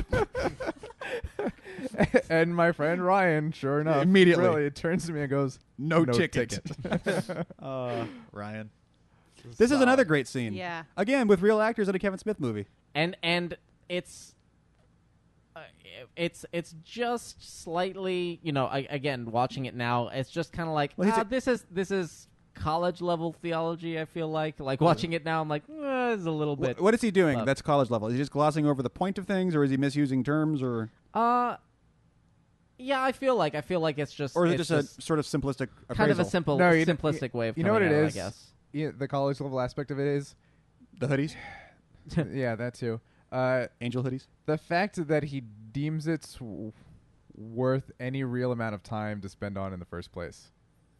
This is a rant that he should have precluded in his thinking. This is kind of the rant that you have when you're a sophomore in college, and let's be honest, you're basically like you just read Metamorphosis. you're realizing that the world has no point to it, Yeah. and you're coming to grips with that existentialist position. That's what this moment is. Well, that's how I would describe. Wow, you just got me to. It's true. It's true. It's the college thing because your buddy who had Right. his first philosophy class or something. You're at a party and he got drunk and now he's just going. Yeah, right. All of these things that have been in his head. Well, the That thing, was like- worst thing about being friends with philosophy majors. Yeah. I was asking earlier, what's Kevin Smith's voice? That's what I would say. Is Kevin Smith's movies when they don't age well or when scenes don't age well, it's because Smith at the time was really impressed with a revelation that most people have at age 18 to 20 or however old he was when he made them. But those are strictly like, oh my God, humans are people too. Yeah, we know. Yeah. But he'll like hang a scene on something like that. Right. Which when you're discovering the movie at about the same That age, hits you as a holy shit. it's he's right. amazing. But Well, and then you go back what, and watch it. That's and what you go, Chasing Amy is. Chasing Amy is a guy going, girls are people too. Which, from a more mature, once you've gone through that stage, is like, well, yeah, It's that's kind of cringy. fucking obvious. Yeah. But I know I imagine most, at least heterosexual adolescents go through that stage of like, yes, this weird, mysterious creature that I'm all of a sudden very compelled to be around. They're actually human beings too. All right, well, that's enlightening. Except for the Jewish ones. So how'd you guys That was a joke. Oh, Wow, the silence descended, and now it's weird. On Dogma, no less. Have you Sorry. guys seen the reports about how the things that the angels are wearing, they're all wearing the exact same thing in different colors? Yeah, I noticed And that that too. the hoodies are supposed to represent their halos. That's why all of the angels have hoodies. Fallen halos, no less. Mm-hmm. well, that doesn't quite work because Metatron has the same outfit. Yeah, But- but he's but he's an angel. yeah, he he's is an angel, but he's not fallen. That's what He I is Well, a seraph. yeah. well, but he's a he's descendant. He's still still an angel, coming Yeah, down. but Sure. they're I all know, he's the highest they're all choir of wearing the angels. exact same thing. Yeah, only. yeah, Like yeah. even Metatron is wearing the exact same thing. He's wearing a little hoodie and Yeah. jacket. And stuff, I know Metatron is the right term, but I can't That hear is that actually in there. and not think Megatron. Just every time Yeah, it it's gets true. said, It's true. Metatron. It's funny because I keep thinking of Metreon, which is the really fancy movie theater in San Or Francisco. metronome. Or Metronome, Meganome. Oh. or Mastodon. Pterodactyl. You know the whole sequence. Come on.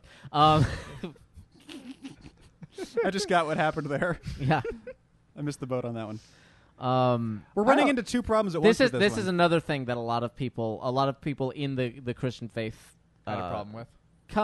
Eventually, Well, this is the Da Vinci Code eventually thing. have the same thing that he's like there's an 18-year gap, so they Yeah. fill in any number of things with whatever they Yeah. feel like might be there. Jesus went off and invented chairs. Yeah. Which I actually think, from a storytelling standpoint, this is a really compelling way, Right. really compelling interpretation. For the Yeah. people not Yeah. watching the And movie, I believe it's the scene by the lake. Yeah. Okay. So I'm what we're fairly talking about certain- is where Chris Rock is explaining.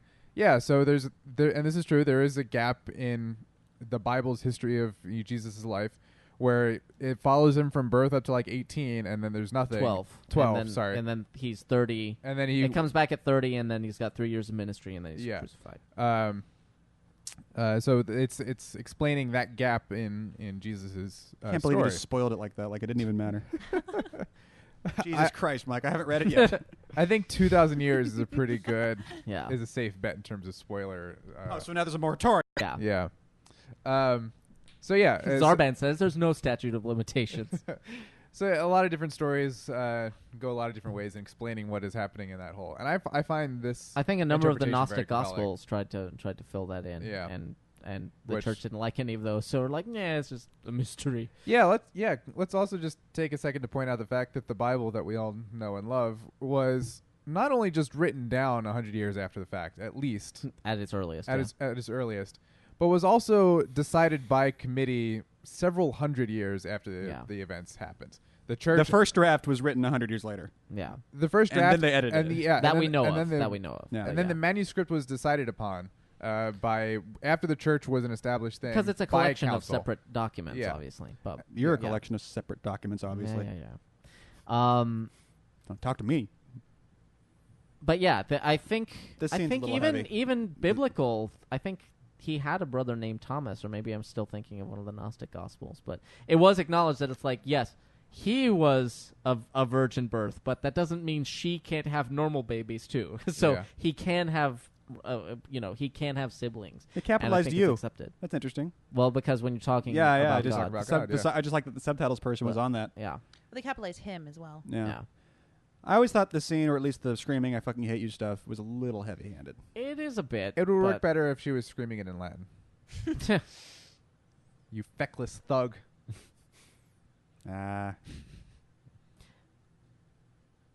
We're running into two problems right now. Yeah. What's that? One, it's largely a good movie, so there's less to say about good movies. Sure. True. And two, it's an incredibly talky movie. Right. Yeah.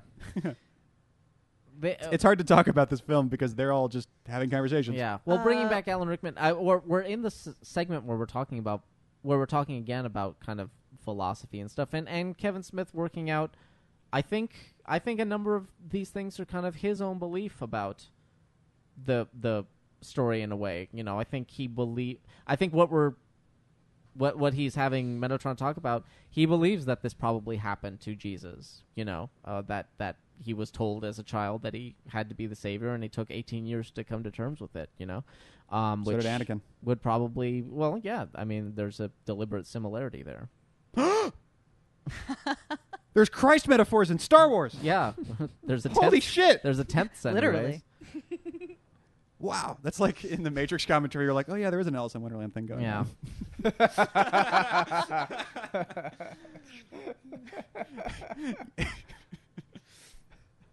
Sorry. That's fine. No, in your defense, in that moment, that was a.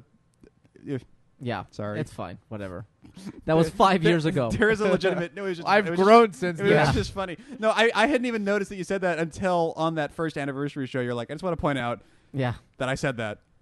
That was just a brain fart happening. That's. I just want you to know that I know that I said that.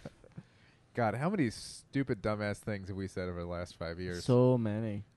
Probably more At than least I 5. have, yeah. More than 5, less than God. 6, somewhere in there. Maybe 7 all-time stupid things. Yeah. That's one of the reasons if I listen to too many of the old ones that just go on the forums like, okay, I'm sorry I said this. That is the dumbest thing that I've ever said. Yeah. Clearly wrong.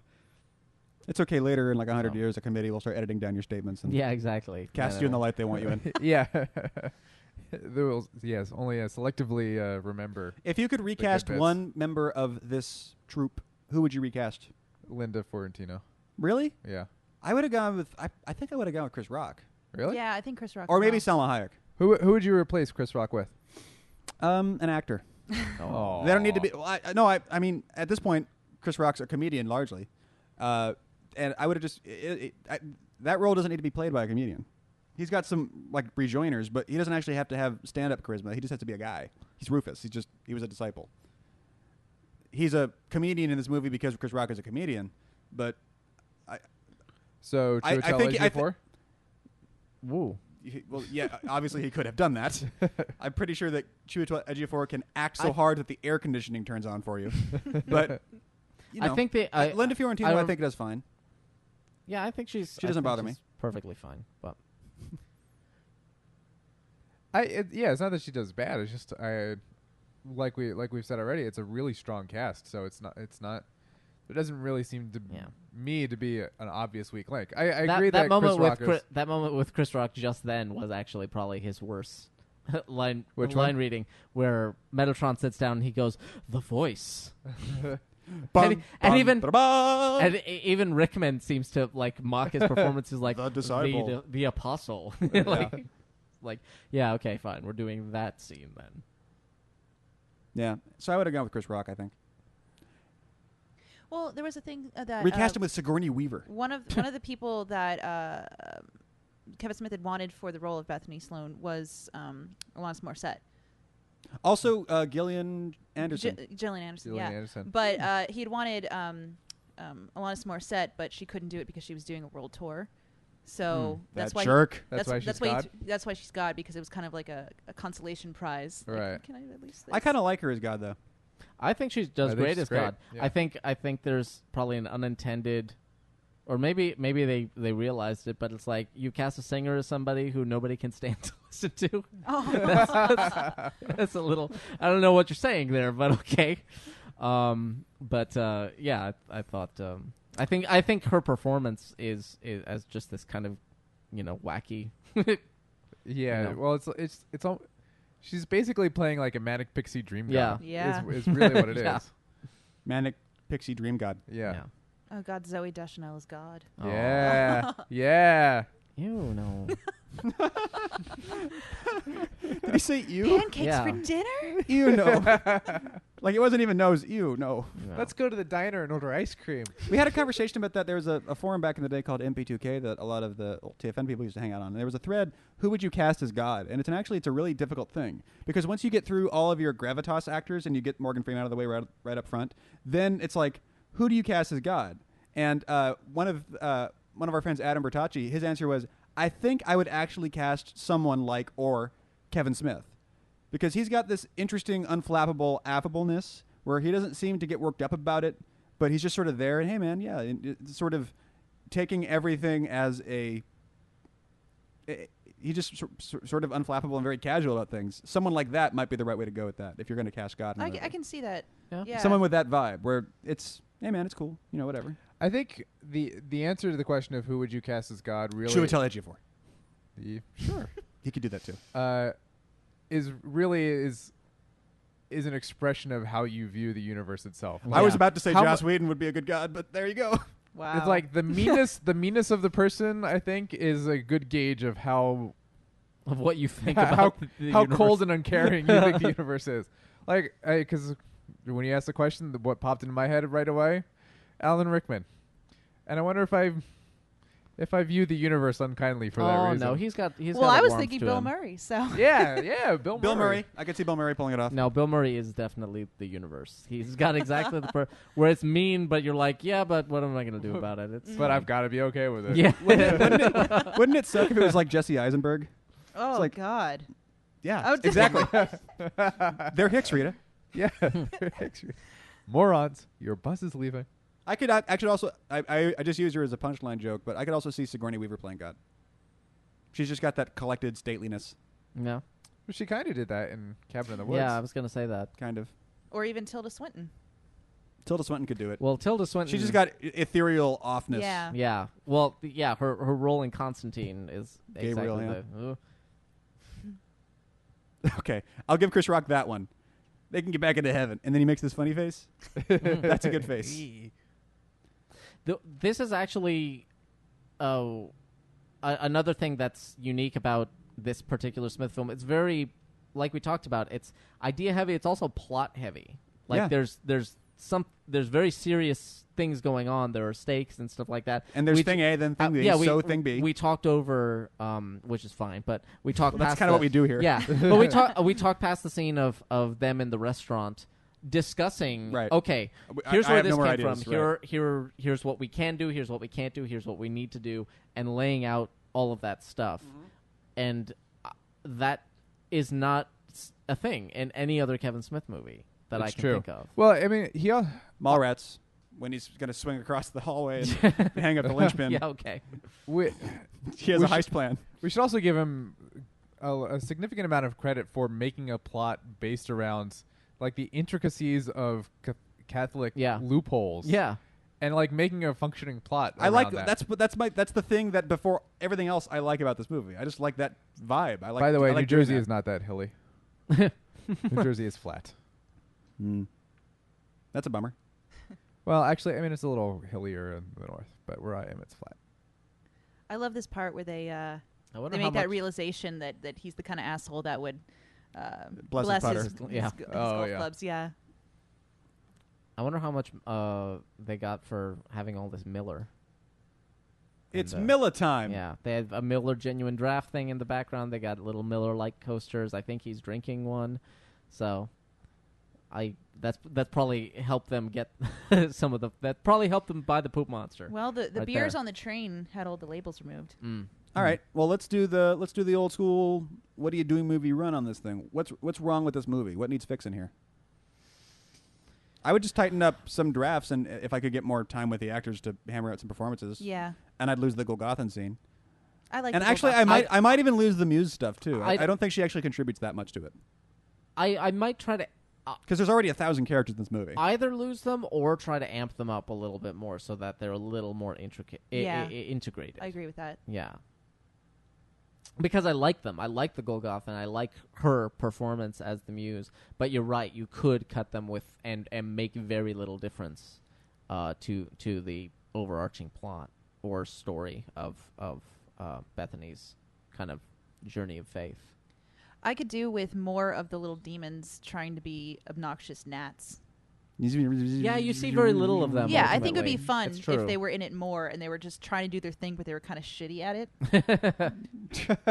They were bumbling fuck up demons. Yeah. Well, I that's like sort of what that. he's implying, but we don't see Yeah, much but of that. you only see little blips of it. You don't see them enough. There definitely is a Starscream quality to them. It's like, okay, I need you to go do this mission. Oh, you fucked up that mission. All right. Well, I need you to go do this other mission. All right. Well, They're like the little helpers in Night Before Christmas that go and kidnap Yeah. Santa Claus. Yeah. Okay. Yeah, but you see them fail, but you don't see them do like Lock, Shock, and Barrel, where they completely do the wrong thing. They don't just fail in Yeah, their they're not objective. bad at their job. They just, yeah. they don't care about what they you want them to do. They succeed in an objective, but it is the wrong one. Right. But as it is, yeah, they just occasionally show up when he's around. I'm actually. Yeah. Okay. I like Jason the Lee is a little Facey. yeah. facey. Yeah. I like the button on this scene though, where he cracks up at the joke. He's That's like, a "Oh, I great just one." got it. Even the demon's like, dude, Shut up. get up here, man. Yeah. Get with it. Get on It's top just of it. that Carlin kind of looks good in the robes. I mean, he looks like the part. Oh, he pulls it off. Anybody can look good in those robes. Come Yeah. on. Really? Well, it works for Lady Gaga. Yeah. Holy crap! I can't believe we're like running out of things on Dogma. And it's like less than 90-minute movie. No, it's a What's 2-hour movie. Well, I'm sure we No, could it's go on 128. forever discussing the That's 2 the hours and 8 religious minutes. nuances of it, but maybe we don't want to go that in depth. No, let's shit on religion do for it. a while. I'm fine with that. I wash my hands of this. Well, we're getting So to your deconversion. Yes. Did that occur after you were done with You got derezzed. derezzed? Yes. Did that occur after you were done with Catholic school? that was after high school. It was pretty much after college too. Really? Yeah. You went all the way through college. Yeah. Wow. So it was a completely separate thing to kind of To any of Catholic that. school. Yeah. Can I say I really admire the people who grew up with religion and then were able, like you, were able at some point to go, I don't think so. And people who were really deep into it, because I that's not my experience at all. I had no religious upbringing whatsoever, other than the fact that my mom was like, no, I want you to go to the private school, and the private school just happened to be Catholic. That's There was really no essentially how- conversion for you. Yeah. Yeah, it to me, and I don't mean this disrespectfully to religious people, but this is what it felt like to me at the time. As a kid, I was just like, I don't think Santa Claus is real. And then a little while later, I went, I don't think there's all that much difference between Santa Claus and God. And for me at the time, it was a very undramatic personal revelation. It was just like, that's just the way it seemed like. And it wasn't until I started telling other people this thought that I thought was, that I had no idea how controversial it was going to end up being. And it that I shouldn't be that controversial. Yeah. Because that's essentially that's essentially the simpler version of what my ultimate conclusion was too, just quite a long time later. Right, sure, yeah. Well, because you had a lot more Yeah. to work through. The stuff that I didn't come preloaded with. But I It's really bloatware. I really admire the people that, like you, that did that came with all of that stuff preloaded and were still able. Because I'm not sure I would have been able to with that. I'm not sure it ever would have occurred to me. I don't know. It depends on it depends very much on kind of circumstance and what you end up being exposed to, because I was exposed to a lot of you can be exposed to any number of arguments, and it's always the one, there's like the one that kind of flips the switch a little bit and you start heading down that path. that path. Yeah. And any number of people just maybe aren't exposed to it, or they're exposed to it older or younger, and and that kind of thing. But yeah, it's hard to say. What was yours? For me, it was The first little crack that appeared there. for me it was when I was trying to learn, and I've talked about this like on the forum and stuff, but I was trying to learn more about religion and about my religion, about Christianity, because the idea was I need to be able to. There are tough questions about it. There are complicated and confusing questions about it, and I wanted to be able to speak to those. I wanted to be able to kind of answer them if people had the conversation with me, if people asked me. And I came across the most difficult question is also the simplest question, which is what makes Christianity any more true than any other religion? Right. What makes it any more true than any of the mythologies that we dismiss as mythologies because nobody even believes them anymore, but they did at the time. Right. And I came across that question. It was a recounting of a conversation between C.S. Lewis and Tolkien, actually, because Lewis converted to Christianity, and Tolkien was kind of his guide through that, although Tolkien was a Catholic and Lewis became a Protestant, and there was some tension between them due to that. But so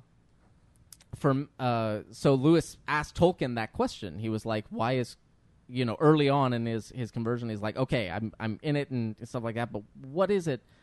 How is this more true than any of those? And Tolkien was like, it just is. And I guess that was okay for C.S. Lewis. He was like, oh, gotcha, of course. Fuck me for asking. Yeah, but I read that and I was like, even as a devout believer, I was like, that is the worst answer ever. That's terrible. That's not who? What?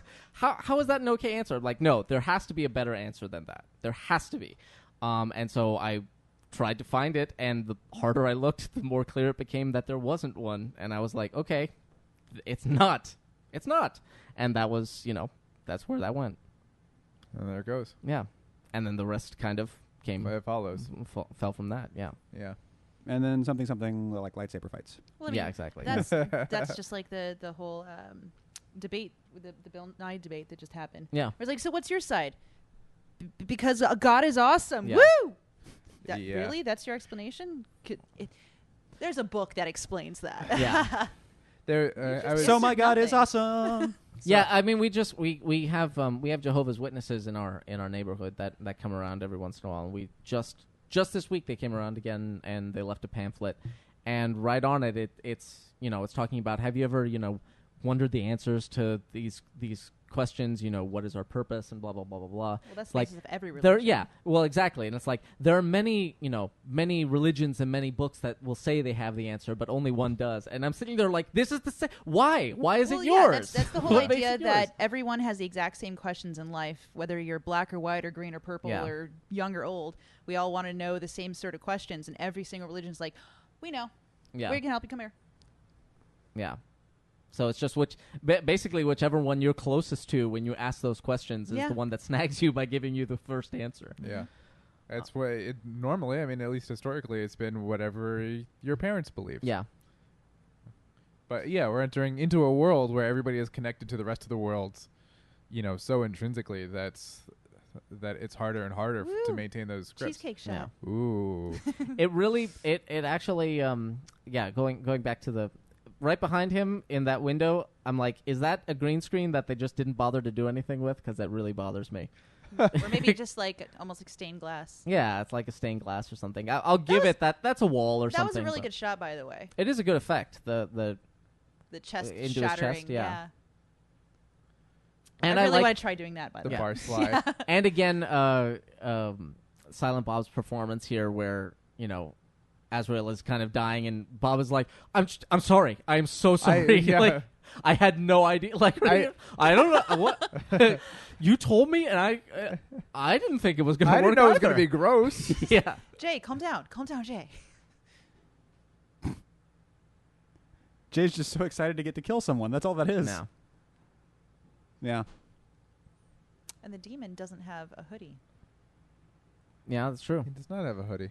But because he lost his halo. Yeah, he's technically he's a that muse, so I guess he was an angel, or he was whatever they decided that muses are in this particular Well, yeah, version because the other muse doesn't have a halo either.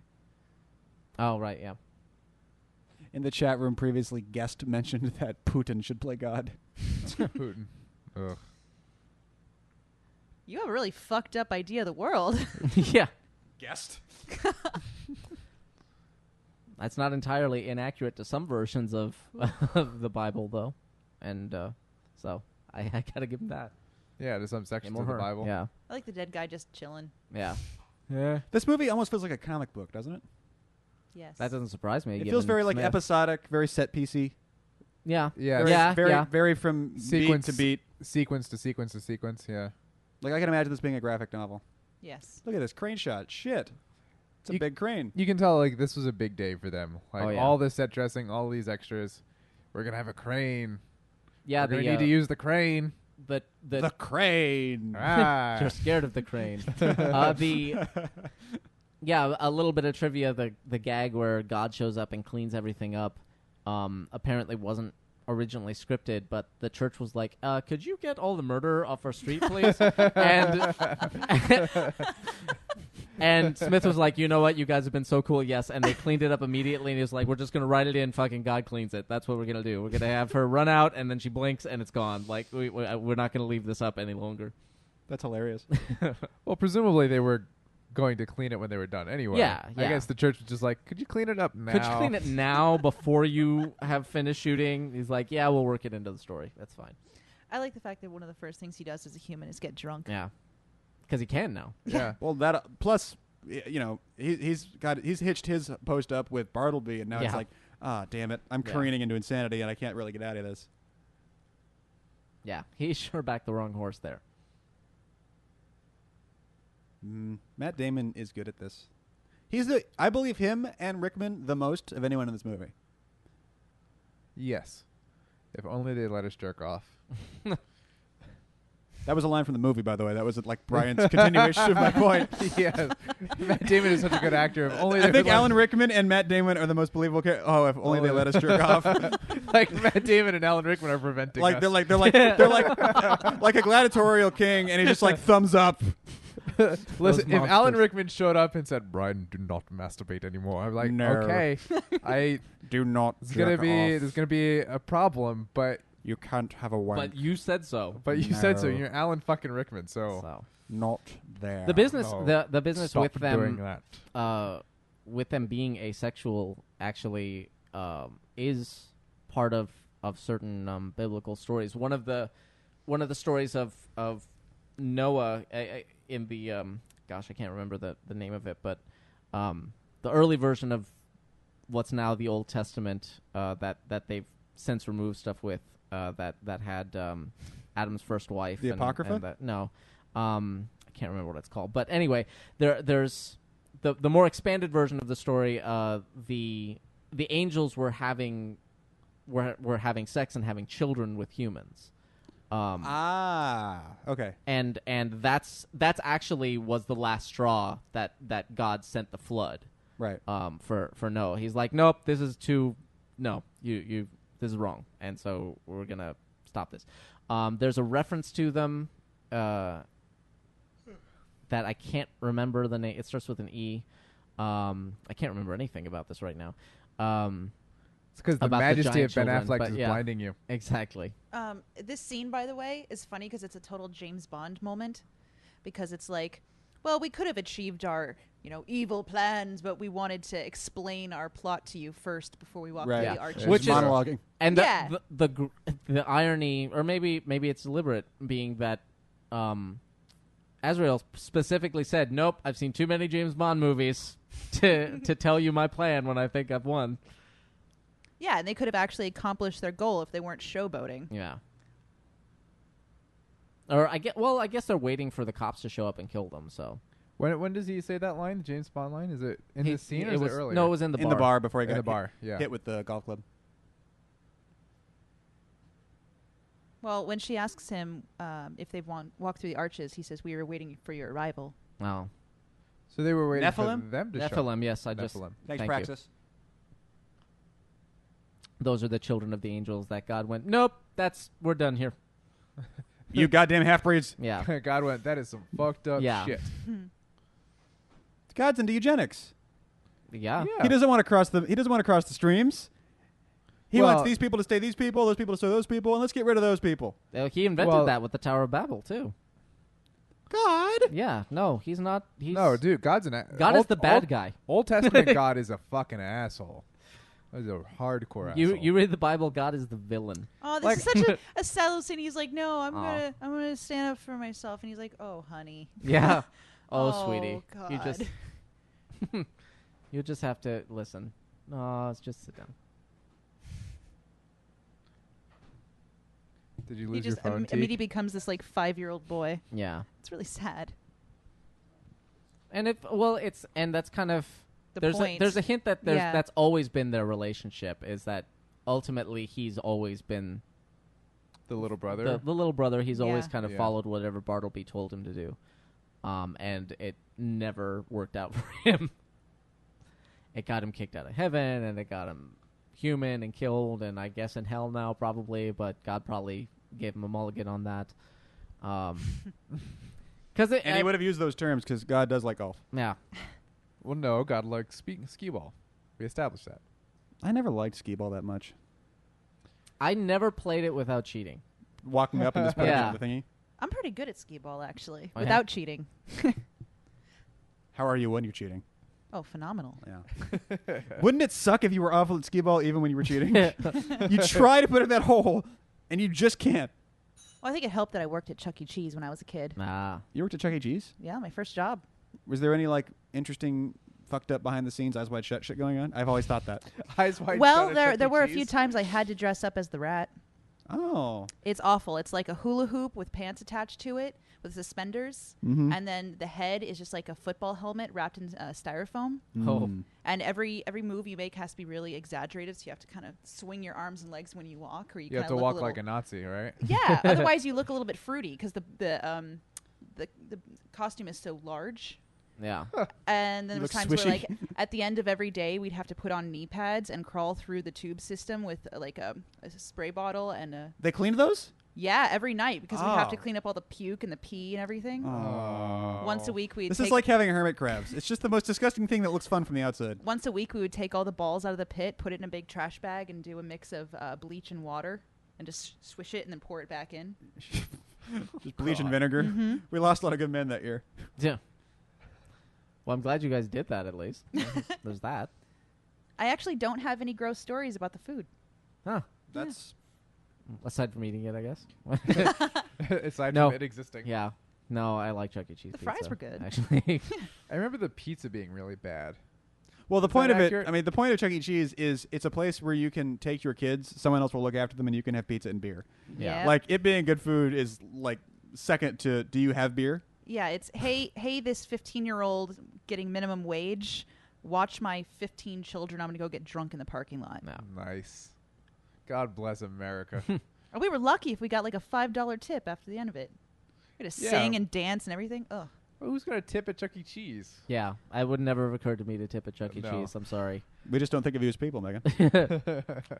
Now I It's will. okay. I was rolling big on my $5.15 an hour paycheck. So Oh boy. yeah. Now if I go to Chuck E. Cheese, I'll know to tip. But I probably just won't go to Chuck E. Cheese. Was that in Texas? Yeah. Yeah. It was in This Texas is- and it was a long, long time ago. This is some really gooey work on the destroyed wings. wings. Yeah. The blood and destruction is really. I think it's great. They feel substantial in Yeah. a way that you don't typically get with Yeah. No. prosthetics like that. I believe him. Yeah, I yeah, absolutely exactly. believe him. They're a little like you guys were saying with Metatrons. The little stumps are a bit mechanical the Yeah. way they move, but They Um, look like they'd hurt. Though. You look-wise. just imagine that there's Yeah, nerves in yeah. there and stuff. Oh, yeah. Oh god. yeah, Like you're touching like a compound fracture when you're doing that. yeah. Like Chicken ow, wing. Ow, ow. Mm. Yeah, so here's the bit where his reaction here is like he's bringing a level that you would not expect someone to bring to this movie. Ben you would not Affleck's- expect Ben Affleck in a Kevin Smith movie. Ben Affleck's Too bright. tiny little baby teeth are freaking me out. Actually, And I've then this always, part, I've not always, so much, but I've it's always, no, okay. I've always thought that he pulls off the dramatic rising camera laughing into the sun laugh Uh-huh. better than anyone else I've ever seen do it. That's true. He really does commit to it in a way where it's like, That move is such a dream, though. Like everyone at some point in their life has wanted to go like, ah. Yeah, there's not many even people in who- a movie. I just want to do it. Yeah, exactly. There's I just not wanna many scream people at the who can sky. actually pull off a maniacal laugh that's gaining acceleration. Yeah. In a way Mhm. that's convincing.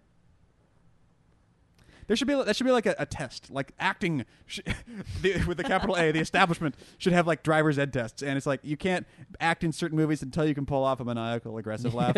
Like when it catches up steam.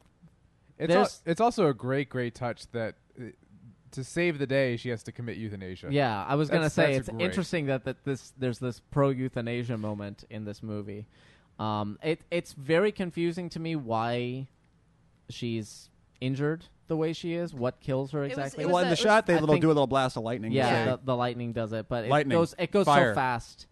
power of God type stuff. Yeah, if you it believe in goes that sort it of goes thing. so fast. I've always hey, missed it. everyone show respect right now. Yeah. God's on the screen. You ought to Yeah. know. It's ironic though. Third thing, I forgot more songs. Bitch. That's a Ironic. song. No, that's It's a a song. that's Oh, that's Meredith Mel- Brooks. That's right. Yep, I would have gotten there eventually. It's just Napster always said it was Alanis Morissette, so I've got that in my head. I didn't steal music. I've said too much. I can't go back to jail.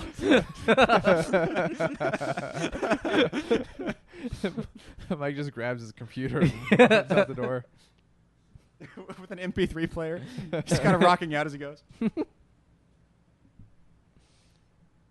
I wonder if it's actually a statement about euthanasia. I mean, it's an interesting when you frame it that way. That's interesting, but I don't think Smith was intending to make a point about euthanasia. That's just the next step. If God is confined to a dying body, but they're keeping him alive. No, I think No, I it's think intentional. he did. Yeah, Yeah, he because- had to have. Because What's he saying with it? Because it works back into the theme of don't get caught up in the bureaucracy of religion, Be- which euthanasia Yeah. and a stance against I mean, euthanasia is part of Catholicism. it opens up the movie opens up the second scene after they the flyboys beat the crap out of the guy is the priest talking about how the Catholic Church is preventing them from pulling the plug on him. yeah. And so they were actually standing in So the is way. this like Kevin Smith like getting a dig in? Like if this happened, then look what Catholicism would be It's doing. kind of it. I That's mean, such a weird straw man, though. But like he was saying, if it's God was in Bud Court and Bud Court was in a coma, but it's look what you would do. What he's saying is it's a theme of it's more concerned about it's more concerned about this belief structure. It's more I guess this is where the title comes in. It's more concerned about the dogma than about the people that have to live in it. Right. Yeah. Yeah. Vogons. Well, that's the whole thing about like the pro-choice Yeah. anti-abortion argument. Yeah. They don't actually care.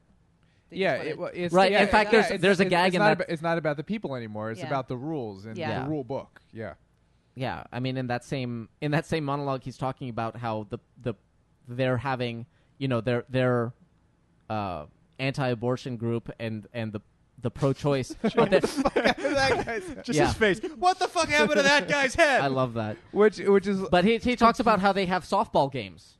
It's like it's not even a real thing. They're just fighting it because they're supposed to fight it. yeah.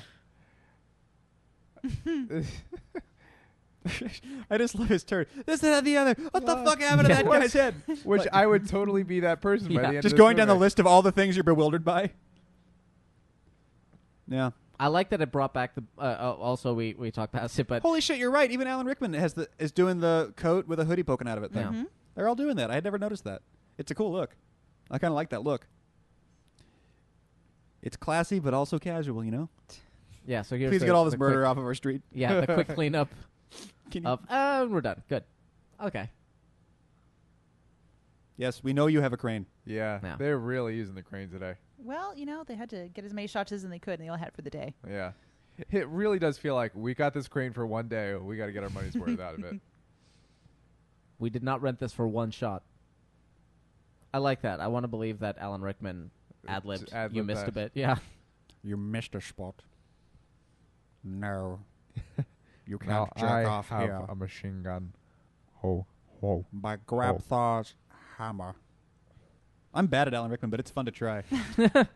I think Alan Rickman is a really hard one to do for some reason. You have to make this perfect like little reverb chamber in your nose for it to work. Aw, No. sad Kevin Smith.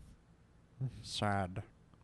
She's so heavy. He seems confused too. I'm like, I'm not even sure why this happened. No, Linda's supposed to be walking in this scene. She just refuses to. Plot wise, I don't quite. I'm the writer and director, and I don't understand this plot Yeah. development. Yeah, exactly. She just didn't want to. She tried to walk off the set. She wouldn't walk it. It's like those kids Yeah. in like the grocery store. They just don't. They just flop on the ground. Like a mule. They're not gonna come with you It's anymore. the toddler civil disobedience. Yeah. No. Go limp. All right, fine. You got shot by God. That's what we're doing in this scene then, and I'm going to carry you in. That's what's going to happen now. Well, as he just said, one of the drawbacks to being a martyr is that you have to die. Yeah. This was a little bit. I don't think they Alan needed. Rickman cracks me up. I feel like that reaction was like, I don't think we need to explain what's about to happen. She's God, and heal them because. I mean, you have Salma Hayek, the muse, being like, "How is this going to be okay?" It's like, but Deus ex machina. yeah, you've got God standing right there. Did you see what she did to the street? She could do that. She can Yes. fix this. Come on. She has the technology. She has the technology. I do get the bit of a feeling like Alan Rickman is kind of rolling his eyes at the Kevin Smith dialogue. Yeah. Wax on, wax off. Go. No, just do it. Say the words. I'm so bad at it. It's fun. But You're not that bad at it. You're pretty. I like that. the Don't encourage him. Alanis Morissette All right, God you're right. kind of. She's like, woo. Look, it's totally. I like that Manic she's Pixie wearing Dream Girl. boxers. Yeah. Yeah. But she's smelling I'm the gonna wear roses boxers and with a stuff. skirt and Mike, have why don't you do waffles that at with night. your sideburns? You should Eh? do that with your sideburns. That's cool. Make him pointy. Yeah, dude. That's It's too like much it's work. like Arliss Lovelace meets Vulcan on sideburns. I've done that occasionally, and then it just gets, bushy again. I'm like, nah, it's not worth it. Hey, that's unclean touch. Seriously, Bad that's touch. a bit, I that's need a an bit adult aggressive then. there. I made an Ooh, adult. giant hands. Yeah. What are you looking at, Linda? Hey. She's looking at God. God. She's looking at God. Oh, a likely excuse. Yeah, she's looking at her cue card God who can't do a because handstand. she's doing a Marlon Brando thing. She's like, I'm not memorizing this shit. You know what? Fine, just put it on a card and I'll look at it and look sad. I don't know that that's true, but We're based just on, casting aspersions because we're bored. yeah, exactly. Well, so 'Cause okay. there's not much else to say. Well, I So mean, the idea is that she has a virgin birth going on now. So does she have the second coming of Jesus inside of her? no, is that it's the it's implication? the last scion means part of the family, but it's not. No, the I know what the rebirth. science, but she just endowed her with a virgin Yeah. birth, right? So who's in No, there? An other than immaculate Jesus? conception. There's a difference. Sorry, Yeah. yeah, immaculate conception. But still, it's an immaculate conception, and who is in there? Someone else, someone right. who's gonna have to do what she's Bill. doing, but not Bill. but Bill. not. a new You're- Jesus. No, Brian, you're Bill right. Christ. Because they set up earlier that she lost her uterus, Yeah. and this is God just like being a nice God and being like, "I got you a uterus. Thanks for Yeah. your help." Yeah, But Yeah, when you exactly. do that, that's immaculate conception. Doesn't that mean something more in this? And I don't think it does. Yeah, Right. No.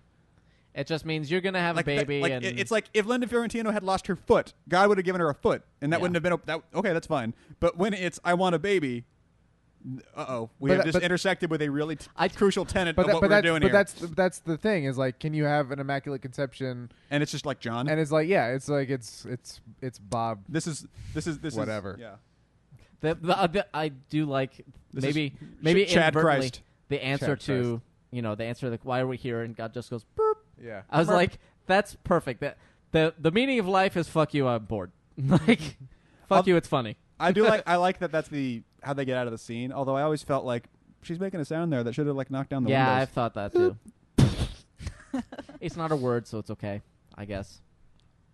Tell that to my Scrabble dictionary. Boop. 6 points. it's actually merp. Merp. Oh yeah, you're right. I'm sorry. I'm sorry, Lord. I'm so sorry, Lord. Yeah, merp, the word of the Lord. I have taken your merp in vain. Merp. Thanks be unto him. By the way, they've changed the mass. I don't know how many of you guys have been back, but You mean recently? yeah, How recently? I don't know. But I mean, I stopped going to mass obviously when I graduated Catholic high school, and then I went to like 3 in a row because I went to a Catholic funeral and then a couple days later a Catholic wedding, and so there's a whole call and response that I just pretty much do automatically because I don't even realize that my mouth is doing that. Yeah. There's just this automatic response. And I was giving the wrong responses. And I'm like, what the hell? And it turns out they have changed some of the call and response. I'm like, really? They had those for 2,000 years, and the 10 years that I'm not going to Mass, they change it on me? Well, no, they changed it in the 60s. I guess that's true, So- yeah. A It was year about ago. a year ago? Oh, Yeah. really? That recently? Wow. Wow, God changed his mind. Yeah. Or the churches, I can't remember... I can't remember what What is it? exactly they are. Was it but- kind of like the is it- Scientology thing where they're like, okay, so we know that this is what we said, but we just found this new page, you guys, and now we're going to do it this way. Nick What- Cage found it on the back of the like for Declaration of example, there's the call and response that I often almost fall into all the time with Star Wars forum was when people say the Lord be with you, And also with you. and you say and also with you, but they don't Yeah. say that. They don't say and also with you. They say and with your spirit. Ew. That's what they've changed. That's not what it we to. said. No. Or what? No, I'm saying that's the new I'm one. saying that's the new one. Oh, that's now the new they one. say and Oh. with your spirit. Oh. And I'm sitting there like, eh? Weird. That was the one part of Mass I thought was fun because I was quoting Star Wars. Yeah, exactly. And there's a couple of them that they've basically changed along that theme. Like instead of saying you or I, it says your spirit, my spirit. Like that's kind of the way that they've. Is that like gone them with it, adopting, but- like being cool with trans people? No, I don't think so. But They don't like pronouns anymore. Well, you isn't a gender specific. yeah, Not Okay. to you, maybe. Okay, this is a really random Privilege. question thing. I miss But when they this did is a, this. this is a when they had- question that occurred to me the other day because I've been trying to like get better at Spanish. What? So we have this whole like big debate about pronouns with transgender and people getting used to that being part of culture now. But how does that work with transgender people in languages with gendered pronouns? Zay, you make up one. Well, I think. But like, is a Spanish person somewhere? Well, you don't making have up- like transgendered apples or anything. It's just No, about no, people. no, Yeah, but- there's gender Fucking neutral. Manzana. I hate. So we're not talking about apples, but like la mujer or el Yeah. hombre. Still not cool with Well, it. you just identify them as Well, the whatever thing is that, whatever like, gender. specific- If they're transgendered man, you would just say el hombre. El hombre. Yeah, Yeah. and specifically with the Spanish language, most of the time you just sort of, if there's any sort of doubt, you just go with the male version Yeah. of it. But there Patriarchy. there are Well, certain gender totally. neutral. Well, actually, yes, Yeah, precisely. Absolutely, it's the patriarchy Yeah. right there. Yeah, that's not a joke. That's why that language is constructed that way. Yeah. But and I mean, and I'm so sure is English. there are some sort of word for that. Yeah. I just don't know what it is.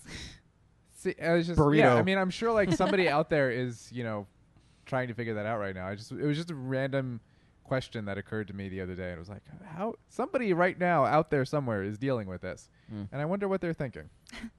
Well, you just go with the them, they. Yeah, but But with even that Spanish, has it doesn't work that way. Yeah, in that's Spanish true. and French. That's true. Yeah. Dogma's a good movie. Yeah, Sorry. It's fun to watch. Sorry, everybody. No, it's okay. This. It's not Well, like we Hey ran. guys, the movie ended. We ran into the kind of problem, which is the reason that we don't often do comedies. Which And is it's probably the reason it hadn't occurred to me why we've kept avoiding Kevin Smith, but that's probably why. It is. Skywalker This is the one we had the most to say sound. about. Yeah, it's what do you say other than pointing out, other than narrating, other Right. than saying this is the joke they're doing, this is the conversation they're having. It's difficult to do with Howard Shore score. I didn't know movies that. that are powering through pretty well. Oh, conducted by Conducted. Howard Shore. I think I think he wrote it as well. I think it said that, but they're not always the same thing. Yeah, so they are orchestrated credited by separately. Howard Shore. Yeah, Mm, no, he Weird. wrote it. It said earlier. Okay, that he cool. wrote it. right on. But Because different people orchestrate all the time. yeah, Anyway. Mixed by Howard Shore. So, he was in there, man. that, Brian. Yes, that. Everything we said at the beginning.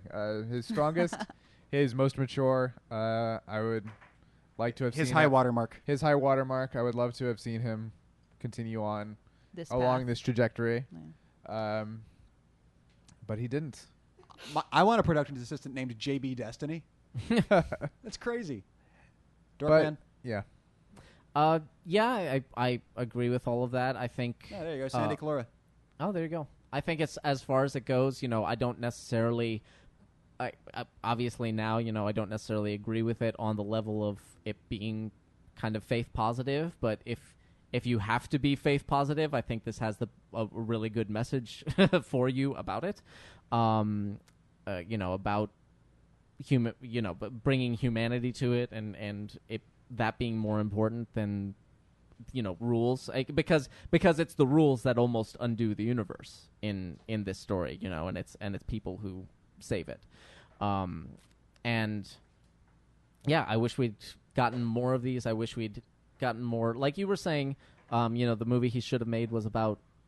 It should have been the story of him and Jay, obviously fictionalized, but Kicking the habit.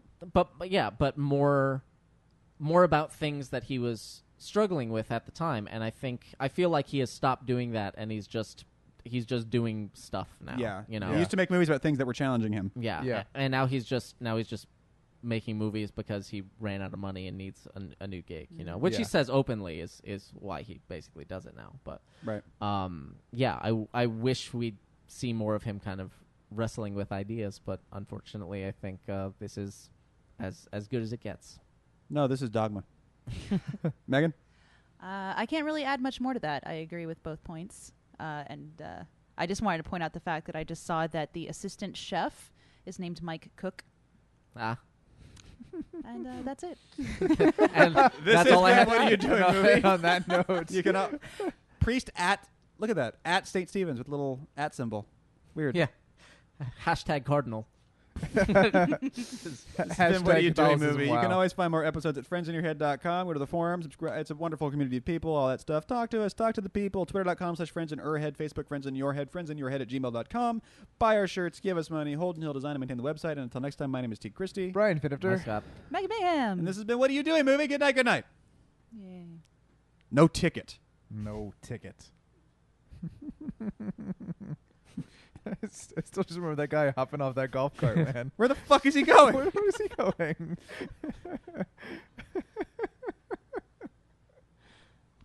I think the thing about changed mass was they were trying to be more accurate to the original Latin while not going back to more Latin in attempts to make it both more accurate and make the masses more accessible. See, this is why I'm not a Catholic, because they change their stories like every 500 years. It's a new story. I can't keep up with it. It was a big thing on NPR. Oh, okay. This is the only reason I know this. Also, my Hi, grandma chat room was people. happy because when you change Thanks for sticking around, you guys. 8-year-olds with like not great This mouth concludes our protection, broadcast like, day. Yeah. What's happening? Oh, the director would like to thank God, Scott. He's doing a thing. That's cute. I'd never seen this part of the credit roll before. Tom Elliott and Shorefire Studios, because I forgot to thank them in the Amy credits. Wow, he has citations. And everyone at the Howard Stern show? What? And Sister Teresa from the 8th grade. Weird. Cool. Well, that was fun. That was fun, yeah. I don't know why I thought that sounded Swedish just now. started at Borat and kind of developed from there. Oh, boy. He made that joke for a while. He's like, Jay and Silent Bob will return in Clerks 2. He said that like 4 times before he finally actually made Clerks 2. Alrighty. Okay, folks. That's it. That's all she wrote. Thanks for hanging out. Yay, True I Detective. Gonna do our thing. Because they're waiting for me. For- Is that aired already? What's happening there? Apparently it aired on Nat Geo already, but I think that's wrong. I think they recorded Sagan's Cosmos. Aw, I don't need to make the apple pie. Stupid. But we'll see. Maybe they aired it early on Nat Geo, and if not, then I'll be home in Bye, time guys. for normal.